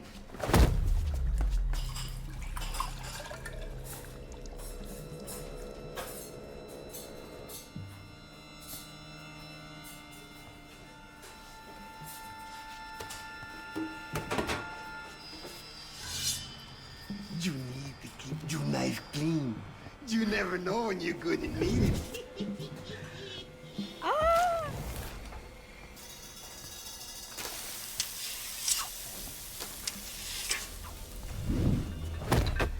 Hey, watch it!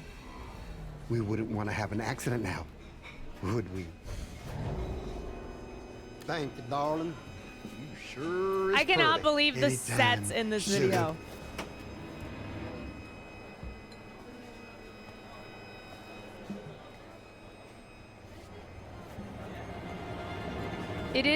It is Twin Peaks vibe.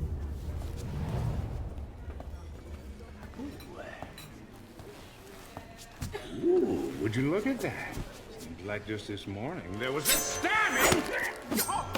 Oh, sorry. Old habits. Oh, please be careful. That is my real hand. Or is it? Yeah, okay, all right, okay, it is. Oh, please can I have it? Thank you. Ooh, strong grip, Captain. Just like I remember. And, yeah, it's good to see you. I guess I owe you an apology.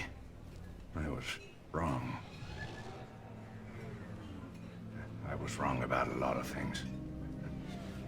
I gave up hope in you and all of this.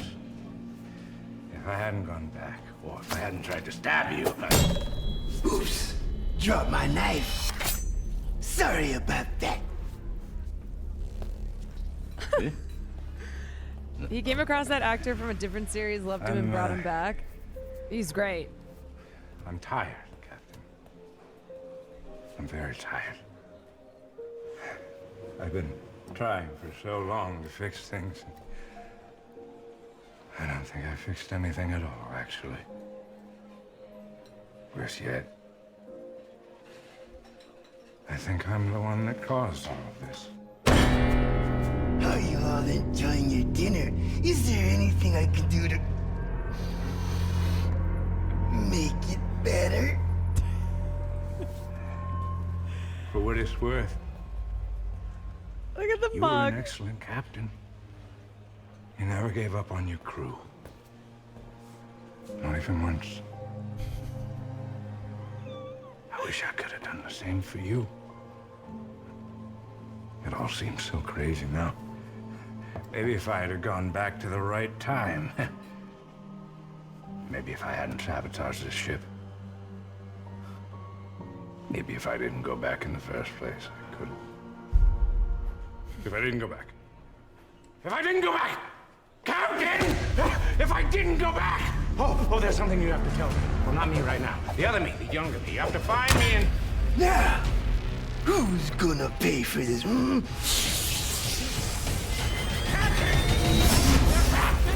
Tell me not to use the warp core! And tell me I can't go back!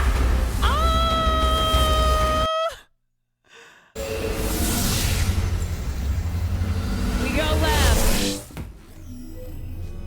Software update complete. Good morning, Captain. We are currently years into our journey. Coffee is en route. Current ship status is absolutely catastrophic. Initializing emergency wakey protocol.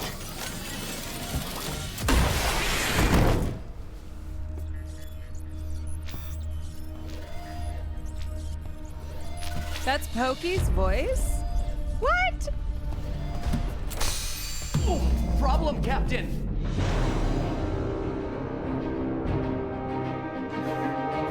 Wait, where's Mark? Computer, damage report. Meteorite impacted life support. Fire detected. Systems failing. Whoa, hold on there, Captain. No need to be so hasty. Got this under control. Computer, you're not powered Mark. auxiliary life support. Activate fire suppression system. Collision course with ship. Brace for impact. Current ship status is nominal. stand back, Captain. We've trained for this. Judy, cryo. Kai, life are all support. these Roderick, check people? that navigation. Make sure the blast didn't throw us off course. Gabriel, reactor. Make sure nothing back there is in danger of going kablooey. And Captain, I think it's time we have a little talk. This way. I get the sense that you're not a real hands-on sort of captain, so why don't you just take a break? You know, relax. Let's be honest with ourselves. It's not like you're gonna be able to help anyway. You just got on board the ship, you're learning all the systems. Leave everything to me. That way you don't get in the way. Trust me, nothing's gonna bring down this ship when I'm in charge, and that is a Mac guarantee. You're not Mark. Who are you? What did you say? That's not my name. I'm not. Of course, I'm not. What did you say? Mark? Mark? Who's that? What did you do? Why would you say that name? No! What did you do? This is probably the only time Markiplier has been who Megalol. You do not get to choose whether this is mine! Mark's back! Captain? Goodbye. What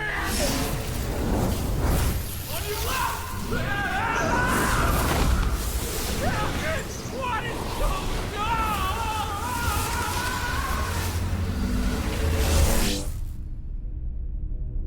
Oh my god. Oh, hi, Mark. Please evacuate this station. Oh, hi, Mark. So many YouTubers are theater kids. Oh, Universal yeah. stability compromised. This is not a drill. Please evacuate this station immediately. I repeat. Universal stability compromised.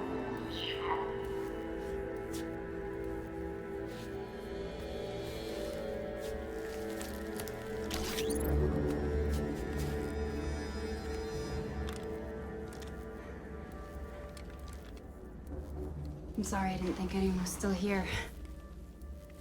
Thought everyone was lost, trying to stem the tides. Dog, you live like this? God damn. Oh my god. You're here. You. We've been looking everywhere for you, for your ship. And it was gone. In every universe. Lost. So how are you here? How?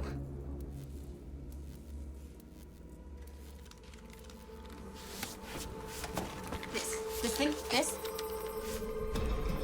You used that, didn't you? Who gave it to you? And Your also, mom. give it to me. I need it. Please.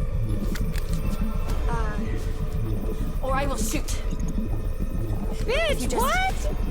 If you give it to me, I swear, I promise I can fix everything. Potential camera blocks detected. I am begging you. Please avoid. We can still fix this. Look, Safety limit exceeded. This is intentional. Initiating emergency This is abort. our last chance. Please!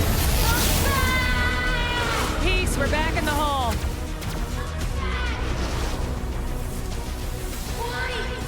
Why do you want to destroy everything? How could you? The hole is where I feel safest.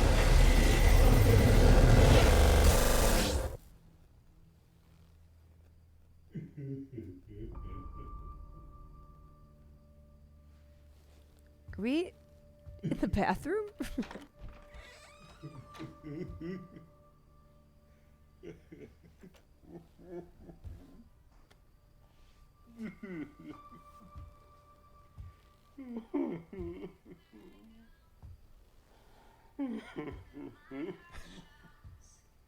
Is he listening to?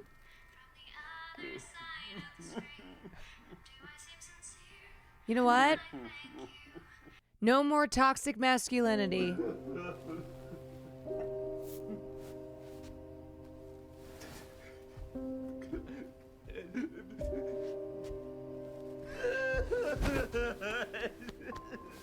Real men can cry.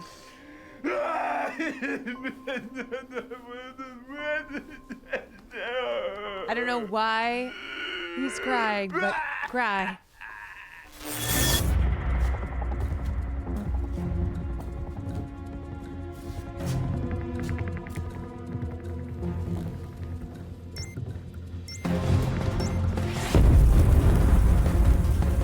What?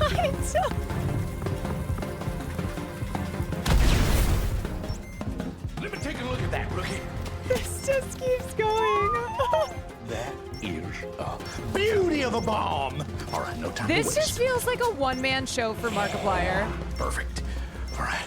Must be pretty exciting, though, right? All those years spent training and all that hard work is finally gonna pay off. And I know how much you've been looking forward to your first bomb, so I'm gonna let you take the lead on this one. No backseat bomb defusing from this guy. In like the best way I'm just possible. gonna sit back, shut up, and let the master work. Shit. Blue! Blue! Vote blue no matter who.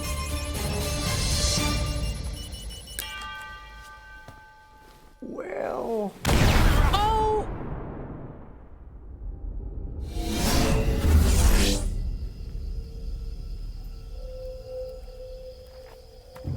This is what you get from vote blue no matter who. What the hell?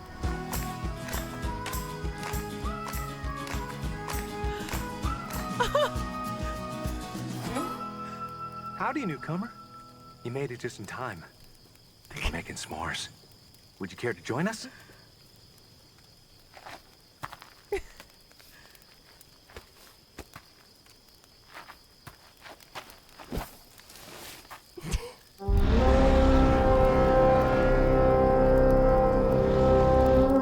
It's time for the Scouts' oath! I swear to protect and uphold the laws of nature, no matter what or whom Squeaker, squeaker, gets squeaker. in our Squeaker, way. squeaker, squeaker. This I swear. 7 minutes, my ass. Wiener? No, it's still been. It's 7 minutes. Well, it's gonna be a busy few months for us. So why don't we kick this camp off with a scary story? You know a lot of scary stories, don't you? You lived them with your parents. Well, what about you, camper? Do you like scary stories? We've got plenty of them. We all have darkness inside of us, so why don't we share? How about that? Sure. Great. I was hoping you'd say that, because I have a spooky one for you tonight. True story, too. It all took place on a dark, scary night, just like this one. And it all started in a dark, dense forest, just like the one we find ourselves in right now. And in this dark, dense forest, there was a monster, lurking, watching, waiting, eager for any unsuspecting camper to wander a little too far from the fire.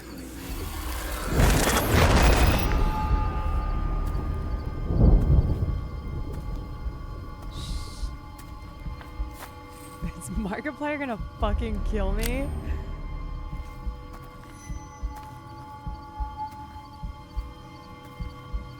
It'd be an honor.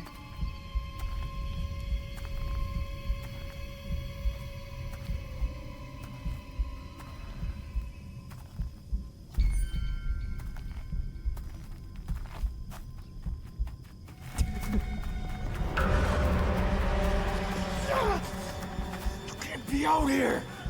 Find you. Oh, he's coming! He's coming!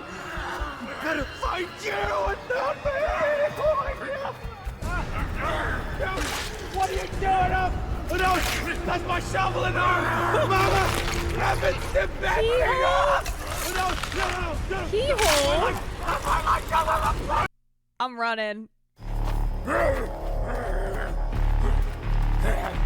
You always survive when you run.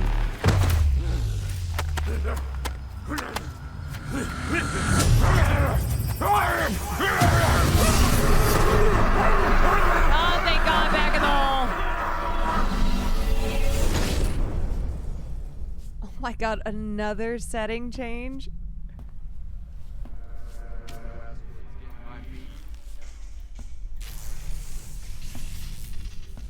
This honestly reminds me of Life is Strange.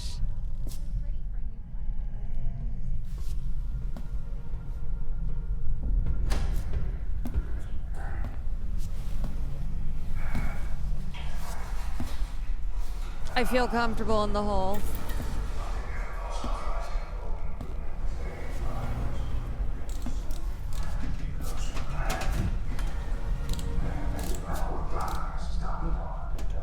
Miss?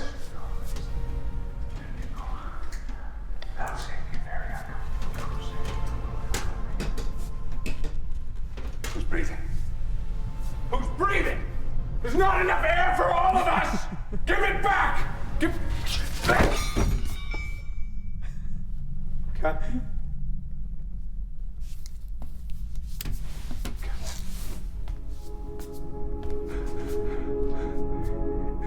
You're not here. Oh my god. You've never woken up here before. I've never seen anything, everything, everywhere, but I figured it was like this. Kinda. I tried. I tried to get alive, Captain. And I go, and I come back.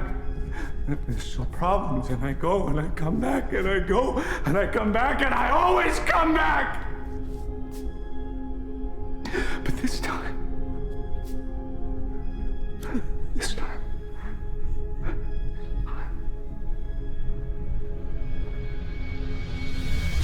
Captain, what's in your hand? The crystal? Where did you get that crystal? You didn't shut it down, did you? Was she right about you? We trusted you! I trusted you, Captain!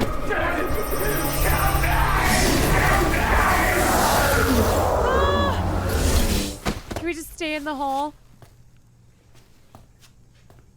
Oh my god, part 2 goes nuts.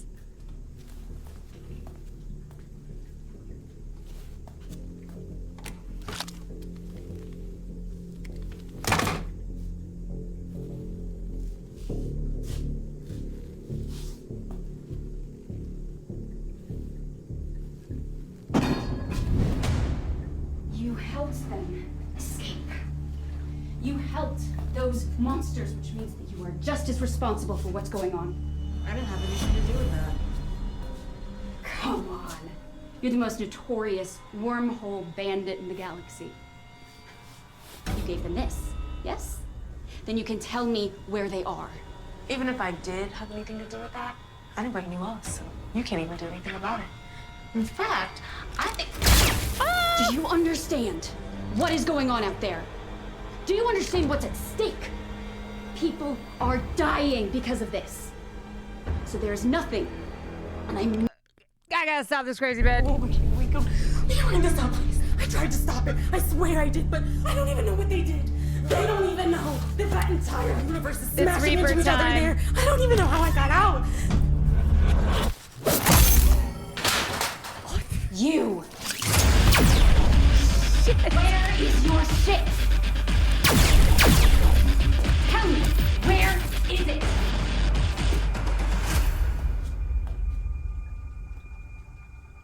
Tell me.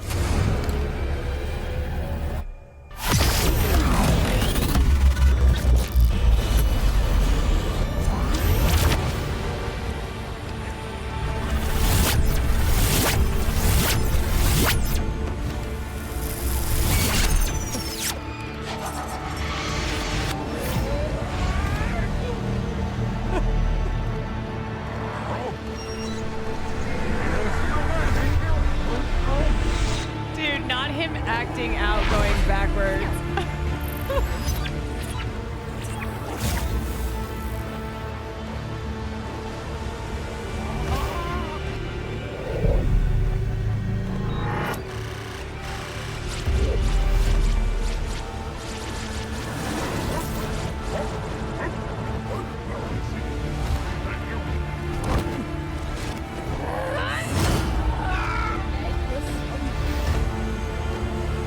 This is that Inception moment.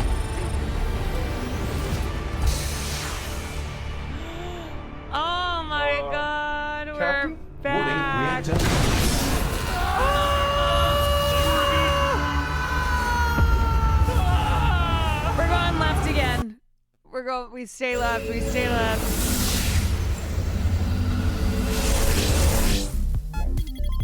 What the fuck? This is insane.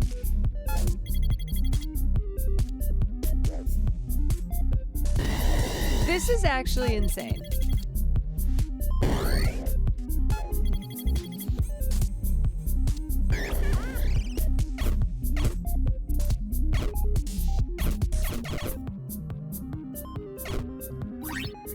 Oh my god, the storyboard for this entire thing.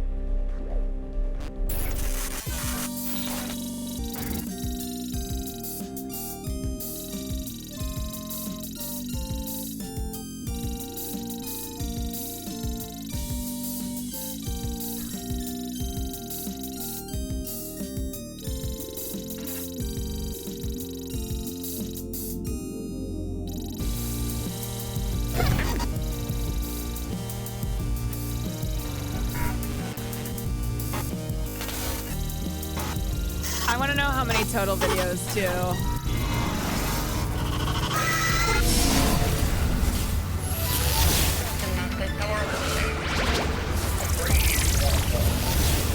We stay left.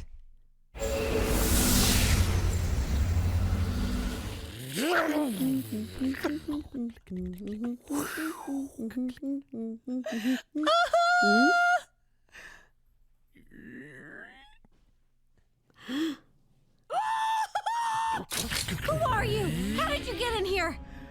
What the fuck? Wait, I know you. You're the anomaly. But how are you here? I thought we solved that problem. Unless, quickly, come with me to my lab. Well, come on. I didn't think it would be possible, but I did think it could be possible, which is why we need to run some tests. Here, in my... I am... Sorry. I am Remodeled just recently. blown away. This is my kitchen, not my lab. Follow me! Things have been a little chaotic lately, but now that we're, on the way to the lab, we'll get answers soon. Follow me! No! No! Are you kidding me? I do. This feels like a fever dream. I feel like I'm on drugs. This is possible.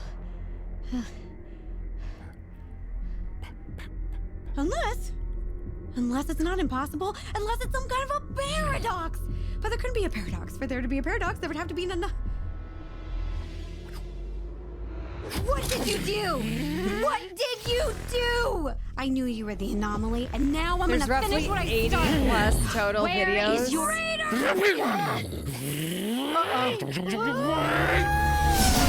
my god.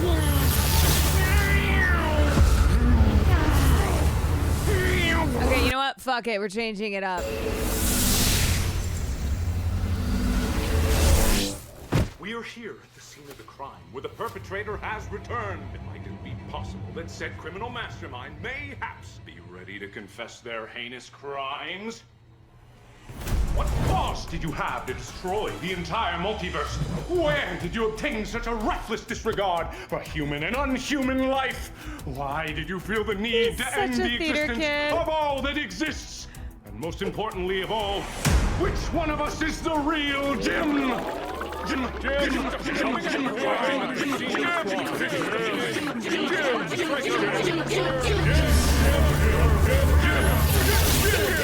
Remember Rosanna? Yeah, of course. Of course. She's been taking on Mr. Beast. Hello, Internet. Welcome to Space Theory, the show where the only thing more infinite than the universe is Mark's ego. It was bad enough that he named the show after himself, but now just look at the number of characters that he plays in this thing. Just couldn't let anyone else share the spotlight there, eh, Markiplier? Or should I say, Dad-applier. Maybe I should say Stan the Waterman. Don't think that we didn't notice the fanny pack there, bro. You ain't gonna slip through lore details like that on our watch. But enough about YouTube celebrities and their massive egos. We're here today to talk about one thing and one thing only: space. So let's start off with a relatively simple subject, shall we? Wormholes, magical transportation tubes, Deus Ex Machina, or is it simply a convenient plot device for lazy, egomaniacal writers to transition from one scene to another without having to worry about their established continuity? Or I no! Oh no! Here we go again! Oh boy, I'm feeling a little nauseous. Oh boy! But It's hey, so meta. That's just the bending of time and space.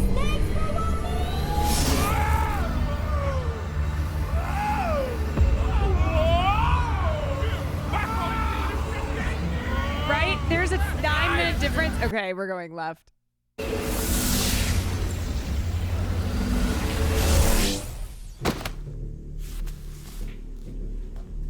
Is that the bell? Hold on 1 second. Yes, you gotta go potty?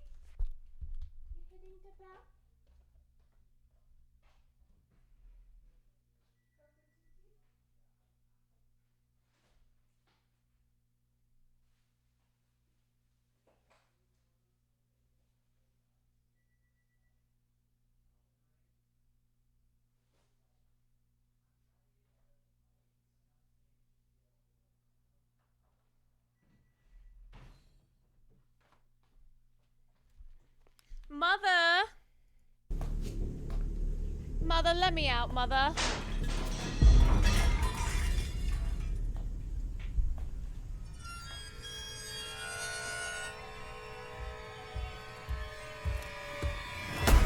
Captain? Cookie?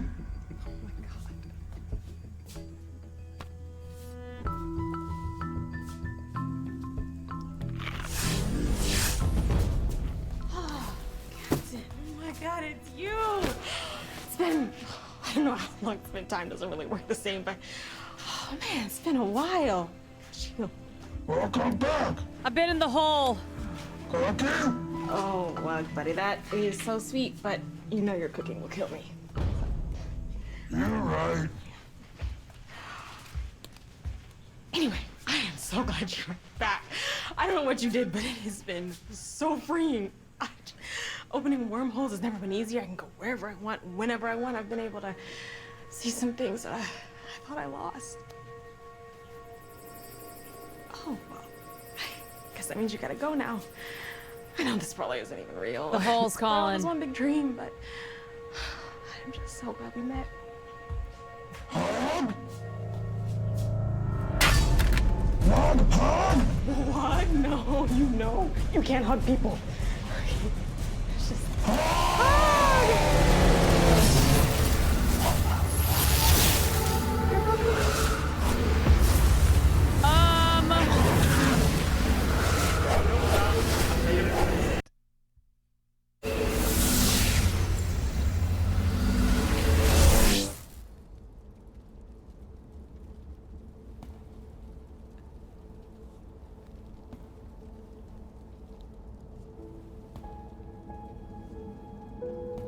Oh my God.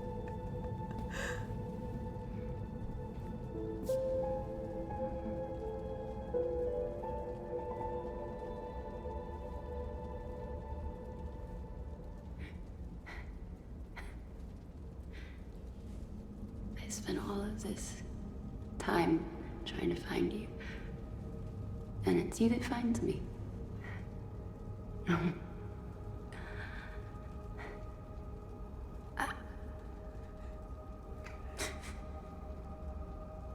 I was wrong. I was wrong.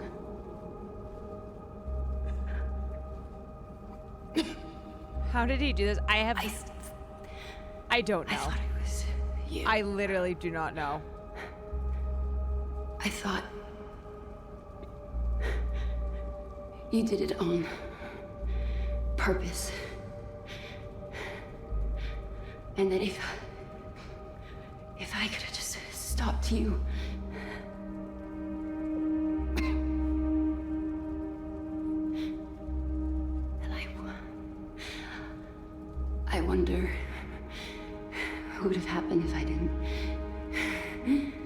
choose to follow you down that wormhole.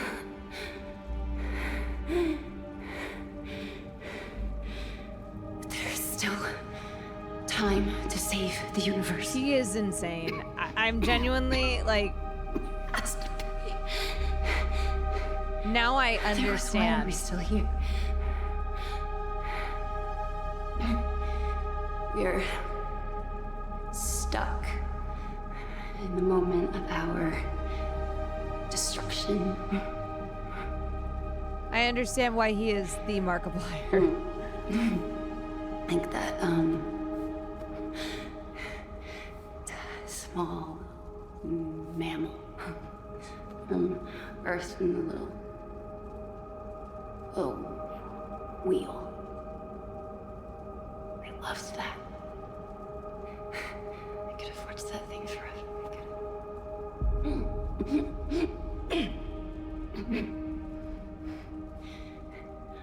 Always running forward, never moving anywhere. Like me. Like you.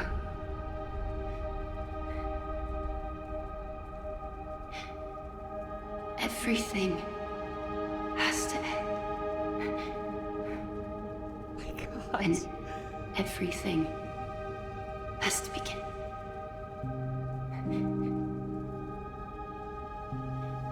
And sometimes you just have to hold on to hope.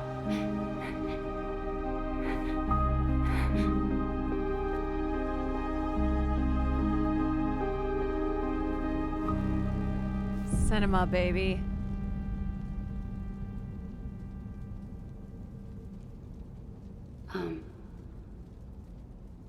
Am I dead? Sorry, I really thought I was dying. I really did. Because it felt like a really poetic moment, you know? Like, oh, like the Earth movies, where they go to die and they're just like, you know? But that didn't happen. No worries, I'll probably pass soon because my wounds are pretty severe. But my people are also notoriously tough to kill, like super tough. Like you chop off all our limbs and we just keep going and going. And like my Uncle Bob, all that's left is a kneecap in a jar. He is happy. Is that supposed to be it?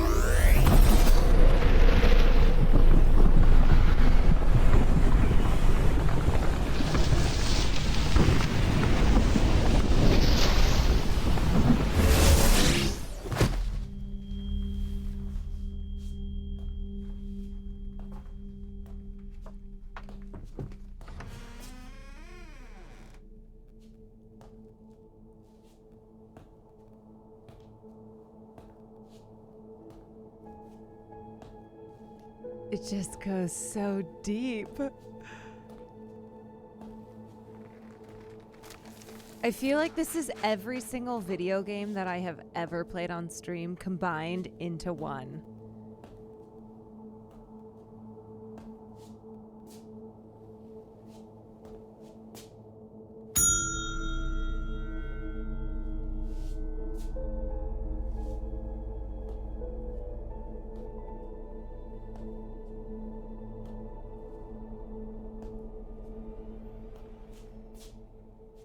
Captain?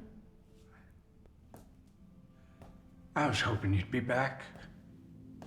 It's gone real dark out there. Back. I imagine that this is probably the end. Don't worry about not stopping me soon. I'm starting to realize that even though we have infinite choices, every single second of our lives, there's only a handful that really, really matter. You know, what's funny? I don't know why, but I'm happy. I don't know any other way to explain it. Content with everything. Being this close to an end. Finally an end. And seeing you again, just, I don't know. It's good. It's good. It's good. For a while there, I felt like I was right back there again. Living every single life again and again. He is Never acting stopping.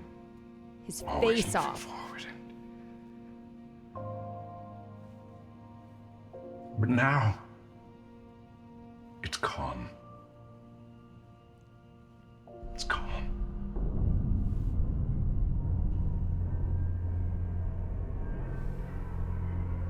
Everything has to end, Captain. It has to. It doesn't matter how tightly you hold on to things.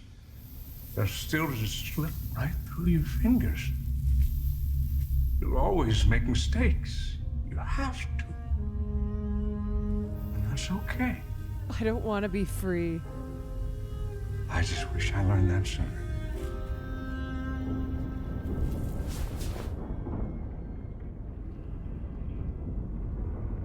For what it's worth, I'm glad I got to share this adventure with you.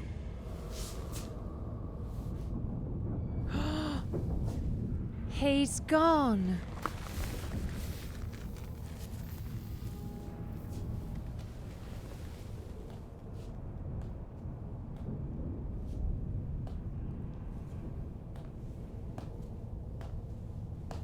The captain pauses for a moment, taking in the emptiness of the once bustling diner, pondering the lives of all those who must have passed through this place. It's hard to imagine it was ever full to begin with. But it was once, and that's what matters. Just like old times, eh, Captain? Captain. And the only person that I trust more than myself is the captain. Where are you going? I can't give up. But Captain, How could the captain do this? That's not me, Captain. That's not me. There has to be a way. not up to you. He built I it. just need more time. We trusted one more time. Hi, Captain.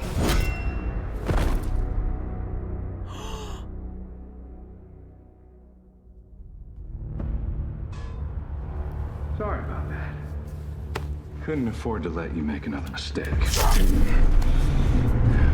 Funny thing to say after an eternity of nothing but Betrayal? second chances. Don't. Swan You don't have God, to they keep give it trying 15 anymore. months.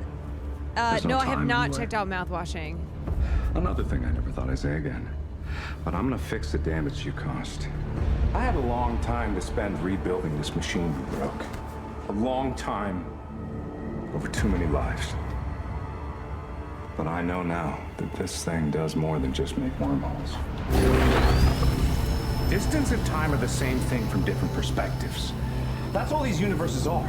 Just different points of view. And this machine didn't just bridge a tunnel through our universe. It was bridging all of them. And you destroyed it. Oh, I didn't mean I to, can't though. undo what you've done. Not here anyway. It was an At least. accident. Not now. But if I could go back, if I could try again, if I could stop you before any of this even started, Kill me? maybe I could save everyone. What the hell does that mean? What? Sand in the face. Sand? Sand? Then no! You'll destroy everything again!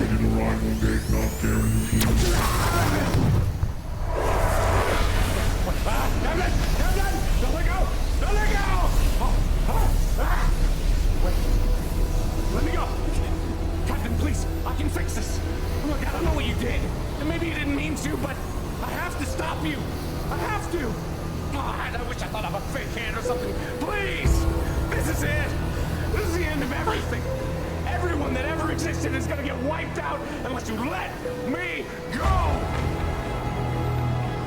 Captain! Please! I have to keep trying. I have to. Okay. Please, let me go. I know I can fix everything. I know there's a perfect solution. I just have to find it. Please. This is my last chance. Our last chance to save everything. Please. Target arrival date not guaranteed.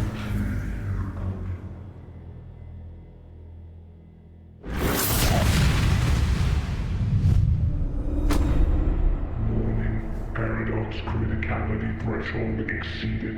Universal collapse imminent. Initiating time jump.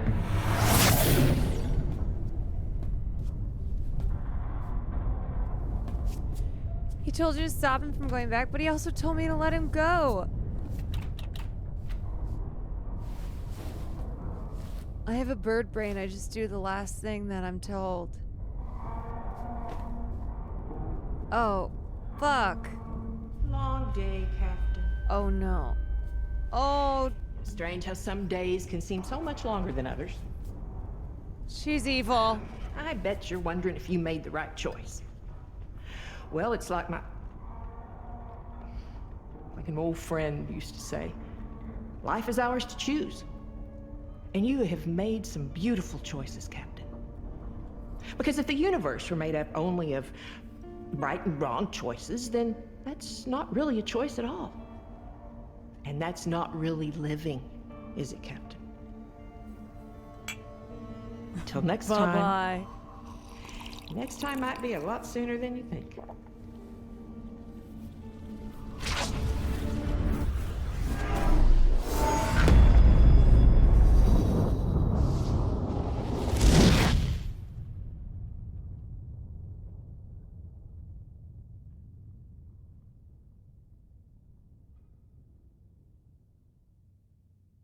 What happened?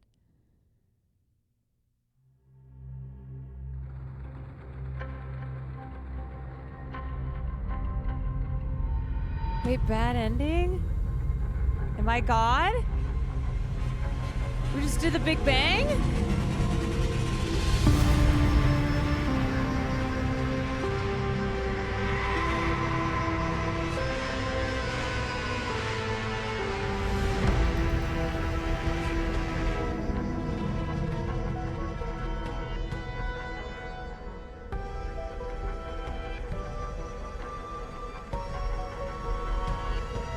Wait, are we back at the fucking beginning? Is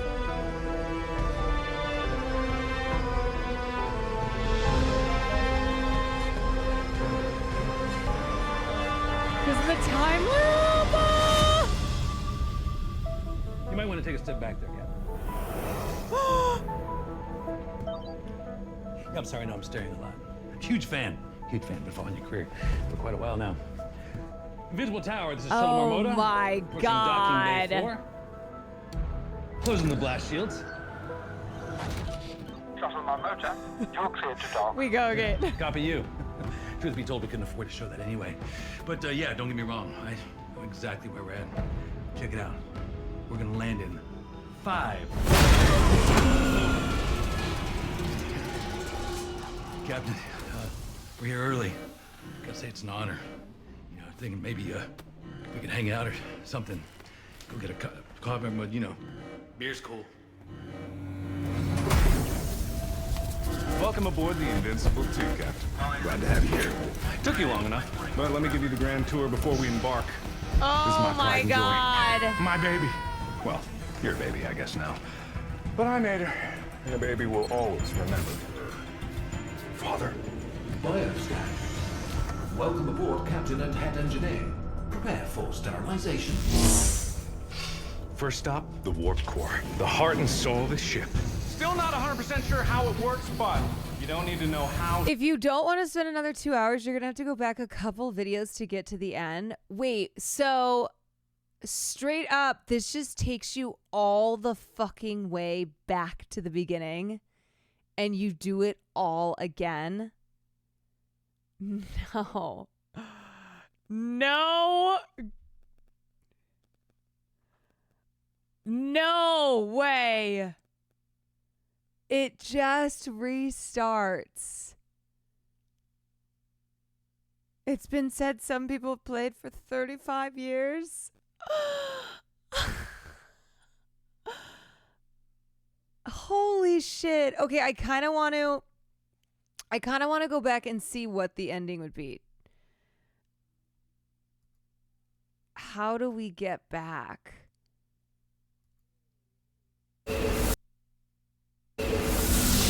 Fuck. Back to what? I have no fucking idea.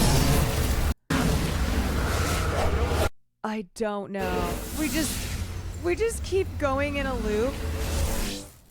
Didn't just bridge a tunnel through. And maybe you didn't mean to, but I have to stop you. I have to. God, I wish I thought of a fake hand or something. Please! This is it! This is the end of everything. Everyone that ever existed is gonna get wiped out unless you let me go! Okay, wait, so how long is this? What is the longest it can be?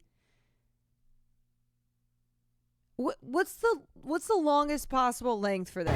Captain! Please! Okay, so last time I let go, this time I hold on. Please, let me go! I know I can fix everything! I know there's a I've seen every vid and it took a combined 10 hours. You've seen every single video and it was 10 hours. Holy shit. solution. I just have to find it. Please! Captain! Captain, no! Captain! Don't do it!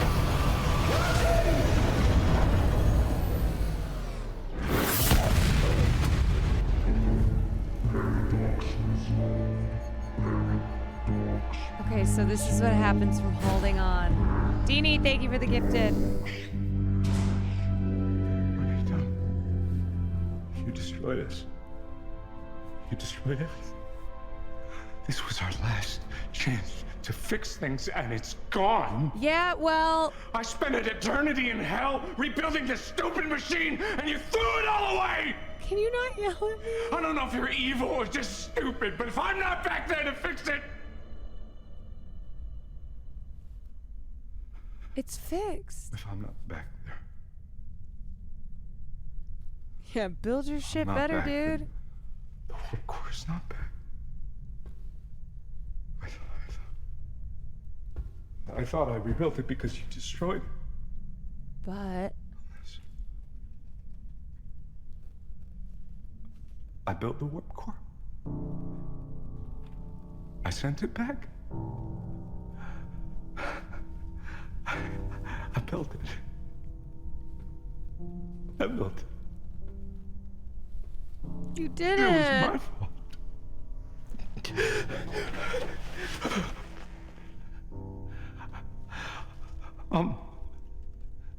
Captain, I'm tired. I don't know when the last time I slept was. I don't know if I've slept at all. Have you? I'm really sorry. Yes. I thought the only way to stop this was to oh my God. Stop you. Stop all this from happening in the first place. But it was me. It was always you. It was me. All those mistakes, all those lifetimes, all the people. I guess I lost hope. But you didn't. No, I didn't. You never did.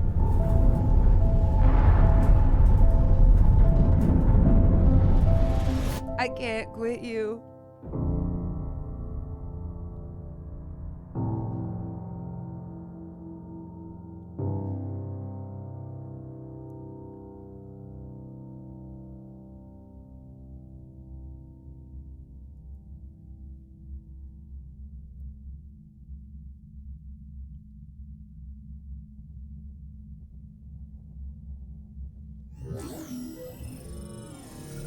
Software update complete. Initializing Wakey protocol. Current ship status is nominal.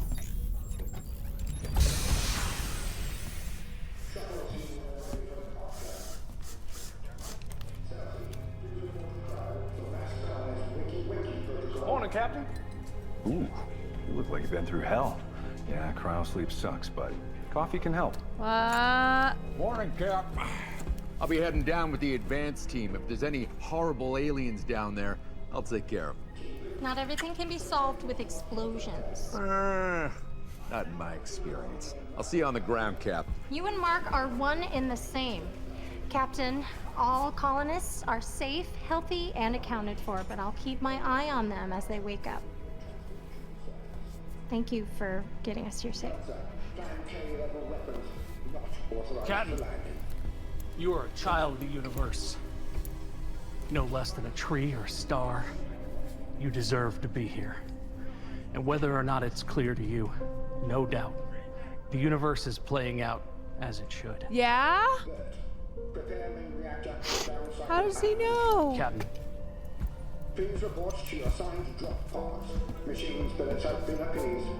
Yeah, who are these Computer, let's get those colonizers? blast shields open. The trip was smooth. Just a few rocks, a couple cosmic rays. Nothing the computer couldn't handle on its own. Acknowledged. All systems are fully operational. All crew accounted for. Disembarkation underway. She is a beauty, isn't she, Captain? The long-range scans did not do her justice. Perfect in almost every way. We'll still have to do top-to-bottom scans once we're down on the surface, but we're moving equipment as fast as we can. The crew is eager to get off the ship and onto solid ground. I think you can understand the sentiment. And thank you for not giving up on me. Just thank you. You're welcome, Mark. Number one captain.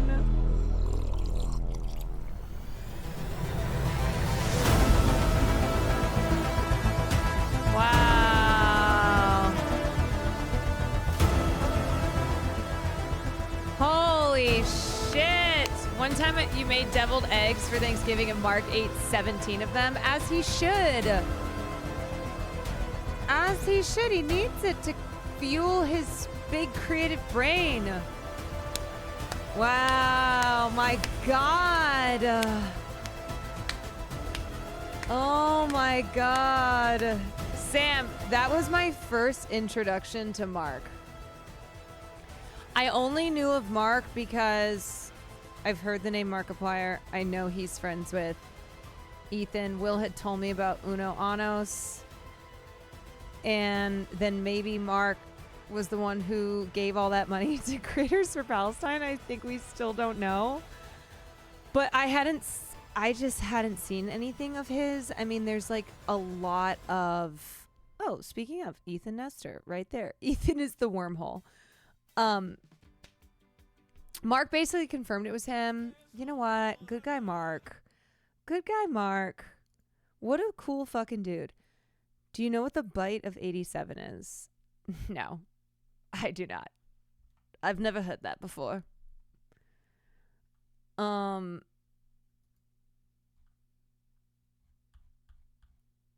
Is that a video? Is it? I wanna look up one thing. Five Nights at Freddy's. It's more than a video. Oh. Okay. Still don't know what that means. It's a way of life. No, I don't freaking know what the bite of 87 is, you guys. Okay, the Iron Lung official trailer. Cool. Okay, so this is his project. Yeah. I feel great. It was wonderful and terrible at this. Okay, I want to watch this trailer. It's an execution. I feel like he's the content creator, Keanu Reeves. Why did I just say that so weird? Keanu Reeves. I just said Keanu Reeves. Oh my God. That is Keanu Reeves. They put you in here. They don't want you to return.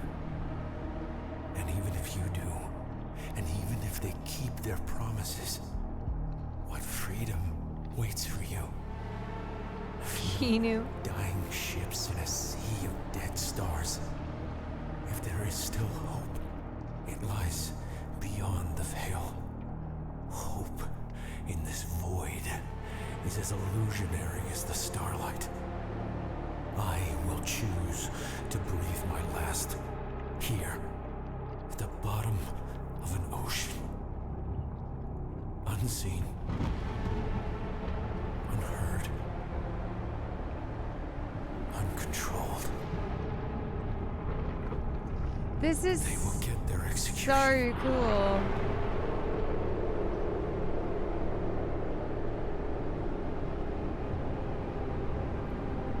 I will get my freedom.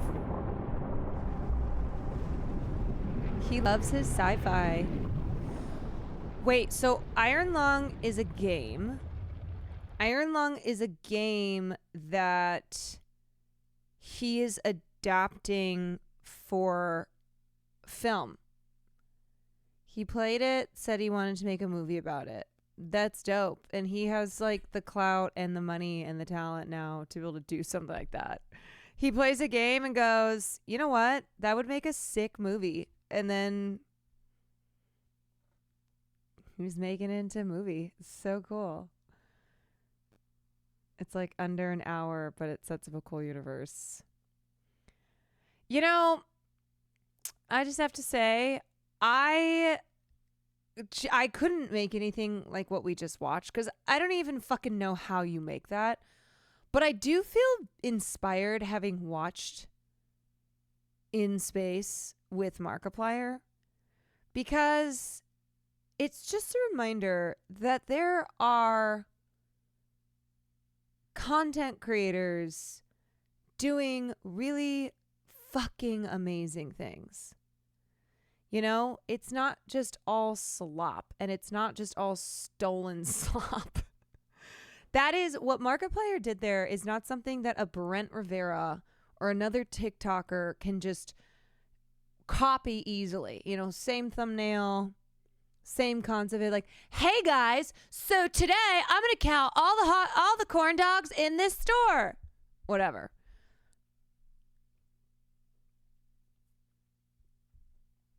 It's amazing. Like that is truly one of the coolest things that I've seen on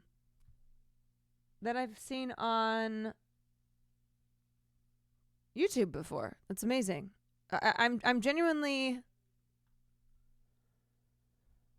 throughout that whole thing I just kept thinking to myself, how did he do this? Yeah, we're little content piggies, just slop us up. Give us some slop. And I feel like one thing that kind of gets me down a lot with content creation and what I miss from, filmmaking and being in that world is feeling like all people want is slop. And if you don't give them slop, then they don't want what you have. And it's really great to be reminded that there are these amazing, amazing content creators who didn't just dish up slop and actually, actually have made something that's quite incredible and the type of thing that really makes the platforms that we are on as content creators shine. Like, you can't do something like this in film, it's because it's just a totally different medium. You can do a version, you know what I mean, but it wouldn't work the same. Capitalism encourages the creation and consumption of mass-produced slop. Yes, it does. Yes, it does. After stream, can you please check my DM? Yeah, of course. I'm glad chat was able to spark that passion again with our React demands. Yeah, I truly watching it, I was like, I can't even say anything other than just wow. Not to be the meme of a React streamer just like, wow. But I was so blown away by the production and the performances and just the creativity of that whole fucking thing. It's amazing. I'm getting a call. Hold on a second. Hold on. Hi, I'm live. Hello. Quick question. Just Yes. It's really fast. Okay. Do we hate each other? Do we hate each other? That would mean that I have to think about you to hate you. Oh! Could you just say yes or no? Oh! I got you there, huh? I said this thing earlier. I said Caroline reminds me of those quotes at TJ Maxx that are like, "You're not cringe if you embrace the cringe." You mean the ones in like the discount bins Yeah. that say like live, laugh, love? Yeah. You know what? I'll take that, okay? Because a lot of people have those in their kitchens, and It's the meanest thing I've ever said about anybody ever. well, it can't be mean if I don't think it's mean. Touche. So You do know? we hate each other? Do we hate each other? I mean, I don't know. I kind of like you. Do you like me? Goodbye. Wait!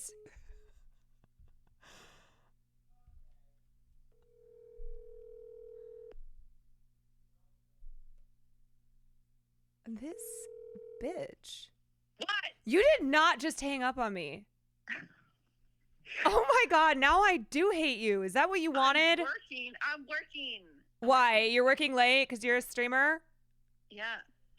Fine. All right, well. Are you not working? Streaming for me is not work. Okay, then turn off your subs, bitch. Do it. Already done. No, it's not. I actually every dollar I make is going to the church. So wow, that you want me to turn that off. Which one? Which church? All of them. Oh, really? Do you have like proof that you sent every dollar of your subs to the church that you can show me? I mean, I have to ask God for proof. Well, churches accept money. I used to go to a church, and even when you submit your tithing, they actually give you receipts at the end of the year for tax write-offs, which I assume you would know if you actually gave all your money to the church. You know. The church is actually Kris Jenner's church, which is a real thing. It's her church in Kris Calabasas. Jenner's church, isn't she notoriously an attender of P. Diddy's parties? You've been giving her money? She's got a church. Who's the debate lord now? Weren't you an attender of P. Diddy's parties as well? Yeah, see, I can say things too. Get it started, y'all. Cutie Cinderella was at P. Diddy parties. Yeah, I've been to a phase party. It's true. Okay? See? Arrest me, officer. Wee. I got the cops coming right now. Okay. All Well, right. goodbye then. Well, I'll see you tomorrow night. Yeah, we're playing games tomorrow. Yeah, don't sound too excited about it. I was telling chat. I just haven't told chat yet, so I was telling them right now. Okay. Yeah. Again, don't sound too excited. No. Like I have. It's like I'm like obviously I'm thrilled. But it's gonna Obviously. be me, Sam, and Caroline, and it's gonna be like you know. Yeah. Sam is in chat. Anything to say to her? No. I enjoy being around her too. Okay, you know what? They tell you in elementary school that people are mean to you when they like you, so it's what's happening here. Okay. Yeah, Sam, that is the only nice thing that she has ever said. And it almost killed her. I heard her cough. All right, well. Yeah, so I'm gonna like go now because I've got like stuff to do. Oh, actually, I'm going to hang up on you. You guys, I think I got her. I think I did. I think I came out on top there, if you ask me. You know, now that I'm 32, you just can't beat me. She will never win. So, let that be a lesson to you all. You can't win against people who've had more time on this earth. I've learned all the tricks. Been around the block type of thing, you know? So, nice try is all I have to say. Anyway, so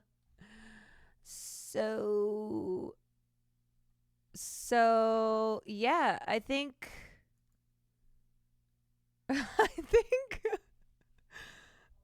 you gotta beat Cutie at her own game sometimes. I created the game, so it's not even beating her at her own game. I'm the game maker. You know? Anonymous gifter, oh my gosh, thank you for the 5 community subs. Thanks, I missed that.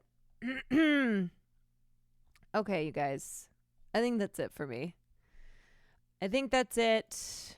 Tomorrow we will be back with the yarn finally, unless something happens in between now and tomorrow and the yarn implodes. Who knows? Who knows? It could happen. But big gaming night plan. Quick clip of Cutie from an hour ago. Is this her being a bitch? Are you gonna rap for us? I came, I saw, I came, I saw, I break the law and break some more. I take what's mine Not and take paying attention. some more. It rains, it pours. It rains, it pours. I came. Oh, what? Oh, what? Wait, Liz, what is happening? Why is your drink spilling everywhere? Where'd I spill that? You spilled your drink on the ground everywhere. I thought we were outside. Not yet, we're getting there. I can't see. You're barely walking, so of course we're not outside yet. He came. What is happening? This is why streamers are gonna get banned. Streamers are gonna get arrested. You know what? Soon. I think that's okay. By the end of 2025, there's gonna be 4 streamers that get arrested. And you know Don't you what? forget. And they will stream from prison. They will do jail streams. They will get their equipment in there somehow. Yeah, I said that. I'm gonna be one of them. If we only hit 3, I'm gonna do something crazy.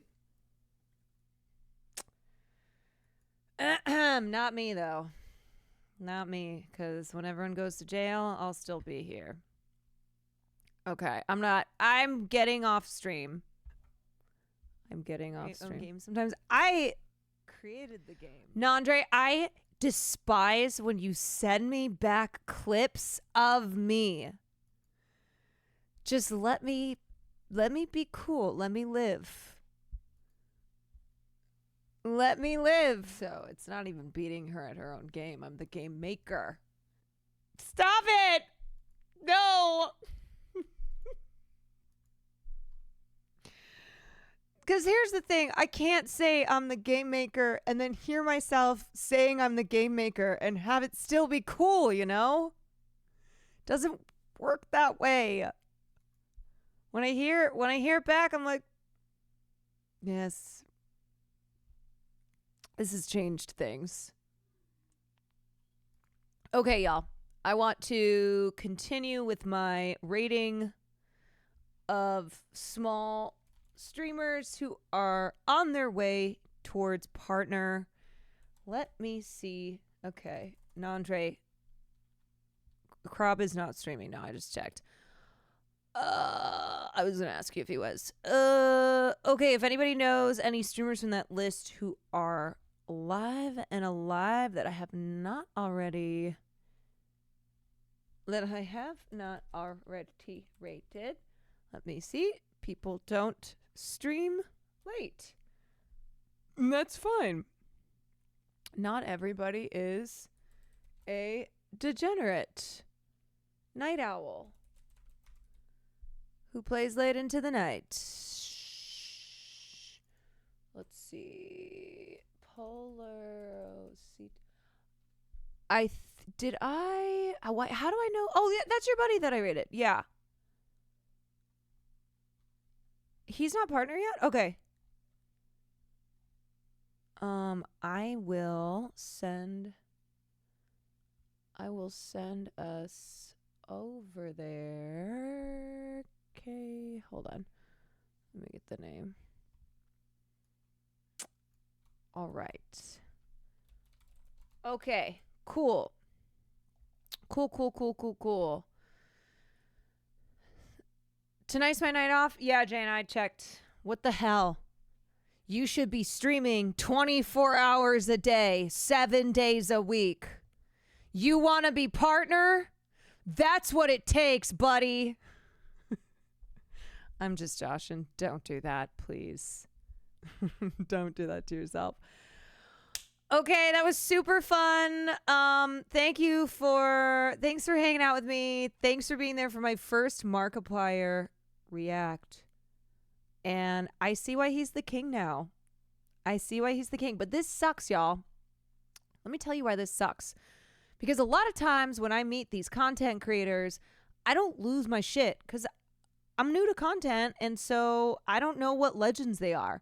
And now next time I see Markiplier, I'm going to be like, fuck. It's fucking Markiplier. Now it's not the same anymore. You know what I mean? Because before it'd just be like, oh, hey, what's up? Oh, hi. Hi, I'm Caroline. Hey. Bro literally funded his own movie like Coppola. Bro is Coppola without the sexual misconduct. All right, everybody. I'm sending you over to Polar Cedo. I will see you tomorrow. Peace and love.